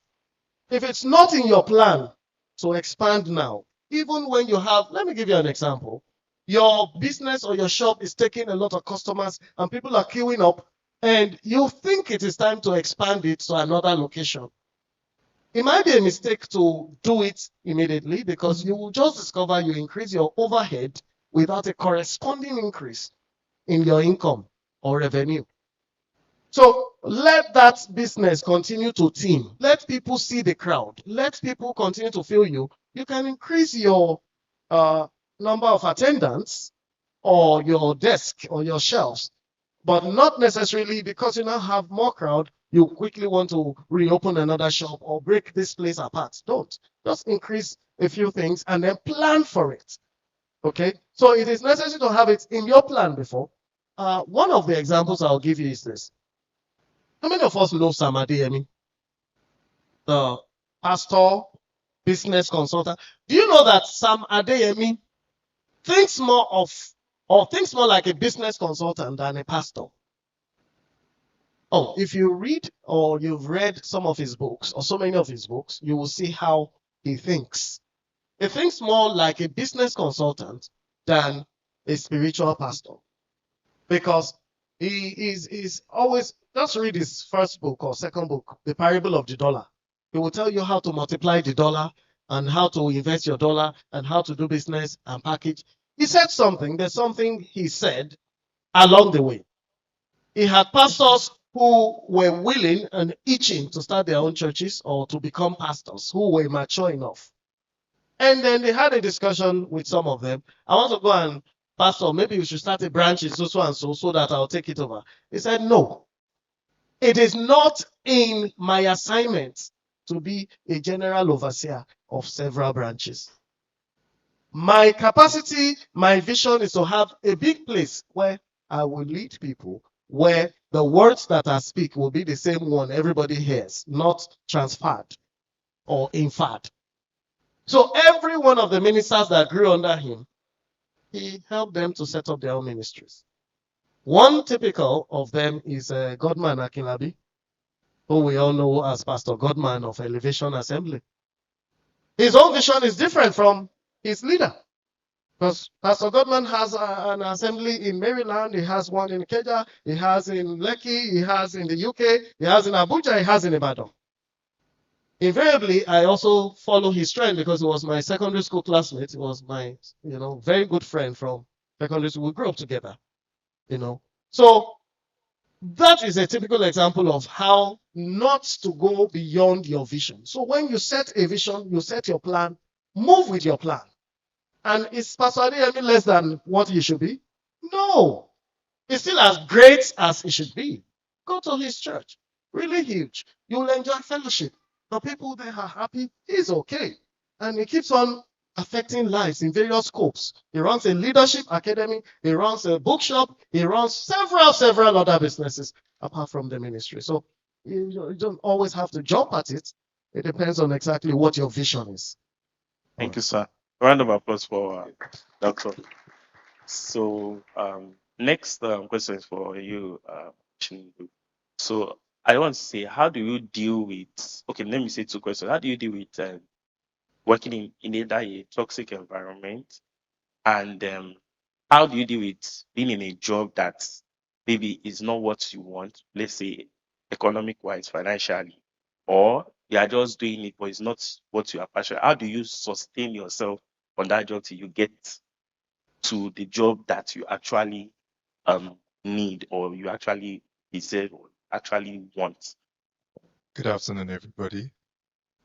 It feels good to meet you all, and I'm happy this is taking place in a church. Yes. Hallelujah. Man. So back to the question, how do you deal with a toxic work environment?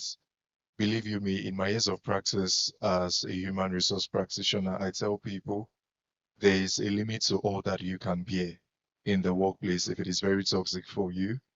And I would say once it gets to the very brim of it, resign and leave. Don't keep taking all of the insults all the time and keep things documented. So let's say you have a very toxic line manager or even somebody in your department that is toxic. From time to time, they shout, they talk to you anyhow. You're having a meeting and you tell the person, please excuse me, but the person keeps, interrupting what you're doing. Keep all of these things documented. From time to time, you should escalate to your HR manager, HR director. Let everybody be aware. But you yourself, make sure your temperament is always in check and do not lash out, do not fight. Just document all everything that is happening. Yes. And before you even get to that time where, the whole thing now gets to the brim, it will be addressed. If it's not addressed, maybe the person has a big, very big backup, or the CEO is also citing the person, please leave. Okay? There is a limit to all that you can bear. But you yourself, try not to lash out at the person. Don't be the one that is fighting or slapping. Just keep things documented. As far as you have everything documented, you can always go back to it. And as far as you're copying people in the emails, everyone can clearly see where the problem is coming from. Yes. Now, the other question that he asked, what is the time frame to which you're in a workplace, but you feel like this is not what you want to do? The opportunities everywhere. So let's say you're in a particular department as the project manager, where you're also looking forward to becoming the IT manager. That is the actual job that you want. You come in as a project manager, you stay for 3 months, and then you're done with your probation, or 6 months, if that's the case. Feel free to speak to your line manager or the management, perhaps the HR, and say, is there a vacancy? You would want to be the IT manager, or you just want to be in the IT department. And then make sure you have your reasons why. Okay, so I have so and so certifications in IT. I have a bit of experience in IT. I feel these are where I'll be able to be of value in the IT department. These are some things that I've spotted in the IT department, and I feel I can fill in these gaps. In time to come, you can be considered for that kind of role. Do you understand? Yes, so that's it. All right, sir. Thank you so much. Let's give him a round of applause. So, are there any other ice-breaking questions anybody have, concerns, things bothering you? I want to ask. Okay, just 1 minute. Any other person, you could just raise up your hand, either career or business. Good afternoon, sirs. Good afternoon. So my name is Oluwajubelo. I'm an entrepreneur, and I would also love to pursue a career. I study psychology in school, and I also love to pursue that career to like the very, very end. And still at the same time, I want to pursue my business. So I want to, I don't know, sometimes they tend to clash because when you're trying to like improve on ways that you can better help your entrepreneurial side, there are also times that you also want to improve to help to do things in career, take classes, go back to school, and things like that. So I want to, I don't know if there's a way you can maybe explain somewhere I can see on how I can still have these two things later in life, and yet they don't affect, like, no one is failing, no one is lacking. Yeah, so that's my question. Dr. Anybody? Okay, please permit me to take that. So let's look at it like this. My sister. Hello? Okay. So, no, you may remain seated. You're looking at having one career and another profession. Your profession is your business. The career you want to pursue is your traditional, shall I say, education. Okay, so it comes to being multidisciplinary here. There are people that do like 3, 4, 5 jobs. I think Naomi Mark mentioned something like that. Okay, so you read something in school, you became an expert at something theoretically, and then in real life, there is a passion for something else. Okay, so they shouldn't clash. You can marry them together and run all of them on different pages of your cabinet. I have about 4 different attributes or 4 different, I don't want to say jobs, but 4 different portfolios or caps that I wear, not this Nigerian Yoruba couple. About 4. One of them is my medical practice. I'm a physiotherapist. I practice like 100. The other one is business consulting. I train, I check your business, I audit. We do OD for you. That's organizational development or restructuring. We do that. When the job is available, we pack everything, we go and do. The next one is ministry. I run a ministry. I started a church in 2011. So we have a church, we have a ministry, we have departments, we have people, we have pastors. And I have been the chairman of PFN in my axis for about 8 years. So I'm involved in that, the politics of ministry. Okay, so we want to liaise with Lagos State, liaise with the environment. I'm a PCRC person. I've been with police bankers forum, police in the neighborhood, about undertaking another course with the police now, you know. And we still do that with community service. My estate, I was the general secretary at the time, and so. In my old boys association, I'm the general secretary. I founded a cooperative society about 9 years ago, and I actively run it. We have almost 500 million in our purse now, just about 40 of us. Okay, so we do a lot of things. They don't have to jam. Just structure them, create time for all of them.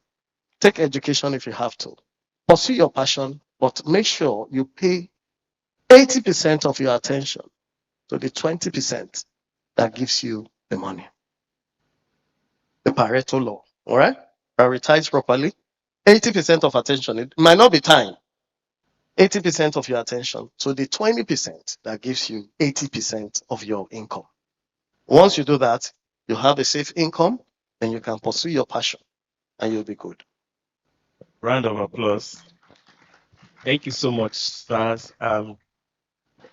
Lots of time. Okay.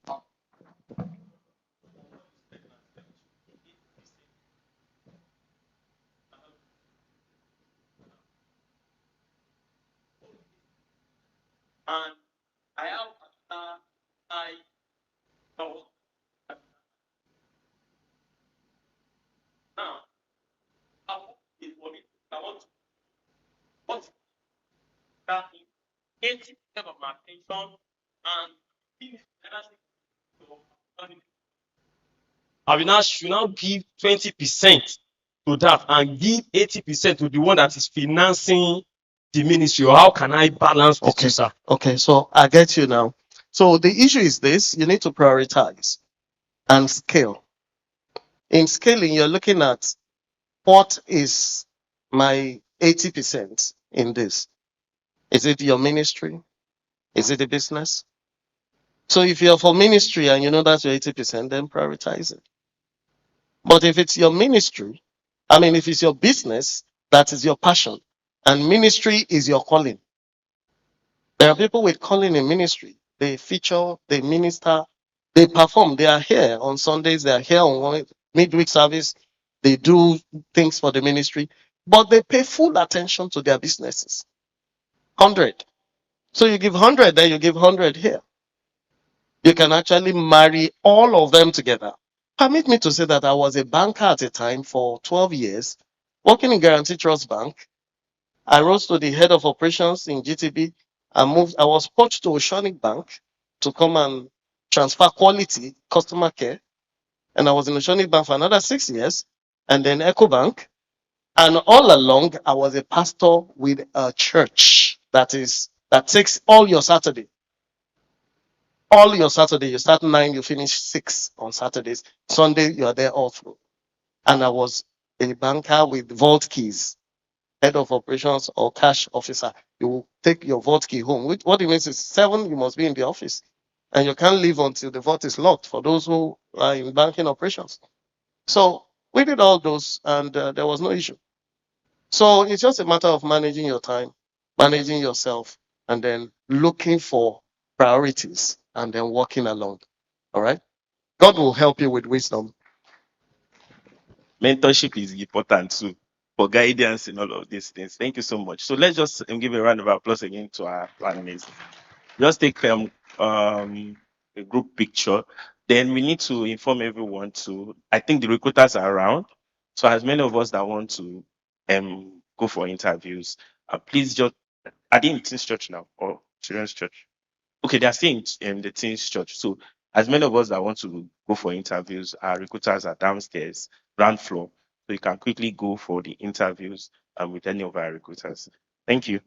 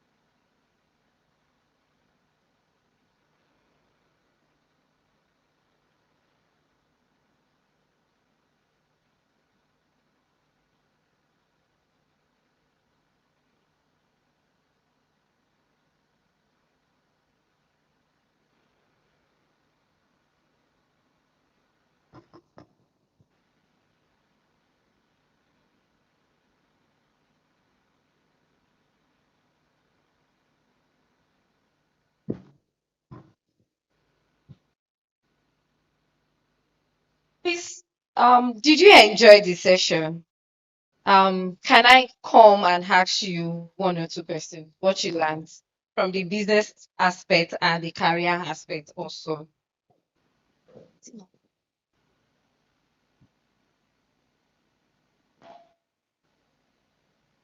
So, ma, I'm coming to you. Yes. Okay, let me come to you. So, what have you learned so far? All right. So one of the things is basically where I actually pay attention to is visibility. One of the things I pay attention to more is the visibility aspect and how you present yourself and package yourself, and also the management of timing, your time management, how you can actually have 2, 3, or 4 businesses doing together and you are actually being excellent in all the business. Not that maybe you are being good in one aspect and you are lagging in another aspect. Thank you. So, for me, I think I learned what we call balancing everything because I'm a mom of two children, and I also work as an HR consultant, and I'm also schooling at the same time. So just like what Dr. Adegbuyi has said, that you give your 100 in one, the next one you give your 100, and also the third one you give your 100. So I would love to move around and also ask some questions also. So ma, I'm coming to you. So please tell me, what have you learned? What have you learned? Not only on this session only, what have you gained? What are you here for? What have you learned so far? I've learned that we should be consistent in everything we are doing and we should always give our time to whatever give us money the most. So we should pay more attention to that aspect. Thank you.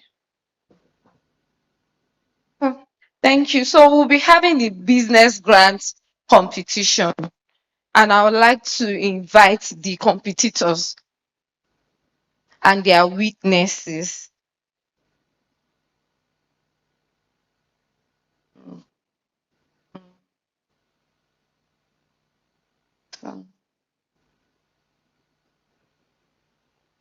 So the first on the list is HCS Naturals.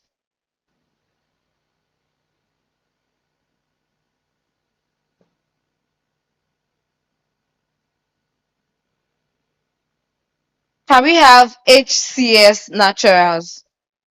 Please, can you come with your weakness? And you have 3 minutes, please. Yes, for your presentation.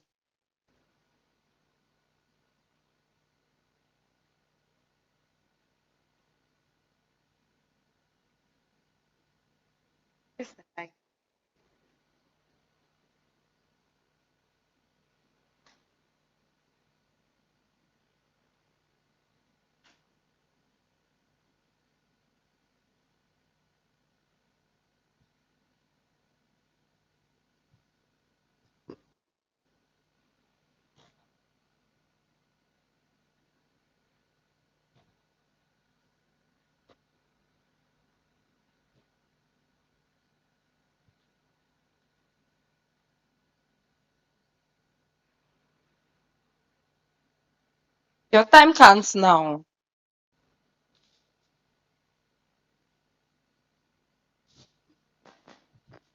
Good evening, everyone. Good evening, esteemed judges.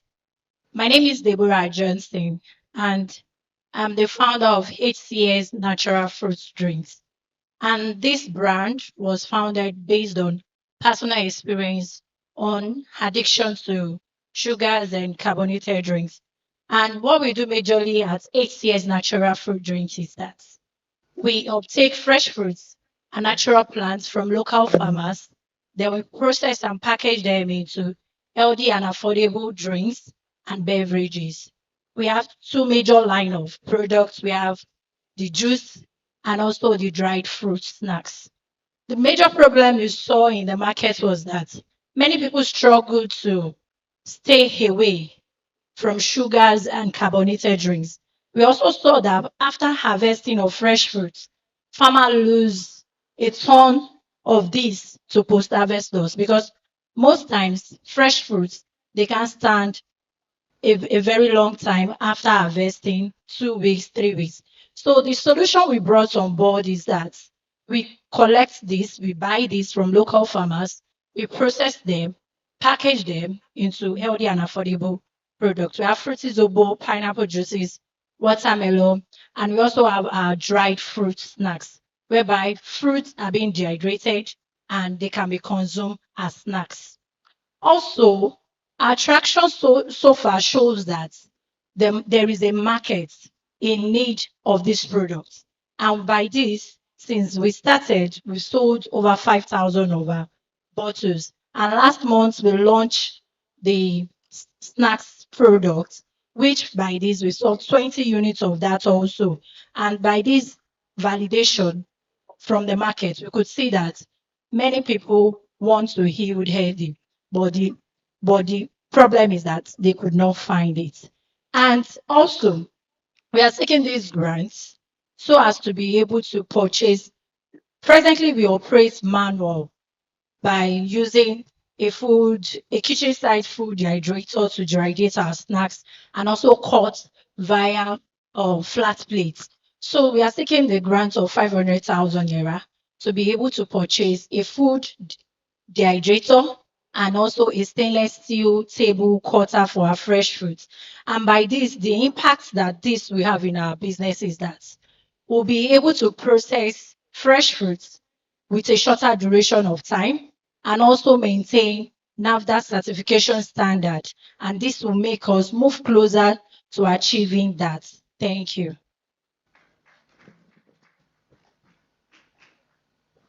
So the judges, do you have any question for her?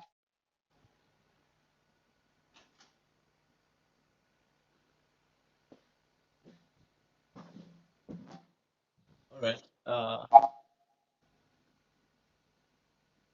Okay, well done. HCF Naturals, right? HCS. HCX. Okay, okay. All right. So I think you didn't show us the product. So maybe you want to show us.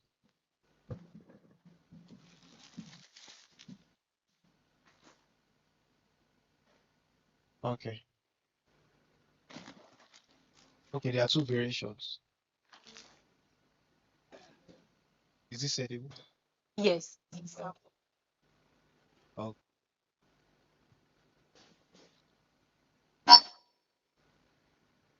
all right. So has this passed through clinical test?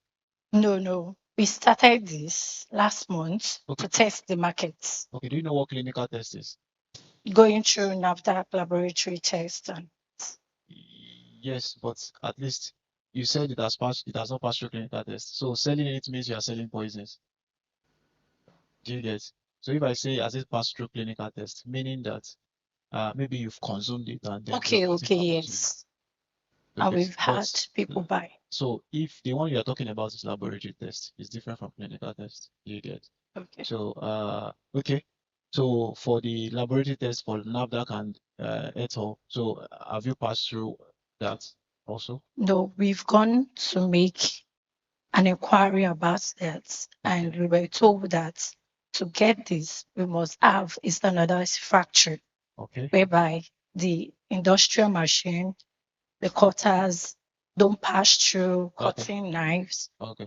It's standard. Okay. So we've made sure to look at Okay. how much we are looking at. So that's why we seek for extra investment by this. Of how much?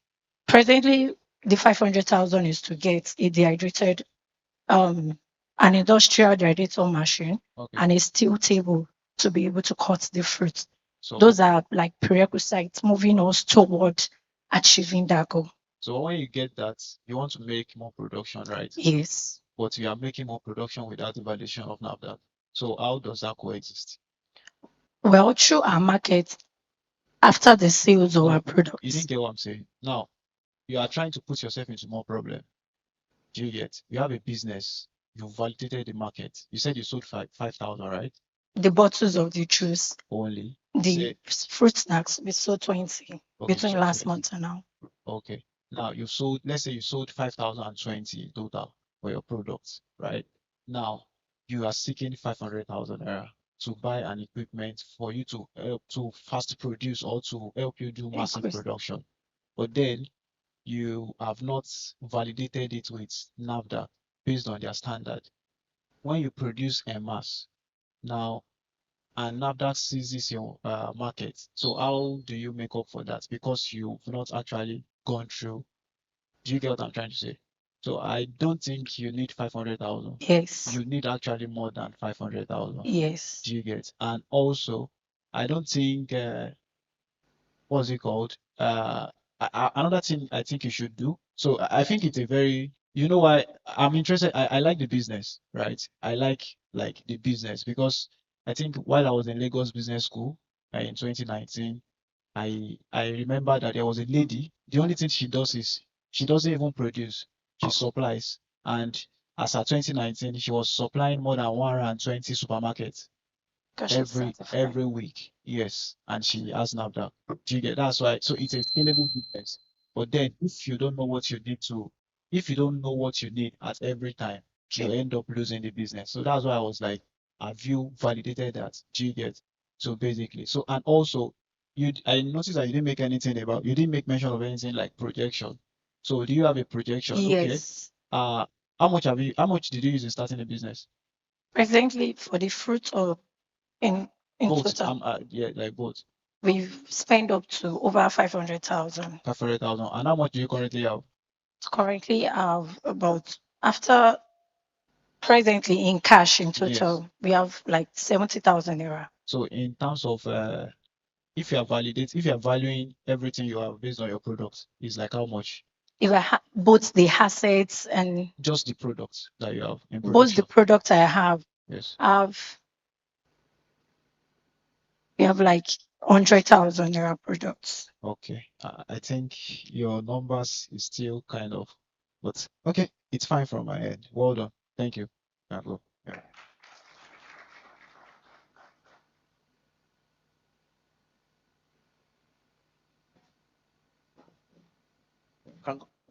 Thank you very much, HCS Naturals.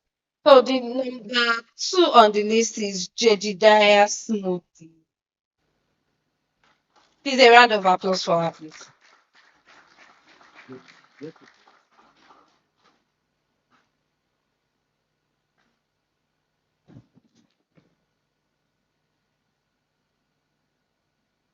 Ma, you have 3 minutes, ma.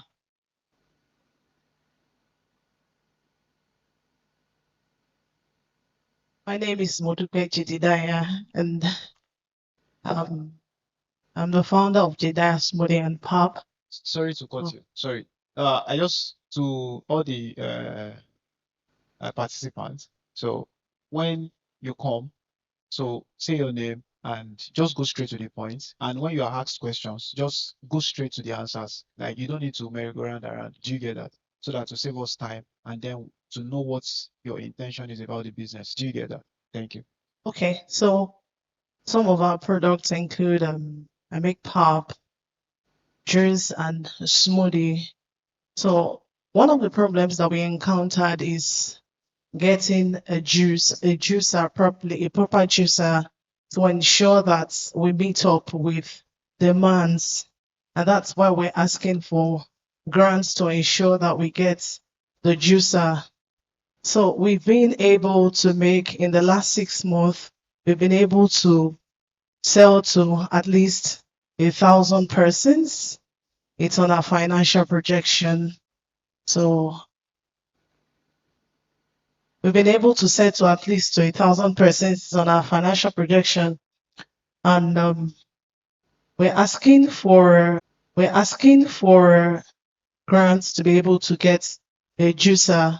One of our CSR, one of the responsibilities that we've taken up in our immediate society is to educate people around us about the importance of taking healthy fruit, healthy juice, eat healthy to ensure that we do not fall sick. Because if you look recently into health news, you'll see that even little children, they are being diabetic. So, and one of the reasons why I came into the business is because one of my children couldn't take milk. She's lactose intolerant.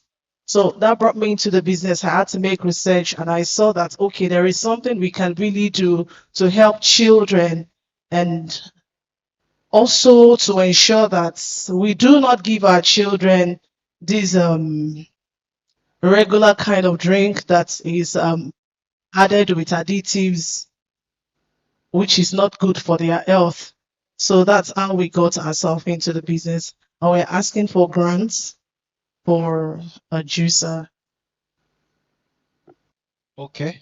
Well done. Can we clap for her? All right. Sorry, is this supposed to be a sorry, sir, is this supposed to be a grant or funded? Okay, grant. Okay. All right. So I was listening to you actually.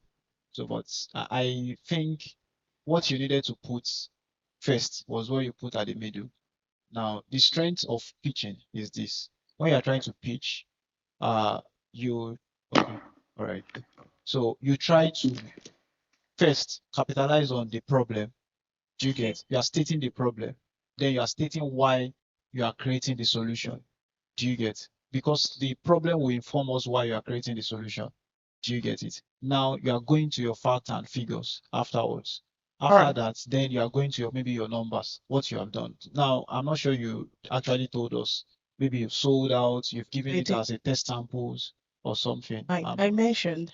Uh, Yeah, I mentioned the problems. like I knew Yeah. you mentioned that, Yeah. but I'm saying that no, I'm talking about numbers now. I've moved out of that. I'm talking about the numbers now. Like you didn't tell us maybe you've sold 100. I did. I mentioned it like twice, So yes. how many have you sold? I said I sold like 1,000 bottles since we started. No, That is on the you are not sure of your numbers. You don't say you've sold like okay. 1,000. So it like you've sold 300, you've sold Okay. 325. It's exact. Okay, I've sold 1,000 bottles since we started. So selling 1,000 bottle as a business that is just starting, I think you are just picking the number. It should not be accurate. Do you get it? It should not be 1,000. At least It's 6 months. 6 month. Sorry? Yes. You have Six- you It's said 6 months that we started. so six. So Yeah. variably now you are telling me that you've sold basically it's okay 6 months that you started, right? Yeah. Okay, that's very good. So Yes. what has been your MRR? That's minimum recurring revenue for each of the months for the last 6 months. Okay. For the last one that I sold, can I have my slide, please? For the last one that I sold, which was the month of June, we sold 250 bottles, and that is at the rate of 375 How many bottles have you sold this month? this month. I didn't calculate this month with it. So you see that it's validated. So no, what I do is that I do weekly. I sell weekly, So if and I sell around customer to customers, not as supply. No, see, this is it. One of the things you get to know that you are into serious business is war because you are making more money transfer, and money transfer is war. Do you get Okay. it? It's an exchange of value. Okay. Now, one of the things that should be your strength as the founder of a business is your numbers. Are you getting me? I can tell you categorically, I can tell you what my company made like 5 years ago. I can tell you from January to December. Okay. I'm not capping. So I've sold like 150 this month now, and that's around That's what 225 I'm still saying. I sell. So I do 50. Okay. On Yeah. average, how many families request for it every week? I have like 10 who are regular customers that I know that this family will get 10 from me. This family will get 5. The instance I come, Okay. I will pack their drinks. Okay. But then randomly some other people will ask me Okay. for drinks. Do you understand? So I do 50. So you sold 150 this month, have you? Yes. So how many family has bought from you this month? My regular family is 10. So like How 30. many families? In total, how many families? Family 1, family 2, how many families? Okay, let me 50 families. So 50 families. Individuals inclusive. Okay, 50 families, right? Yes. 50 families times 10 that you said you sell to each family. That's 500 bottles, right? So automatically, and you said you've sold 150 this month. So that's the number is not. You're shooting yourself at your leg. Do you see? Does it make sense? No. Audience, does it make sense? Are we together? Do you Yeah. see it now? So do you see it? So you don't know your numbers. Do you get? To be very frank, you don't know your numbers. It's because I'm playing the game of number with you. Do you Okay. get? I just want to listen. You don't assume numbers in business, right? You have to be sure that okay, if you have actually put 100 naira in your business, you should be sure as a business person you project, right? You know the exact. Even if you don't know exact, you know a range, right? Now, if you've actually say for instance this month, right? Basically this month, I gave my staff I'll just make it short so that, and then for you that you're coming, I believe you are learning from it, right? We are not coming to be an antagonist. We are just coming to help you, right? The current lifespan of businesses in Nigeria is 0 to 3 years.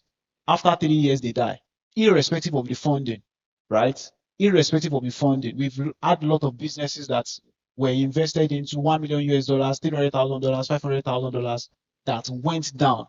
Do you get? It's because one of the things that makes it goes down is because numbers. Numbers are very important. Are you getting what I'm trying to say? So you have to know your numbers exactly, word for word. Like once they wake you up like this, hello, how many have you sold so far since the time you began your business? Immediately you should say it.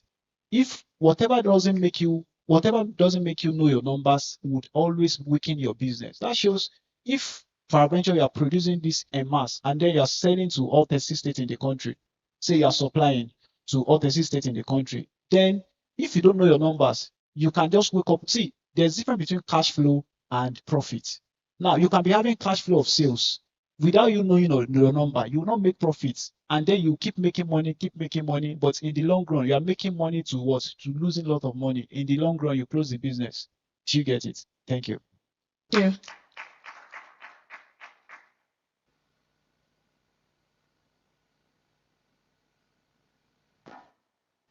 The next on the list is Abim Source Resources. You have 3 minutes, ma'am.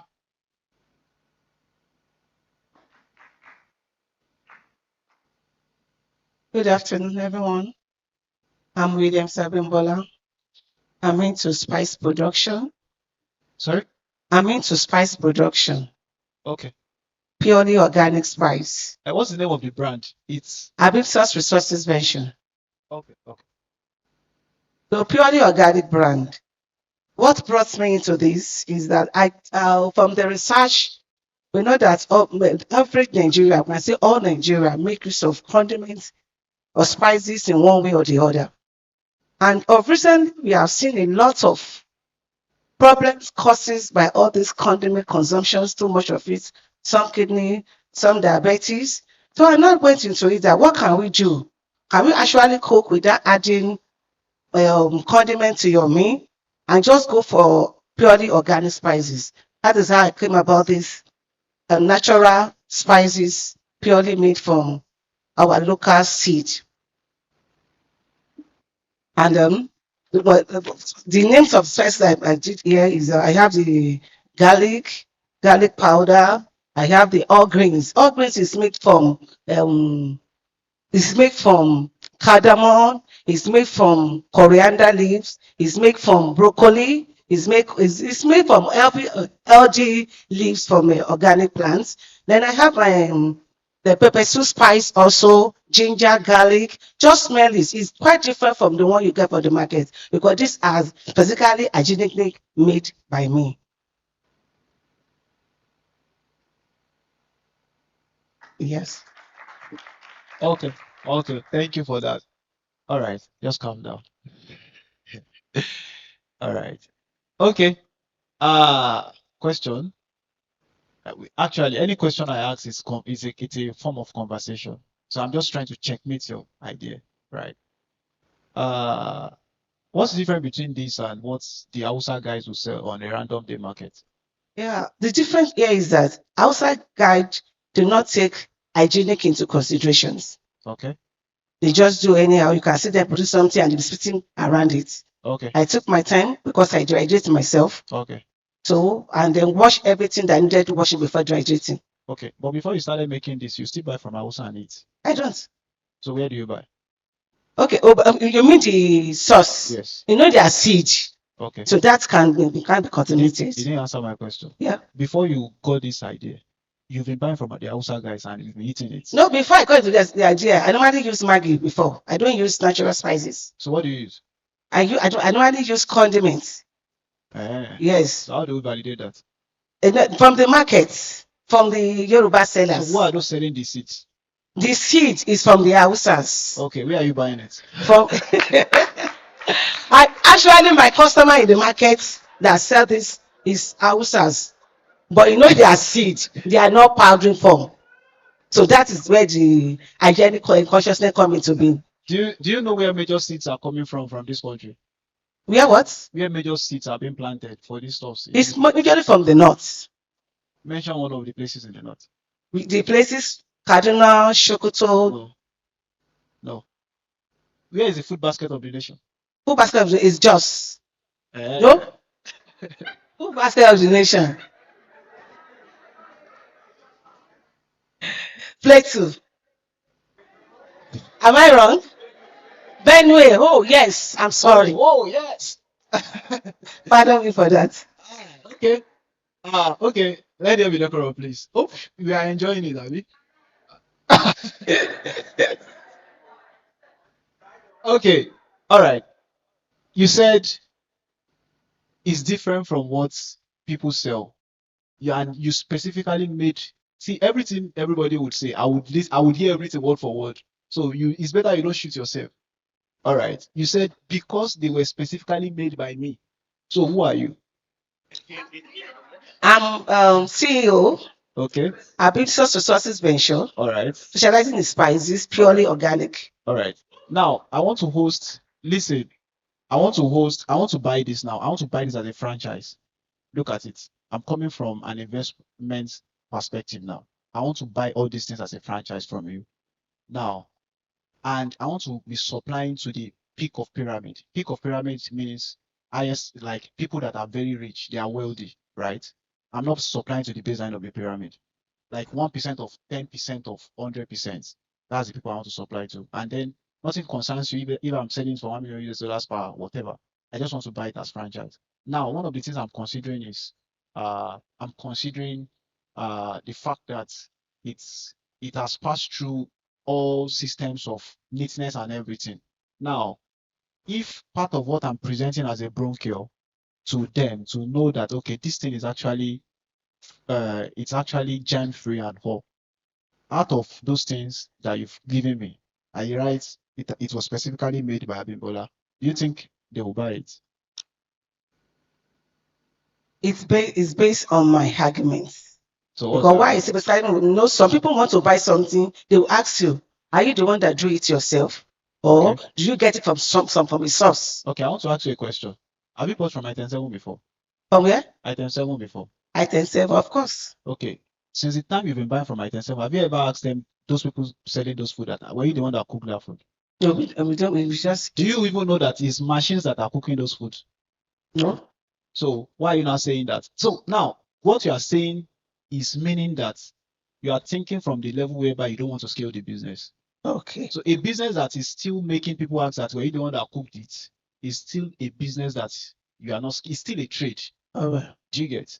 It's still working within the confines of your location. Okay. But do you get what I'm trying to say? I do. Now you are acting global now, but then you have to think. You're acting local now, but you have to think global. Global, Do you get okay. it in such a way that people don't even need your presence to supply your sales? Do you get it now? Say for instance, now I have a branch in Ghana.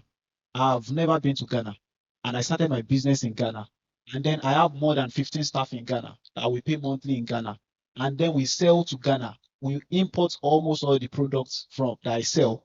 I bring them out from outside the country. I bring them down to Nigeria. Then I export it back to Ghana and sell. And I've never been to Ghana, and then I sell every day in Ghana. Do you get it? Now, if I'm building the business around myself, do you get it? It will be difficult for me to say because I cannot be everywhere at the same time. I can't be in Ghana, I can't be in Nigeria, I can't be in Kenya, I can't be in Mali, and then I have all my branches in those places. Do you get it? Now, if you are pushing your business, like this is spices, right? It's a very nice thing. Every home would definitely eat. It's something every home needs. Currently, Nigeria, what's it called? Volume in terms of population is close to 300 million. Lagos alone is housing over 40 million or thereabout or close to 40 million. Do you get it? Now, it's a lot of money. Even if you are selling for 2,000 naira, now 2,000 naira and you are making a profit of 10%. Let's say that's 200 naira of 2,000 naira. You are making a profit of 10% of, say you are supplying 1,000 people every day. Do you know how much that is in a month?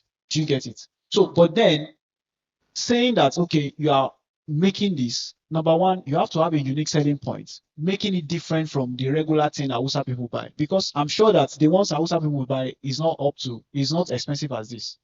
Do you get what I'm trying to say? Now, for you to make it expensive, you have to have a valid, unique selling point. Do you understand? You have to have a valid solution. Now, you have to have things that are valid and unique that makes it different for people to say they want to buy from you. Or this is the particular one I have. Do you get it? And as per branding as well, I don't think the branding is top notch enough. Maybe something you want to work on.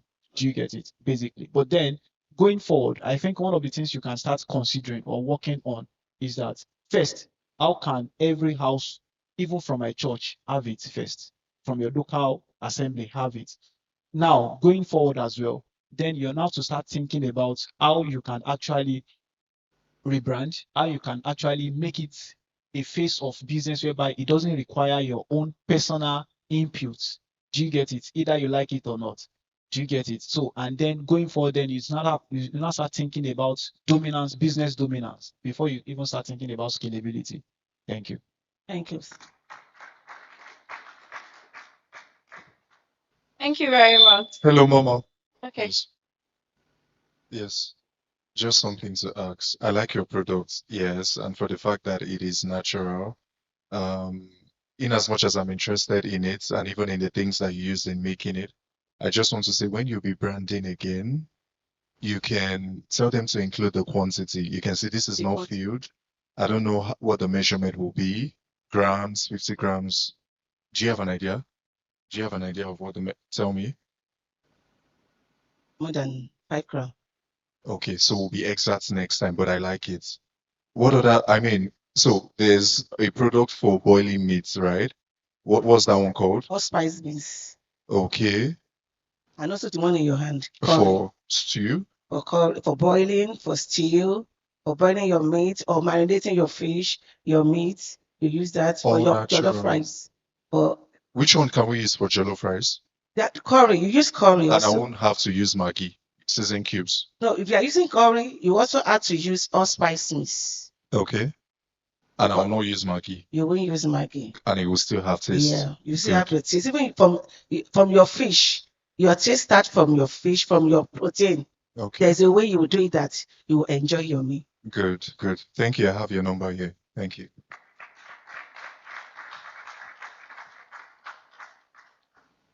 So the fourth competitor will be Upmeet AI. Upmeet AI, please come over.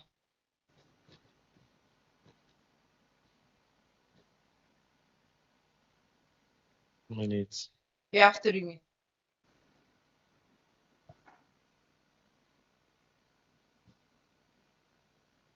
Good evening, everyone. My name is Victor Adeleye. I'm the CEO of Substancy Technologies, a tech company that helps individual businesses and organizations to its technology, or let me say with technology solution that connect them through automation, artificial intelligence, and digital innovation. So I'm proud to introduce us to one of our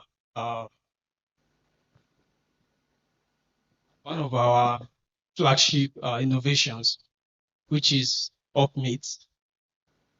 Upmeet is an AI-powered application or platform that helps people to connect with right opportunities at the right time. So it's not just network discovery platform, but it help people to connect with opportunities with artificial intelligence, with different kind of AI ecosystem. So the opportunities such as funds, grants, scholarship, fellowship, and all that. So Upmeet uses AI personalized opportunity discovery. It recommends the rightful and valid opportunity to users, and also with AI ecosystem embedded, it helps them through their application journey, optimize their documents, be it CV, cover letter, business document, maybe business proposal, personal statement, and all that. And also with intelligent tracking, and even that's after they submit, but before this they submit the application. So there is also an intelligent structure that guide them through the application, not just optimize their documents, but 1 minute more. okay. So and also the tracking flow in the system, the reminder of the system that alert them of the uncompleted application deadline or their responses to success application in their email and guidance. So today we have already developed the first MVP minimal vehicle products, invested about 600,000. So we have that first MVP shows what we will still refine it, but as I speak now, the one we have now just show what the product is. So I'm here today seeking for the grant to complete our MVP and also strengthen our AI capability and a lot of other structuring. All right.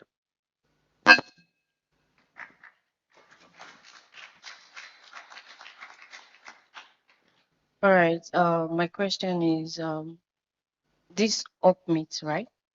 How is it different from other AI applications at which people use to apply for jobs, optimize their CVs, and like ChatGPT and all? How is it different? What's the unique Okay, difference? thank you for that question. So at first, like I said, is a platform that hosts all in one, you know, and it's different from the network platform opportunity discovery out there in the sense that it uses AI personalized ecosystem in the sense that it scan through or during the user's applications. So there is AI framework that work with their profiling, their details they submit, and then align them with recommended opportunities that match their goals. And also, and it doesn't stop there, like I said. So there are a lot of things that it does apart from like you said, ChatGPT. What makes it different is that it's not those it's not giving random guide, but it's work in line with their personal goals based on their person profile. Let me say that, and it also provides let me just say it has a feature of AI assistance that is beyond normal AI we know like ChatGPT. All right, thank you. So my second question is, we have reasons why we do these things, right? And we have reasons why we do businesses, right? So what is in it for you for this application? Well, how do you generate your revenue, and what is it in it for you? Okay, our business model uh, goes through some system. We have freemium, and then we have premium, and if also subscription flow for some advanced tools, and also uh, we are looking to some flow like a partnership, opportunity partnership on the platforms, so fund can come in through that, apart from general application monetization. Right. Sorry, before you go, okay, what AI platform do you leverage on to build the AI? Okay, as we speak at the moment, we only have UI framework on the applications and the first MVP, which is the web app that explain the whole system. So is it online? Yeah, it's live. Live. So though we have the hosting structure, but we have not moved it to there, or we So have it's it not on live. it's live. I We told have you it it is on not cloud there now. now. Okay, you I have told to add AI. I made mistake. it doesn't AI. matter. Searching on Google should make it. That shows you are not Google ranked. Don't lie. Wait. No, there was a mistake in that. There was a like, mistake. that You was know you are coming here to preach. that like was on that slide. Okay. There was a So mention how of much are you looking to make in the next 5 years for this? yeah, we are looking beyond Nigeria as we speak. So Okay. and this market is huge. Okay. So we are looking beyond. What's your okay? Leave that question. What's your TAM currently? Do you know what TAM is? What's your total addressable market? Yes, I know. Like based on the the structure we put on ground at the moment. It's just numbers. You don't need stories. What's the total addressable market? 7.5 10.5 what? Million. million. So what's your TOM, total obtainable market? You're a tech guy. I expect that you should be more sharper than this. You get. So I think what you should do, AI is here to stay, honestly. You get that. But then when you don't leverage AI opportunities so well, it makes you look like you don't know what you're doing. You get. And also, the reason why I'm asking for the platforms you use in building AI is that most of the times now, people use AI platforms to build AI. Eventually, they keep paying more than but to those platforms, much more than even if random AI platforms would handle. Do you get what I'm trying to say? Eventually, you will not make any money. Yeah, Do you we're get aware it? of that. You agree about That's that? why, as me mentioned, strengthening our AI capability. So it's not about strengthening your inner capability. It's about do you have developers? Yeah. Are you a developer yourself? Yes. What language do you write? Huh? React. You write complete React. What framework do you use? I use sometimes I use Node.js. Sometimes. Okay, let me just release it so that I will not shadow box you with questions. Thank you. Hold on. Thank you very much. The next is macalicious cakes. Macalicious cakes. Please, 2 minutes, 3 minutes, please. 3 minutes, please. Please, you need to keep to And time, please, please. when they ask questions, just Just go straight straight to to the the point. answer. Don't beat around the bush. If they ask for figures, just answer them with the figures straight. Please. So Nigeria has one of the strongest celebration cultures. Over 1,000 people celebrate birthdays, weddings every week in Nigeria. And this each of these celebrations, they require a centerpiece that is worth remembering. And the vision for Maclicious Cakes is to be a leading cakes and creative treats brand that people look forward to, that transforms their celebrations into unforgettable edible experiences. My name is Makonjola Oluwajubelo, and I'm the founder and creative director of Maclicious Cakes. Maclicious Cakes was started in my mother's kitchen in 2020, and today we've delivered over 500 orders to customers for each of their celebrations. And for cakes, when it comes to cakes, when it comes to celebrations, people are always looking forward to getting something unique, something that speaks to their celebration, something that speaks to their personality. And this has brought about, because it's always hard to find, sometimes budget constraints, things that personalized cakes are always expensive to get. But what Maclicious Cakes has done now is, irrespective of your budget, you have the opportunity to get something personalized to your celebration, whatever it is that you want to get. It's birthday you're doing, wedding, anniversary, celebration. It is personalized to your budget. And how we get our customers, people reach out to us via Instagram, they reach out to us, we make consultations, they book orders, and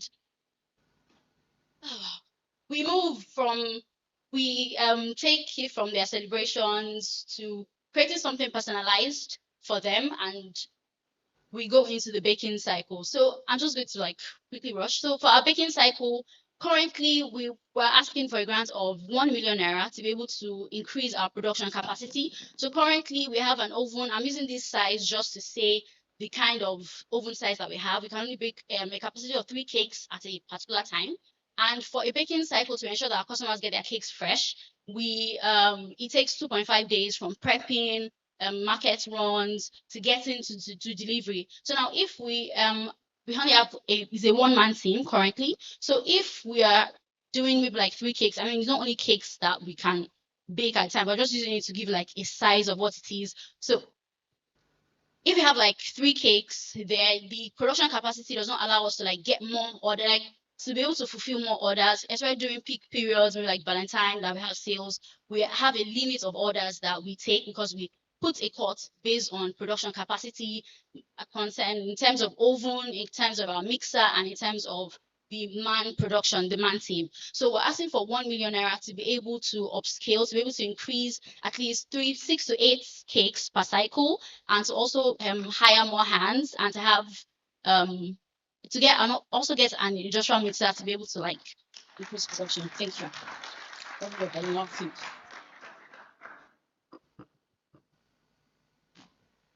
That's a good one. Hold on. That was quite impressive. But I have 3 questions. What's your definition of cycle? Said 6 to 8 per cycle. Okay, per cycle, like when you what can enter into the oven at a Okay. particular time. So that's the Okay. baking cycle. That's Okay. what I You call said you've cycle. delivered 500 cakes from Oh, yes. 2020. Yes. That So shows averagely you've been delivering 6 to 7 cakes per month, 83 cakes per year, and about 10 cakes per month. 10 on cakes average, per month. yes. Okay, awesome. That's great. Okay, okay. So the next thing you said, you made mention of irrespective of my budget. Now I have a current budget. 3 of us now. Okay. We have a current budget of 1,500 naira, and we need 3 cakes. So you are delivering What that I to meant, us. irrespective of budget, so that Okay. you get me, so that the question can flow. Okay. I mean, irrespective of budget. Okay. So now you want to get a cake, a celebration cake. Okay. Now we have price range for whatever it is that you want to do. So now Okay. there's a price range for cakes that is normal. So we have the cheapest cake that we sell is Okay. about 15K. Okay. So everybody that knows that buys cakes know that you Okay. cannot get anything lesser than that. Okay. So now why that happens, what I'm saying about budget is when you go to a restaurant and you want to get a cake, you can Okay. have it personalized because it's what is already there. That you Okay. walk in and you get, even Okay. if they'll just help you write happy birthday. So if So you come to us, you can choose your color, you can choose your flavor, you can okay. choose how you want it to be, the kind of design, Awesome. what kind of celebration is it for. All right. Okay. So still yet, you said that's normal. That's the normal price tag, right? For the and you said one of your channels you make in sales in selling is what? Instagram. One You of, said yes, one of your WhatsApp, Instagram, yes. Over our social medias, we have a link that directs them to maybe our WhatsApp like number. So once you get there, the okay. Instagram page, contact info, it takes you directly to WhatsApp. And even if you message us on social medias, we're Okay. also So available. what's the lifespan of each cake you make? Say Lifespan. yes. Okay, so it can be at room temperature for about 3 days, but after 3 days, you have to keep it refrigerated. But we always advise that once you get your cake, that you Okay. keep it refrigerated just to extend the lifespan. Okay. So now going forward to I'm more interested. I like that, but going forward, I'm now more interested in the sales part now. Now, when you get that 1 million naira, okay, take that 1 million now and then buy machine. I mean, you are buying a bigger machine that can do Exactly. 6 per cycle. So are there customers waiting for it, or what's your sales plan? Okay, yes, we do. So also part of what we want to use the 1 million naira to do after getting the oven, the mixer, we also want to start branch company outreach, like reaching out to companies. So currently we have 4 corporate clients that we deliver to. So we want to reach out to more people. So in as much as we have like individual customers, families, those are people that we sell to, we want to reach out to corporate clients to also increase our span. So now why we can't go out to like reach out to corporate clients is because for corporate clients, we're not going to be making cakes for like 10 people. I mean, even they have meetings, we're looking at companies that maybe are feeding like 50 people at a particular time. Maybe we want to do banana bread or mini cake loaves. So we need to be able to have the capacity to be able to like take their orders before reaching out to them. So we want to build the capacity so that we can go out to meet them Awesome. and taking their orders. Awesome. Do you have a sample? Yes, yes, I've also Okay, that's good. That's good. So let's clap for her. Let's clap for her. Let's clap. So okay, I would just me. I will personally advise. So based because everything you do. So I want you to focus on sales as well. So maybe you want to learn uh Facebook advertisements or Instagram ad. How to now? I think in fact, even if you don't want to learn those two, I think it's a must that you learn TikTok ad. Yes. Do you get? So me personally, to the contribution of your business, I would I don't want to commit, but then I would connect you with my HR. So maybe because most of the time, wait, wait. Now, as part of my own company commitment, this is what we do when we want to buy cake. When we want to do what's it called? That stuff, whatever. So we buy cake, celebration, maybe their birthday or something. So we used to go to it's not even cakes and cream. There's one that is not far from my office. So they go, I think it's Diva, all those guys. We'll just go there, we'll pick cake, bring it to the office.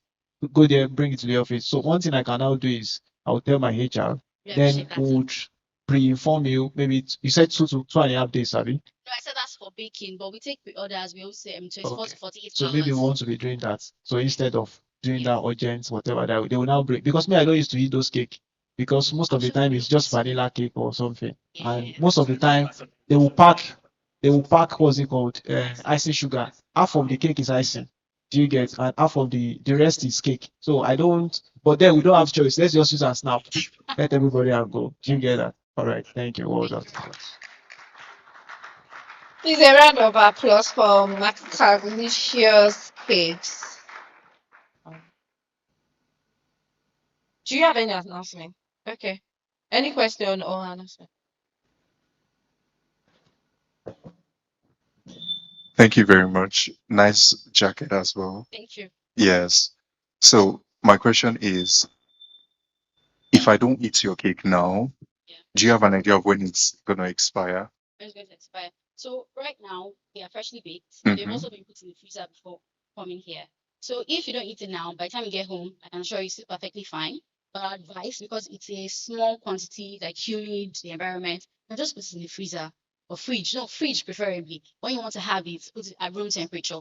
Cake is best eaten at room temperature. Yes. But it will not, like, nothing is going to happen to it for like till maybe like next 2 weeks. 2 weeks, 3 weeks in the fridge. In the fridge, the cake is fine till next month end.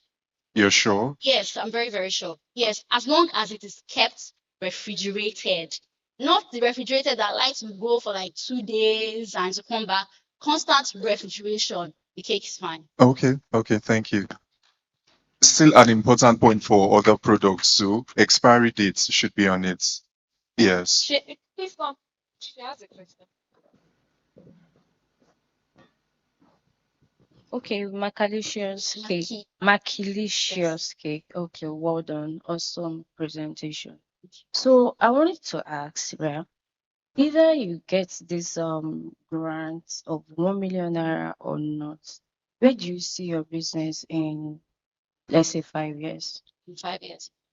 The plan for my business is to have a bakery, to have a store, a walk-in store where people come in, you can get cakes, you can get treats, something big, something beautiful, where you can always come in and you still get that personalized touch. Now, even if we don't get these grants today, it might just slow us down a bit. But I mean, over the years, we've been able to sell, reinvest, and get sell our profits reinvested back into the business, because we started this business with 12,000 naira, and that was in 2020. I'm able to get a 4.6 liter machine, a 50 by 50 oven. We're able to get cake tools, build, increase packaging. So it's just slow us down a bit, but it's definitely something that we're going to get irrespective of whatever happens. Thank you. Thank you very much. So the cake is red velvet chocolate, and I put a bite-sized banana bread just for like tasting sample. Yes. Thank you. Please a round of applause for Macalicious Cakes. So I have a quick announcement. So there's an ongoing interview session at the Teens Church. Please, if you are interested, please kindly join them. So the next is Wave Originals. It's 3 minutes. Let's give him a round of applause. So you have 3 minutes. Please keep time. Thank you. Good afternoon, everyone. My name is Temida Aderamala, and I run a clothing brand and a printing business. So the problem, so the problem is clothing brands, schools, event planners, and other people that are interested in making custom items for their brand. They be finding it very difficult because most of the time they end up getting products that are not up to standard of what they want. So we at Wave Originals, we provide quality items, perfectly done jobs that customers are going to be very, very satisfied with.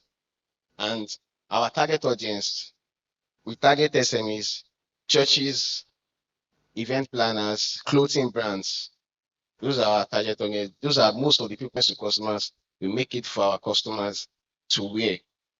So those are our clothing, our business model. So our funding request, we're requesting for a 3 million grant to invest into machines. We are going to invest 35% into production space, because I also figure that just having an online store is not okay, because an online store, anything can happen. Your page can be blocked. So a physical store is very okay to have also for working customers, because you can have working customers. You can also have people who order from online. So we need 30% for what's it called? For our inventory. Sorry, we need 25% for inventory and materials. Inventory, 25%. Sir? Inventory and materials, because we also sell vinyl materials for other people to start their own clothing brands too. And we need 10%, and 10% of the money will be invested into visibility and marketing. Visibility and marketing also. Then, through the visibility, when we get more visibility, we are going to, we need to, the visibility we are hoping to have is, we need a face-to-face, like a mouth-to-mouth pitch. We need to talk to people, to patronize us, to expose our business online, to run ads online, and also to share flyers to people which are not chronically online. So, I just said. Well done. That's a good one. My question, I have three questions. The clothes. Yes, sir. So can you define, you said you run a clothing brand. No. I run a custom clothing. Okay. Printing. Custom, okay, Like, customized yes, clothing. clothing. Like, you can say you want a specially made cloth for yourself, and it should be well created for just you. Okay. So this one you are wearing now, were you the It's one a that did custom it? made, yes, You sir. did it, right? Yes, sir. So you have a machine that does that. Not really. I have my tailors that do the work from the sewing for me. So I go for the material sourcing. Material sourcing, I give my tailors to do the work for me. So do you know how to sew? No, I don't know how to sew, but I mostly deal with the printing side, the material sourcing, the adverts, and the mouth-to-mouth speech. You know what I'm asking? Yes, sir. So the first thing is that I used to have I have a friend that does this kind of thing. And he was doing that maybe many years before now. You get it? Yes, sir. Now he doesn't know how to sew too. Yeah. But in a twinkle of an eye, he slept and he woke up and all the stuff left. The thing about that, does he have a machine, a sewing machine? He has a sewing machine. Yeah, so I'm not interested in the sewing part, because I have people to do that for me. You So didn't get what I'm saying. Okay. You didn't get what I'm saying. Okay. Before you get to your office today, Okay, sir. all those people, they can collaborate and say you are not paying them well and they leave. So how will you supply your customer? Okay, the thing is, okay, for this sewing part, or for the making of the t-shirts, there is a ready-made that you just have to source the t-shirt already made from the market. Okay. Or we have to get the materials and give tailors, because there are numerous tailors that do this work and they are very good at it. So I don't have any mind of anybody disappointing that they're not interested in working for me, because there are other people that I can get it from easily. Like how soon can you get it? Within a day, I can deliver 60 t-shirts, cut and So sew. how do you in a validate day. that is quality based on what you are professing? Sir? How do you validate that is quality based on what you are professing? Because you said you only do customized clothes. I don't understand that question, sir. Okay. Now, when you were pitching, you said you run a customized clothing brand. Yes. And then custom custom clothing and printing brands. Okay. Which is the strength is on quality. You made mention of quality now. Yes. Or is it not quality? Yes, it's of course quality. So you want to argue with the quality? No, not at all. Okay, it's quality, Abi. Yes, sir. Yes or yes? Yes, Abi. Now, you are sourcing all your tailor, you call them tailor, right? Abi? Tailors, yes. They leave. Once they leave, now you want to source from outside. So how do you validate that material they used in those ready-made? I'm the one getting the materials myself. So you have to give I them. source the material myself. So any material you are saying, I'm the one going to the market to get it myself. Okay. To give it to the tailors. So that's why I said to the external ones. Yeah, no, the other ones are almost most times they are general material. Like the materials are what most people know. But and again, for the materials, it depends on the price. Okay. It depends on the price because the qualities are very different from each other. If it is something that most people know, so why do I need to come to you and buy? Reason is most people want their stuff personalized for them. Like, who are those most people?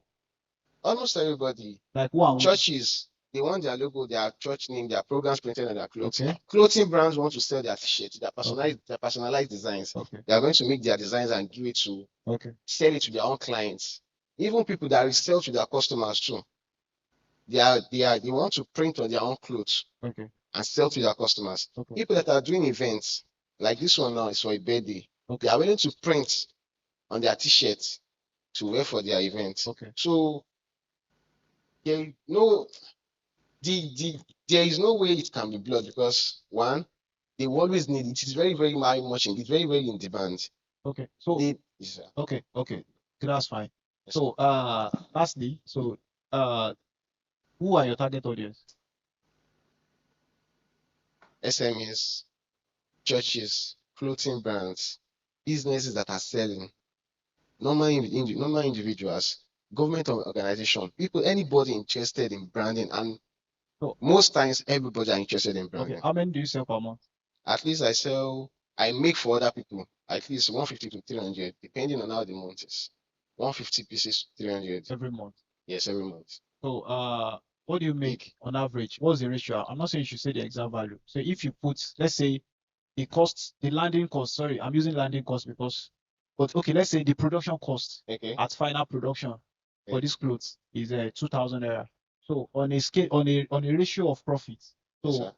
how do you make the profit? Do you use 2,000 naira to make 6,000 or use 2,000 naira to make 2,500 after you've paid everybody?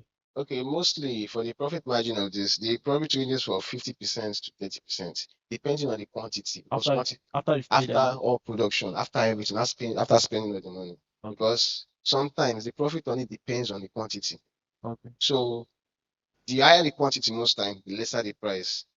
So that's how it works. So, and again, it depends on the quality of the clothes because if I'm to do this one for 20 pieces, 20 pieces of this one, it's going to cost way more than 20 pieces of this one because this t-shirt alone costs almost 15,000, just the t-shirt without the printing involved. And this one is lesser than 4,000.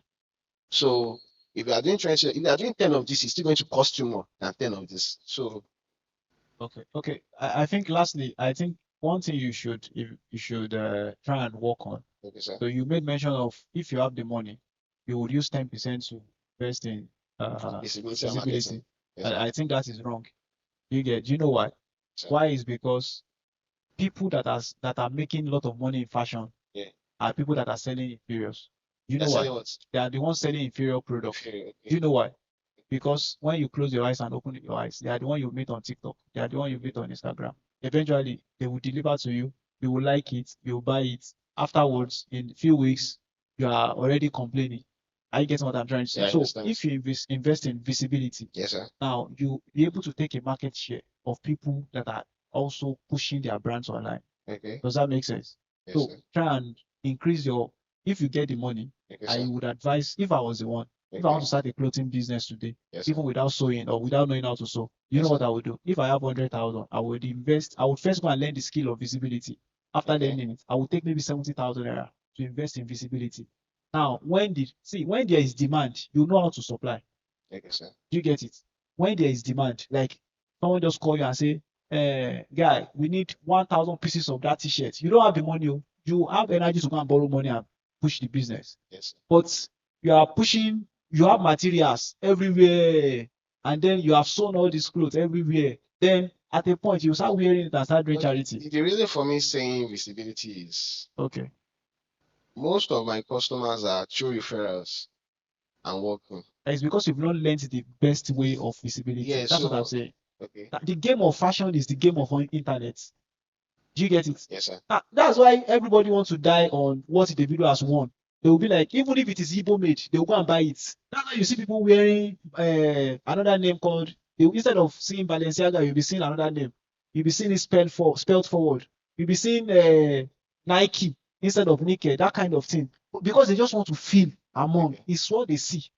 Do you get it? So the game of fashion is the game of visibility. That's why you really need to see fashion when you are watching ball? No, but you'll be seeing Nike logo, seeing everything logo, seeing this, seeing that, because they know that whatever you see, it becomes your reality in terms of what you wear.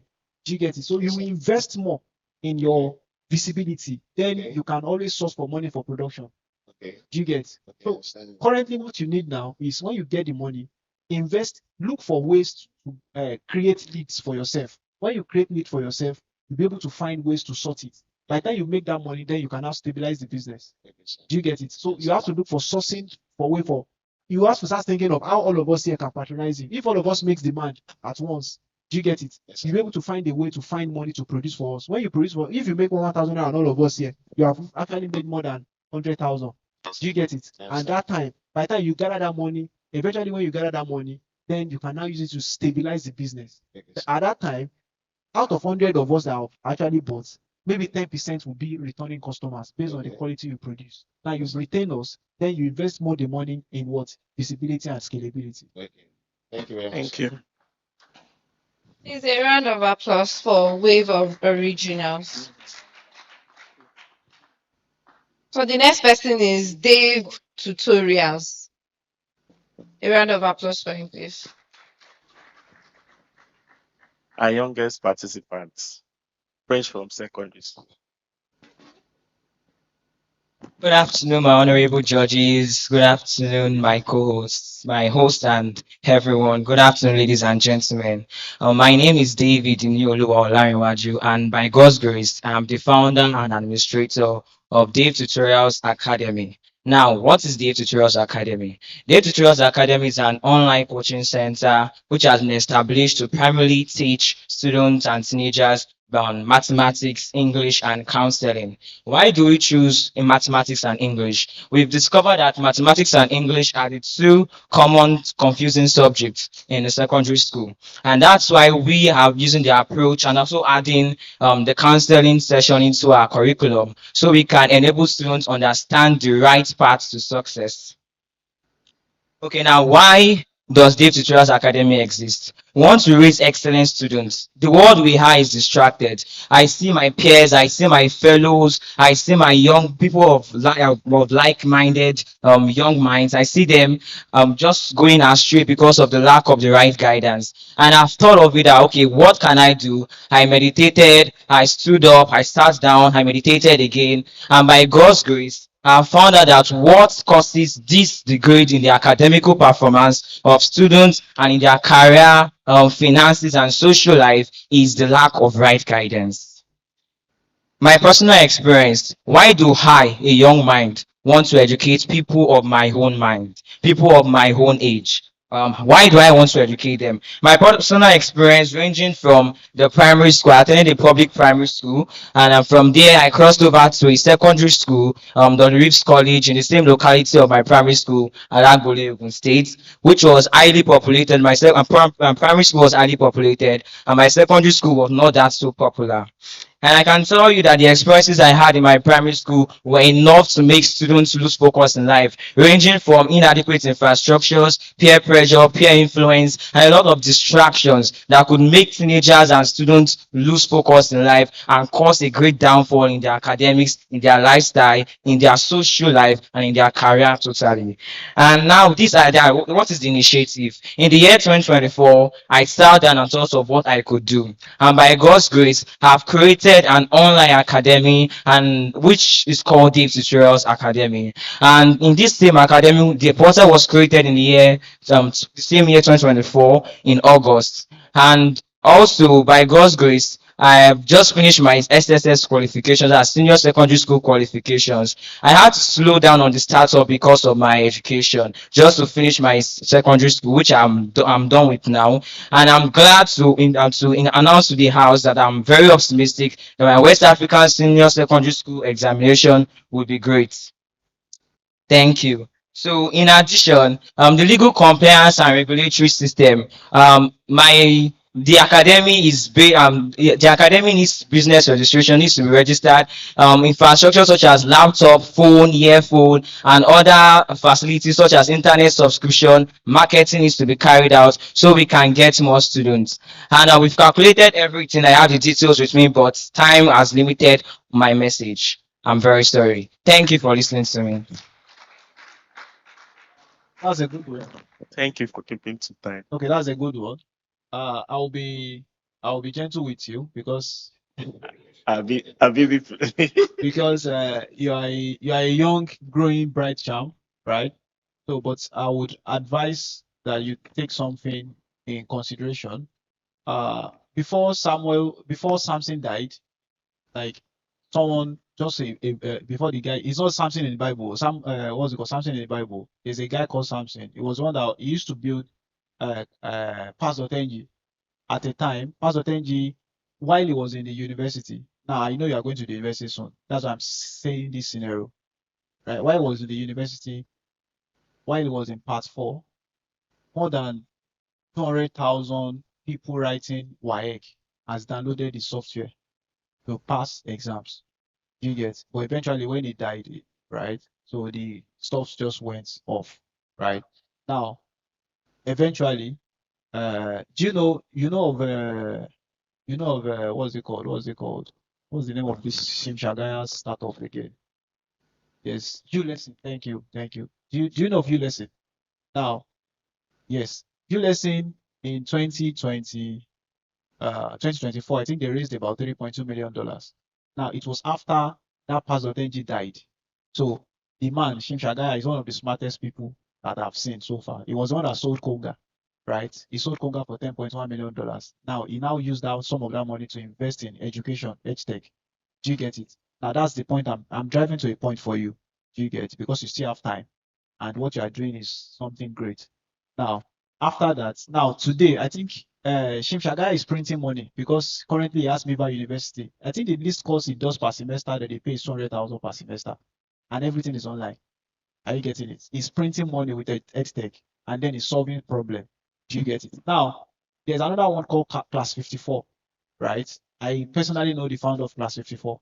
Class 54 is just a preparatory platform, a web app and a software that students of age range of your age use and prepare for exams. They just subscribe 1,000 naira per week, 2,000 naira per month, and then in a space of 9 months, they've made over 90 million in revenue. Now, what I can advise for you to start doing now is that you can start leveraging or learning AI that can help you build software solutions that can start solving those age range students' problems in terms of reading.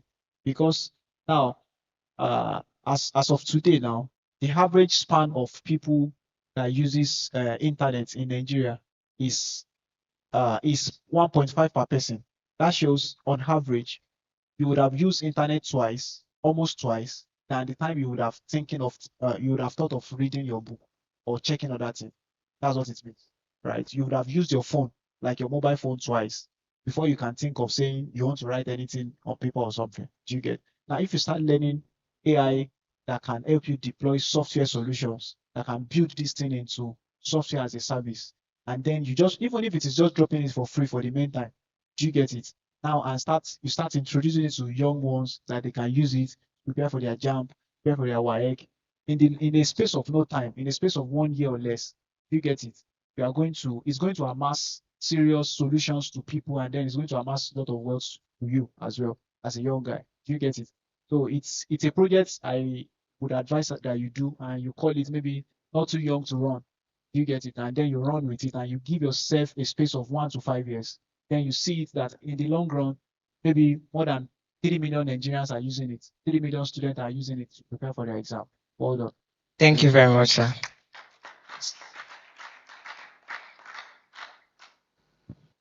David, how are you? Fine, sir. I'm really proud of you. Okay, thank you, sir. Yes, I saw counseling is part of your offerings. Have you counseled anybody before? Yes, I've counseled people in my community.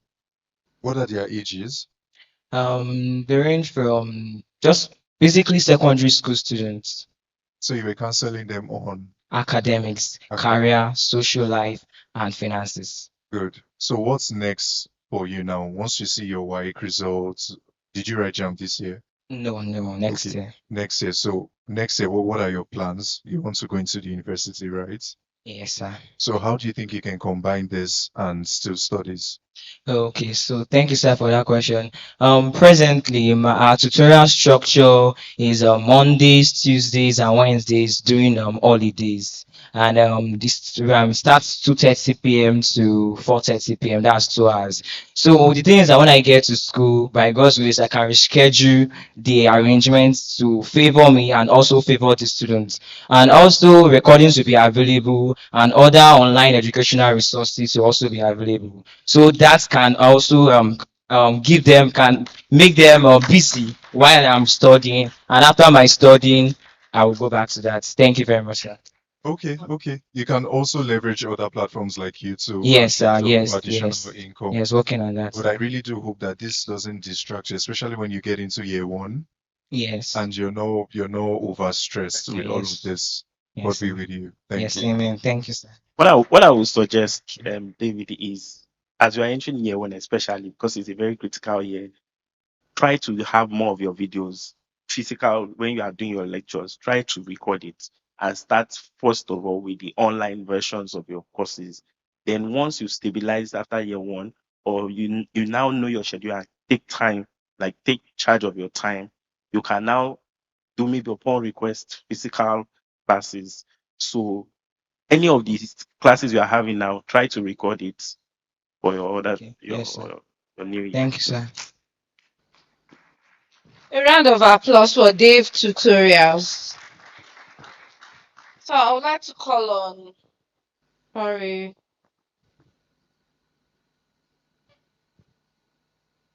Henny Wash. Please, a round of applause for her, please.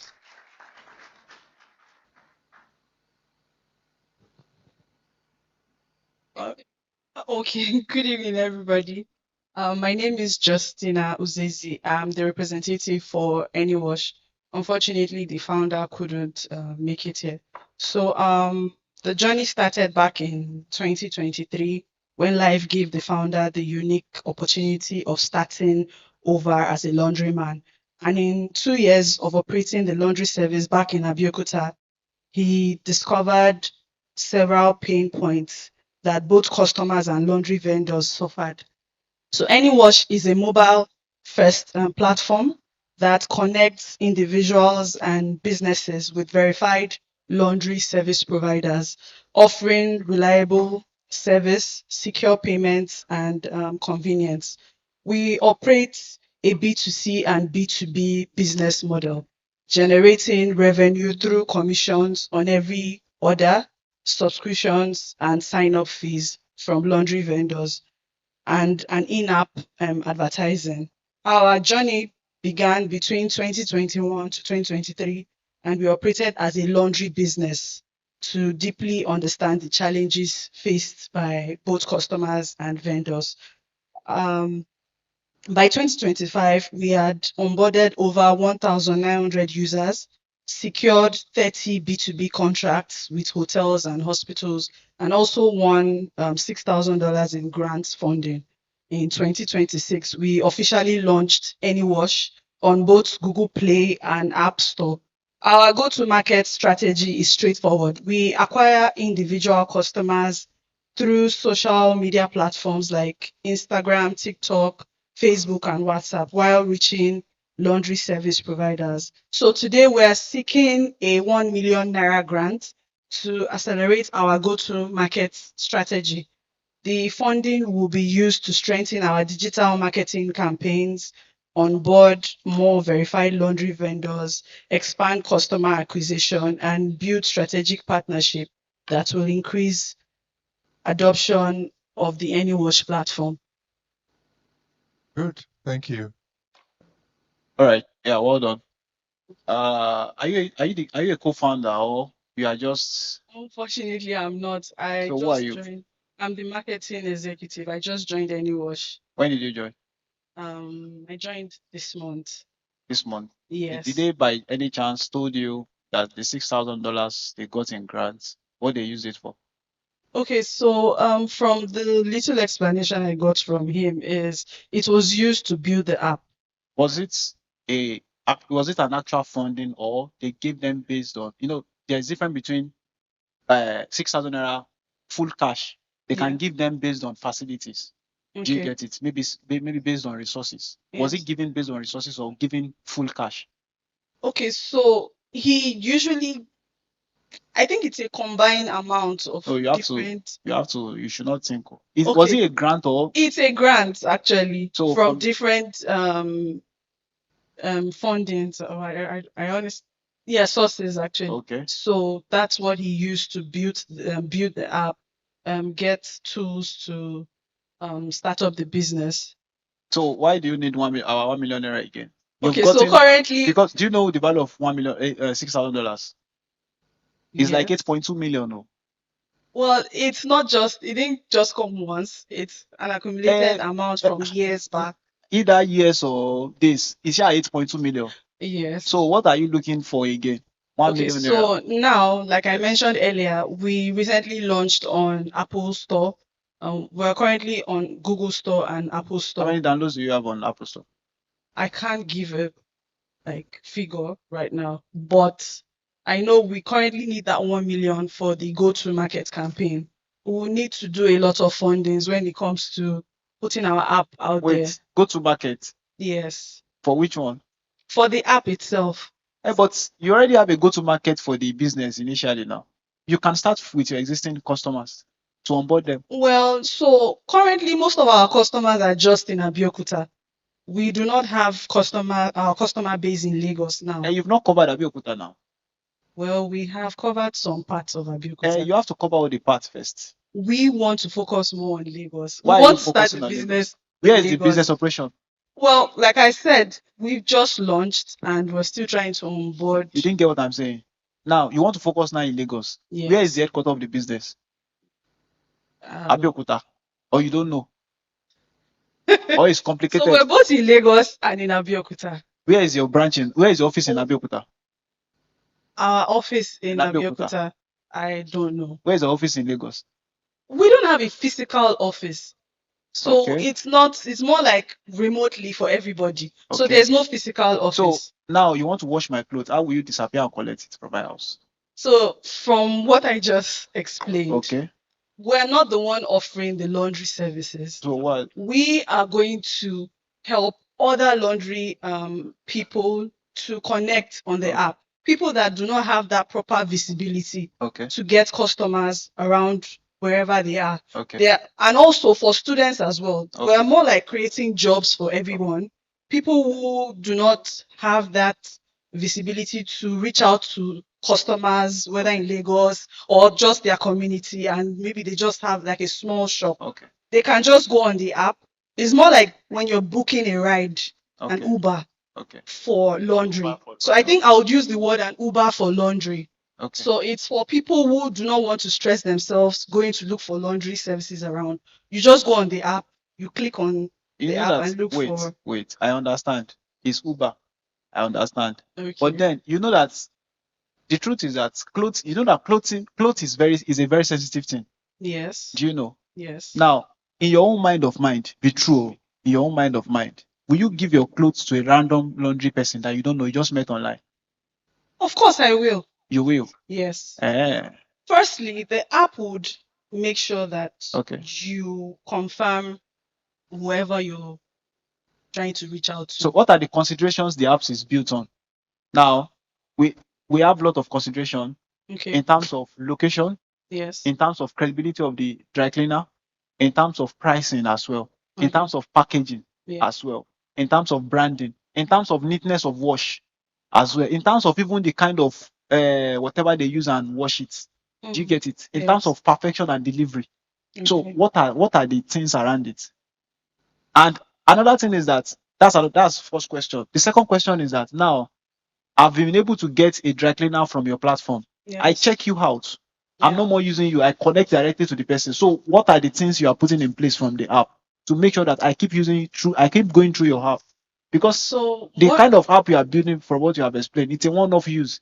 When I'm able to, let's even say I manage to get a dry cleaner from your app, I will not come through your app again and say I want to go and order the dry cleaner. It's not Uber. Do you get it? I have to go directly to the cleaner. So what are the things you are putting in place? Okay, so one of the things we're putting in place currently is giving off like the price range, it would be different from just You didn't get one what of I'm saying. Now, I managed to use your platform. I shall use it. You've convinced me. I use it. Now they are okay. washing my clothes up and down. They are Yes. washing it. I used to pay 1,000. Now they are washing it for 500 naira. I will not go to what. So what will make me come back to your app and still go and use the app? Is it until they reduce it to 100 naira on your app or what? So I don't think it will be possible to reduce it to 100 So what naira. will keep making me come back to What? your app as a user?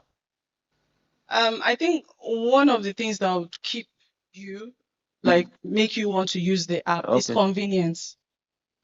You It's didn't get. there are Now, sometimes where you will be busy to even communicate, like wherever you are, you'll okay. be busy to communicate with your laundry person. You can just look for someone else on the app around your location. So I think the main solution here is that we're trying to solve is convenience, no matter your busy schedules, and we're focusing on not just But you are not picking up now. Convenience is they come to my house and pick up and they deliver it. They take it to their store. They bring it back. yes, That's yes. convenience.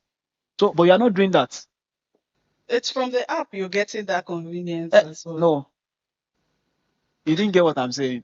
Now, look at it. Let's be realistic. I think honestly, the person that holds the business just set you up. That's the first thing. He set you up because you just joined. He should have actually scrapped you not even coming. Now, the thing is this, but then you are learning from this. Yes. You have a platform that is connecting people that wants to wash their clothes that doesn't have time. Do you get? Yes. Okay. And connect it to people that are washing clothes, right?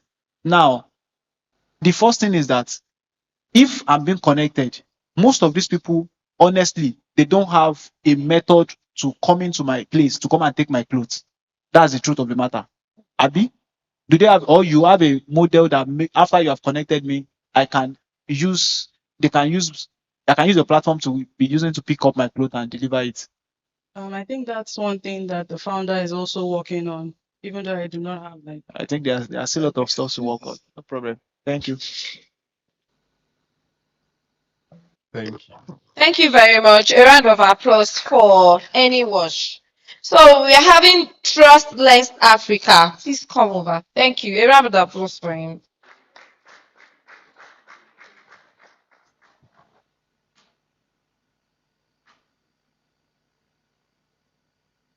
Good day, everyone. So please, I would like to call on Loba Kitchen and Shola Michaels too, because of our time. Please come over. Yes.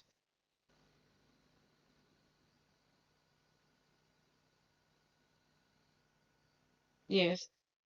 So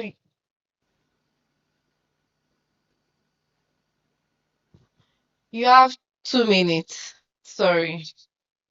Loba Kitchen, right? You have 2 minutes. And Shola Michaels, please. 2 minutes, please. All right. Good day, everyone. My name is Oluwafemi, and I'm the founder and CEO of Trustless Africa. Every day across Nigeria, Africa, dealers of gadget vehicles they import daily. Some of them they would have imported some bad phones, bad gadgets, bad vehicles down to Nigeria before they realize that what they bought already has had a problem. Now, Trustless Africa is an AI verification platform. Trust Lens, Lens. We are not live yet, sir. So, Trustless Africa is an AI verified verification platform whereby the platform helps you to verify a phone, a laptop, a vehicle before you make purchase. After the scan, it tells you whether to buy, avoid, or negotiate with a detailed report. Now, who are our customers? Our customers are those consumers, are enterprises, are recurring customers. Now, under the customers, we have different subscription models under them. We have the freemium, we have the the weekly, we have the monthly and the yearly under the customers layer. Now we have another one which is the enterprise. No, the recurring. The recurring are those that sells phones, laptops, cars, car dealers. Now we have another one. So, but I would like to shorten it because of the time. Now, where how we make money, because there are sometimes where you bought a phone of worth about 1 million naira. Now, before you buy that phone, when you get to the vendor, you can download our app. Once it's live, you can download our app to scan through everything that is wrong with the phone. It gives you detailed report. It will give you a trust score and a trust passport. Now, after generating all of that, you are going to be confident enough to buy or to make a purchase of the phone, laptop, or vehicle without any issue. Thank you. Thank you. All right, next person. Good afternoon, everyone. 2 My name minutes, is please. 2 minutes, please. okay. Thank you, sir. Yeah, my name is Emmanuel Praise, the founder and the CEO of Lover's Kitchen Hub. Lover's Kitchen Hub. LOBAS is coined from just Lover's Kitchen Hub. All right. So, Lover's Kitchen Hub is a Nigerian food business committed into moving the traditional food from the local markets into a clean, trusted, and professional food pact. I can say for a fact that over 1.7 billion of people tend to eat snacks every day on daily basis. So our business is our vision is to be the number one traditional food brand in Nigeria and even abroad. So we're requesting for this grant because we already have the market for it.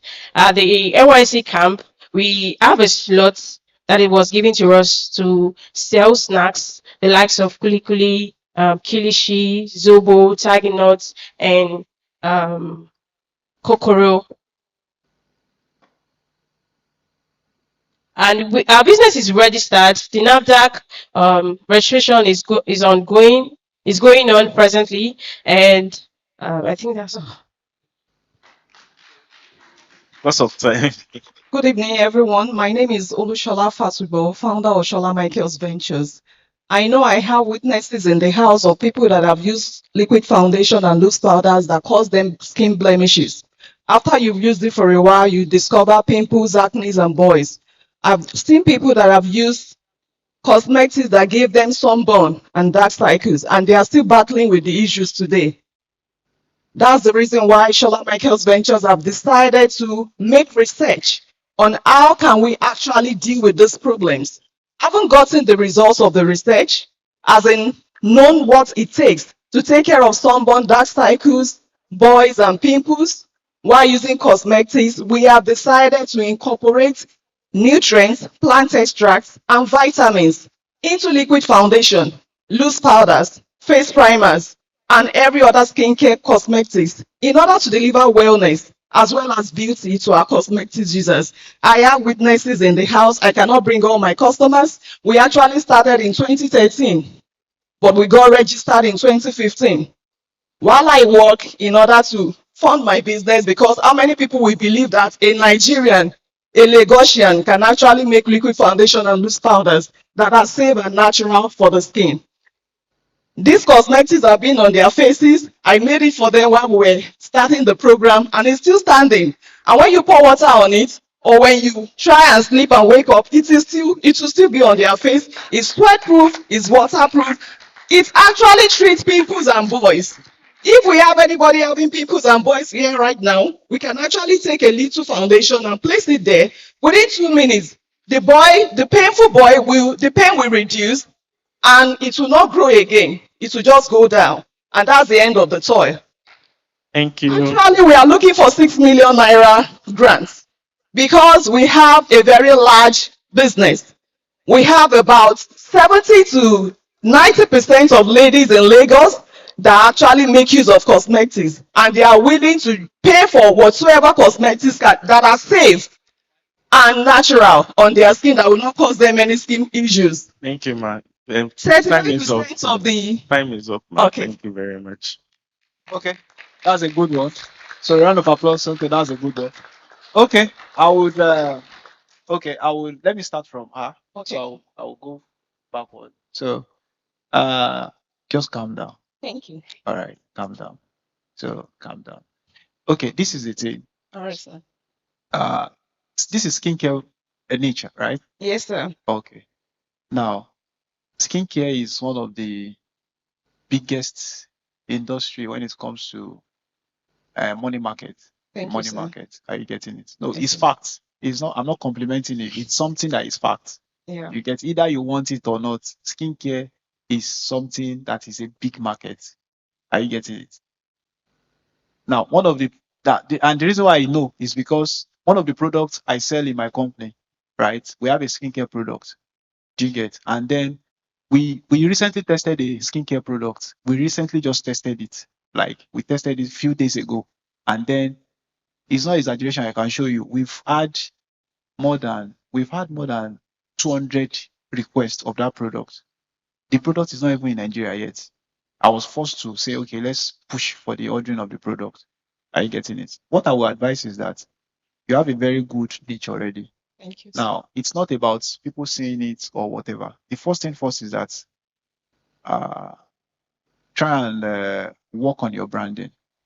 Do you get it? If it will require that you start messaging people, or you go and learn how to put yourself on all these Chinese websites, Alibaba, 1688, Taobao, all of these things. If it requires, go and be chatting those Chinese. Let them start pushing branding for you. That's number one. You make a lot of money. Like you make millions, a lot of millions. Number two is that I would advise that you I was going to say something, maybe I forgot. Okay, but when I remember, just work on that branding first. Yes, Do you get it? So if you're, let's say for instance, you are in, okay, the second thing is that I will advise that take each product at a time. Okay. Are you getting it? You should not pack multiple products like this. Nigerian market in terms of what's it called? In terms of stuff like this is crazy, is wide. So the most ridiculous thing people buy, even what does not work, people buy, not to talk of what works. Are you getting me? What does not work? If I tell you things that people buy online based on market research, this one is not based on assumption. I can start showing you. You'll be laughing. You understand? People buy miracle socks. Yes, I'm telling you. I can. Do you get? Now, work on the branding very well. All right. Very well. And then the brand, working on the branding, Nigerian system will not really help you work on the branding the way you want it. This thing now, if I take one of these your products, it will just take me a few while. I will just find a way to import a very good branding packaging material. I will import it to Nigeria. I will just be collecting. Maybe the cost price from you, I can be taking it. We'll negotiate, and then I will be taking it from you, and then I'll be selling it. And I will just use AI to do creatives where people, in fact, I don't even need all these people that you are bringing. I will just use AI to polish everybody's face. Before you know it, I will see all those 2 minutes that you're saying, I will put it, they will do 2 seconds. So those are the things you have to work on. Do you get? Before then you now start working on sales and marketing, then push it out. People that would buy your product are people that you don't know. Are you getting what I'm saying? So if you work on that, it's going to push your business forward. It's a very good niche, but Thank you work so on the much, sir. branding. Well done. Well, thank you so much, sir. All right. Now, Loba's Kitchen, right? Yes. All right. Realized that you were fidgeting. So at a point, you don't know what you wanted to say. Now, you have a market validation already. Yes. Your market has been validated. And then you have people, you already know how to enter the market by, okay, you've been thoughtful enough to say you want to partner with NYC people Yes. to start, what's it called, buying your market. Now, one of the things you can also work on is your branding. This is always, this is always a common design, right? Okay, But yes. then while you are even doing this, right? Even if you are still using this, you can work more on the kind of designs on Okay. it. Do you get it? Okay. Also, you can also leverage what I just said now. All of these things are cheap. The landing cost for most of these things, when you import better materials to package your item, the landing cost sometimes cannot be more than maybe 400 naira, 500 naira per one. I'm serious. Like the landing cost cannot be much more than that. Then you repackage your item inside those things. See, there is nothing new again. You understand? The only thing is show people the same thing in 10 different ways. All of these people, when I show them 10 different things in 10 different ways, 10, one single thing in 10 different ways, all of them, most of them will end up buying all the time. I want this, I do not want this, I want this, I do not want. It's the same thing. It's the same thing, but that is how we have been wired. Okay. Do you understand? It will be an advantage for you as someone that is selling the product. Do you get it? Yes. But this one now, maybe because the chicken pie I buy inside traffic, they put momo inside the pie instead of chicken pie. I'll be like, this one is it's all these yellow people that used to sell all these things. Do you get it? Yeah. I will not buy it. Maybe I should be valuing it at a very low price. So work on also the branding, and then also work on start thinking sporadically on how you can start making massive and crazy supply. Your game, the strength of your business is the strength of numbers. Start looking for ways to partner with supermarkets.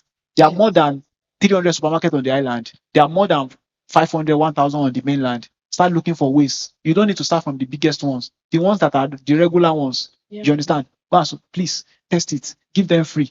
Give them for free. And then say you put it on their market. They will say, okay, come back. When they sell it, use prayer and push it, everything. Your goal is making sales. When you have it like that, before you know it, you start supplying heavily and crazily. So it will increase your massive production, and then you increase your revenue and increase your profit. Yeah, Well thank done. you, sir. You're welcome. Boku already requested for it, but I'm waiting for the NAFDAC to be done. Awesome. So then we'll supply. Awesome. That's a good one. That's a good one. Sorry, please. If I don't know. Do you know the lifespan of your product? Yes. When is this going to expire? In the next 2 months. You're very sure? Yes. Same with the kuli. Yes. Kulikuli will take 3 months, if not exposed to hair. Yes. So we can store in the fridge? Yes, definitely, sir. Okay. Thank you. All right. Okay. Trust Lens Africa. You said you guys are not online. All right. We've already built it. We've built the prototype. So we're already validating the market. So if we give you money now, we use our money and push what? The product development. That's the app development. 1 million will not push it now. No, it's 2 million actually. 2 million will not push. But at least to some certain level, it will. Okay, if it's pushed to some certain level, how do you market and make money? We are going to market. How? My developer will be requested for 700,000 now. Okay. So the marketing, I will invest solely on about 400,000. So because I already have What platform? the breakdown. So, What platform of marketing? social media, What and platform? platform like Instagram, TikTok, Facebook, and what's it called? YouTube, mainly YouTube. Yes. Question: Why do you still want to see continue development? The current features you have, what are they? Can't you go to market with the current features and build along the line? The current features we have. Yes. Can't we? Can't you go ahead and launch than wait again for another money build along the line? This is what is happening. The current money to develop the app is what we are requesting for, and to push funds, to push markets. So what have you done in the current development? We've built the prototype. We don't just want to start writing and showcasing you what it's all about. So you want to launch the prototype? Yes. But you said build the main app. The prototype is like an example of what is coming. Why is the MVP you have not currently sellable? That's my point. It is sellable because we already have about 55 persons on our wait list. We validated market already. So why can't you launch with that wait list you have? Why do you have to wait again to build? That's my point. We can't launch a prototype, sir. That's what I'm saying. I'm trying to use your words for you. Building. You need money to build. Yes. So in my mind, when you say you have a prototype, I feel it's good to go. No. You are trying to validate. It is not good to go yet. So what will now make it to be? What features you want to be or put into that you want to be? The features are already on the prototype, but it is not working well. Okay. They are just like example. For instance, if it is what I can show you now, I will show you. If I can I do that? No. You are talking of Figma designs, Abby? No. Like a demo. Let me use that. Okay. Yes. So how did you get those wait list customers? I show them that okay, this is what we are already building. So would you like to test it? Do you understand? Okay. So I have some of my witnesses here actually. Okay. That some are gadget sellers. Okay. They find the idea interesting. Okay. So it's Sorry, just how long funding have they and been waiting? sir, How long have they been waiting? have they been waiting? Yes. And well, I finished the prototype last month. So and when I saw the opportunity to apply for the grant, so that was why I applied, just to push it. No problem. Yes, All sir. right. Thank you, sir. Well done.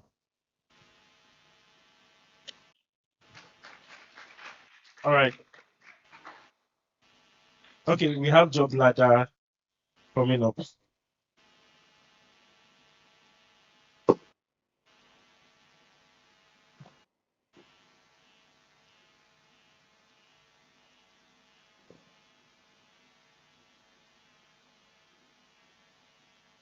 Quickly out, quickly out.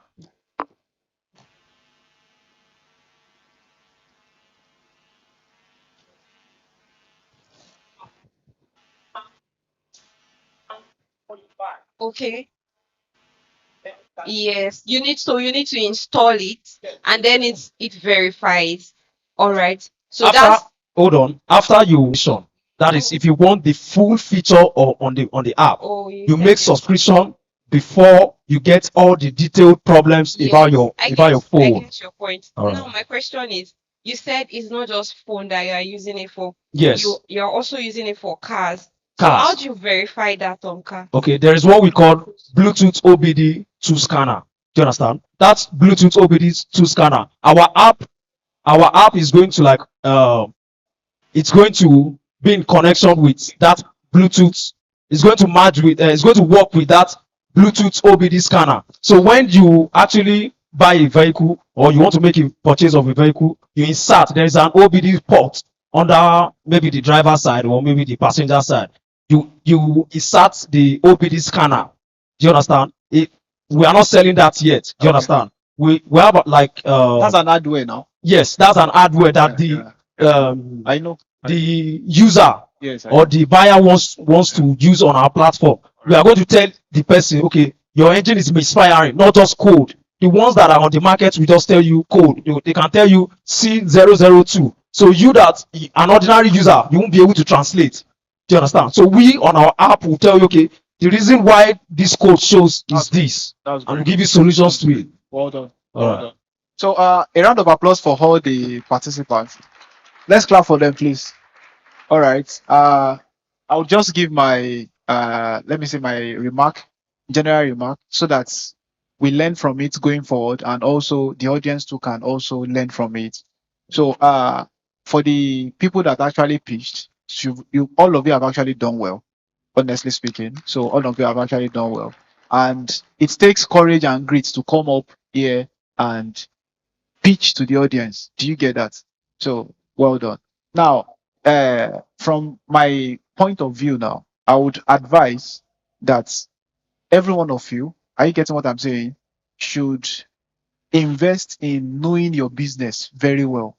Every one of you. It is important that you know your business. A business you don't know the least function of it, I don't think it's worth doing. Do you get what I'm trying to say? It's very important. Even if you would be employing manpower to do it, are you getting it? You have to what? Understand the nitty-gritty of the business.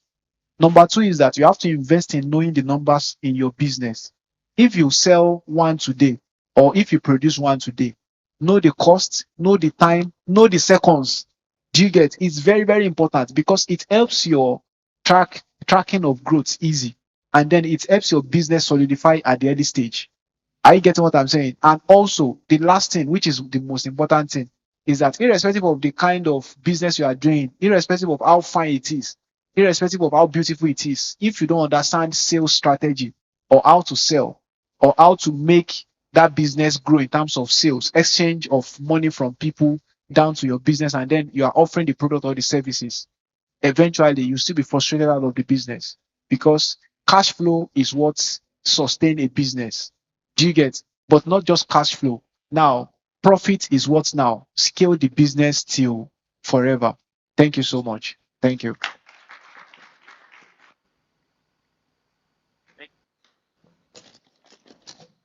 Okay, so we quickly want to call one of brands that are supporting us. I know those in the career class had already met with her. Job ladder. It's a career readiness platform. So they just have like 2 minutes to explain to us what the platform is all about. So let's give you a round of applause to Job Ladder. All right, thank you. Good evening, everyone. I want to say thank you for waiting till this time. It has been a whole long time coming. So before I talk about Job Ladder, I want to have our attention, please. It's just going to be for like 2 minutes. So I want you to think of someone. It can be you, it can be your friend, it can be your daughter, your son, and anyone that you actually know that probably went to the university, finished, and then graduated. Some of them maybe went through NYSC and they do that postrates and they do attention. And then after 2 months, no job, 3 months, no job, 6 months, almost 1 year, no job. And this is a major problem currently, which is unemployment. Many people do not, it's not that they are not skilled, it's not that they are not talented, it's not that they don't know what to do, but it's the fact that the schools and the schools have not taught them how to be career ready. Do we have anyone like that? Right? So this is what Job Ladder is trying to do. We're already bridging the gap where before you even graduate, maybe you are just graduating, or you're an NYC Corp member, or you have a young professional looking to get global opportunities, get remote jobs. You could easily position properly, because there is difference between I am a graduate, I have the certificate, and actually be able to position yourself for the job, starting with your CV, also how to answer interview questions, how to brand yourself, and then also how to um, apply for remote jobs. And that's what Job Ladder is doing. Currently, we are having a promotion because we are live here today. If you go on the platform, it's not an app. You go to your website, www.jobladder.com. Job Ladder is spelled JOBLLDDA. Thank you. JOBLDDA. Thank you. JOBLADDA. Yes, jobladder.com. Now, for just 1,000 naira, you'll be able to create your CV. First of all, you'll be able to do a job readiness test. The job readiness test would be able to help you to figure out what job you are going to be looking for. Currently, many people that are applying for jobs, they are either applying for everything, any role, and then when they are sending those jobs, they are not getting feedback because they do not have career clarity. So with 50 units, which is currently 1,000 naira on the platform, you can create your CV, you can speak with a career coach, you can do interview prep, and it's for limited time. So if you know anybody, even right now, you can go on the platform, use your Google Chrome and search for jobladder.com, so that you can be able to have access to this offer with 1,000 naira. If you know what that means, to do your CV right now is about 5,000 to 10,000 naira. Am I correct?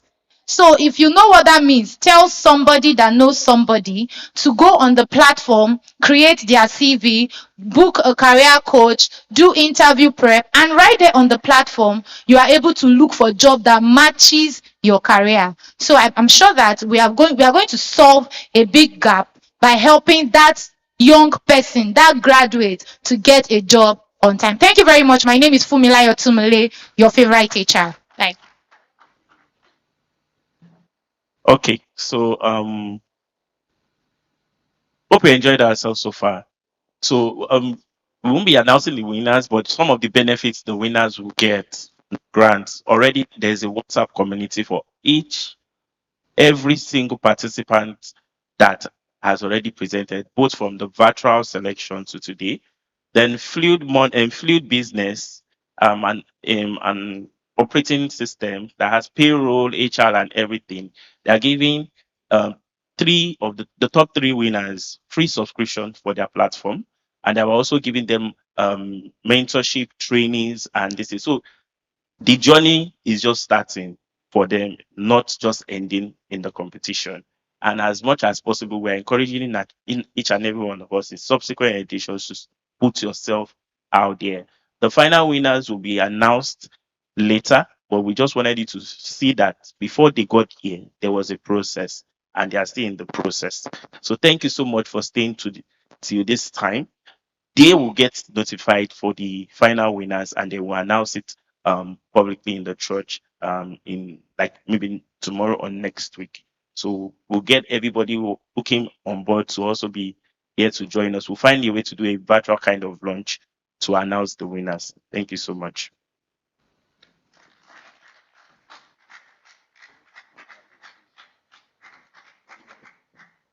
Let's put our hands together for Job Ladder. So at this point, Yeah, and then one more thing, please. B Money, one of our sponsors, are also going to be doing a spin wheel. So as many of us that came around today, I think what we'll do is we'll also communicate. We'll do both together for the virtual launch of virtual announcement of the winners. So we'll also find a way to do like a live thing with B Money, so that everyone can also join. Yes, I think that would be the best way.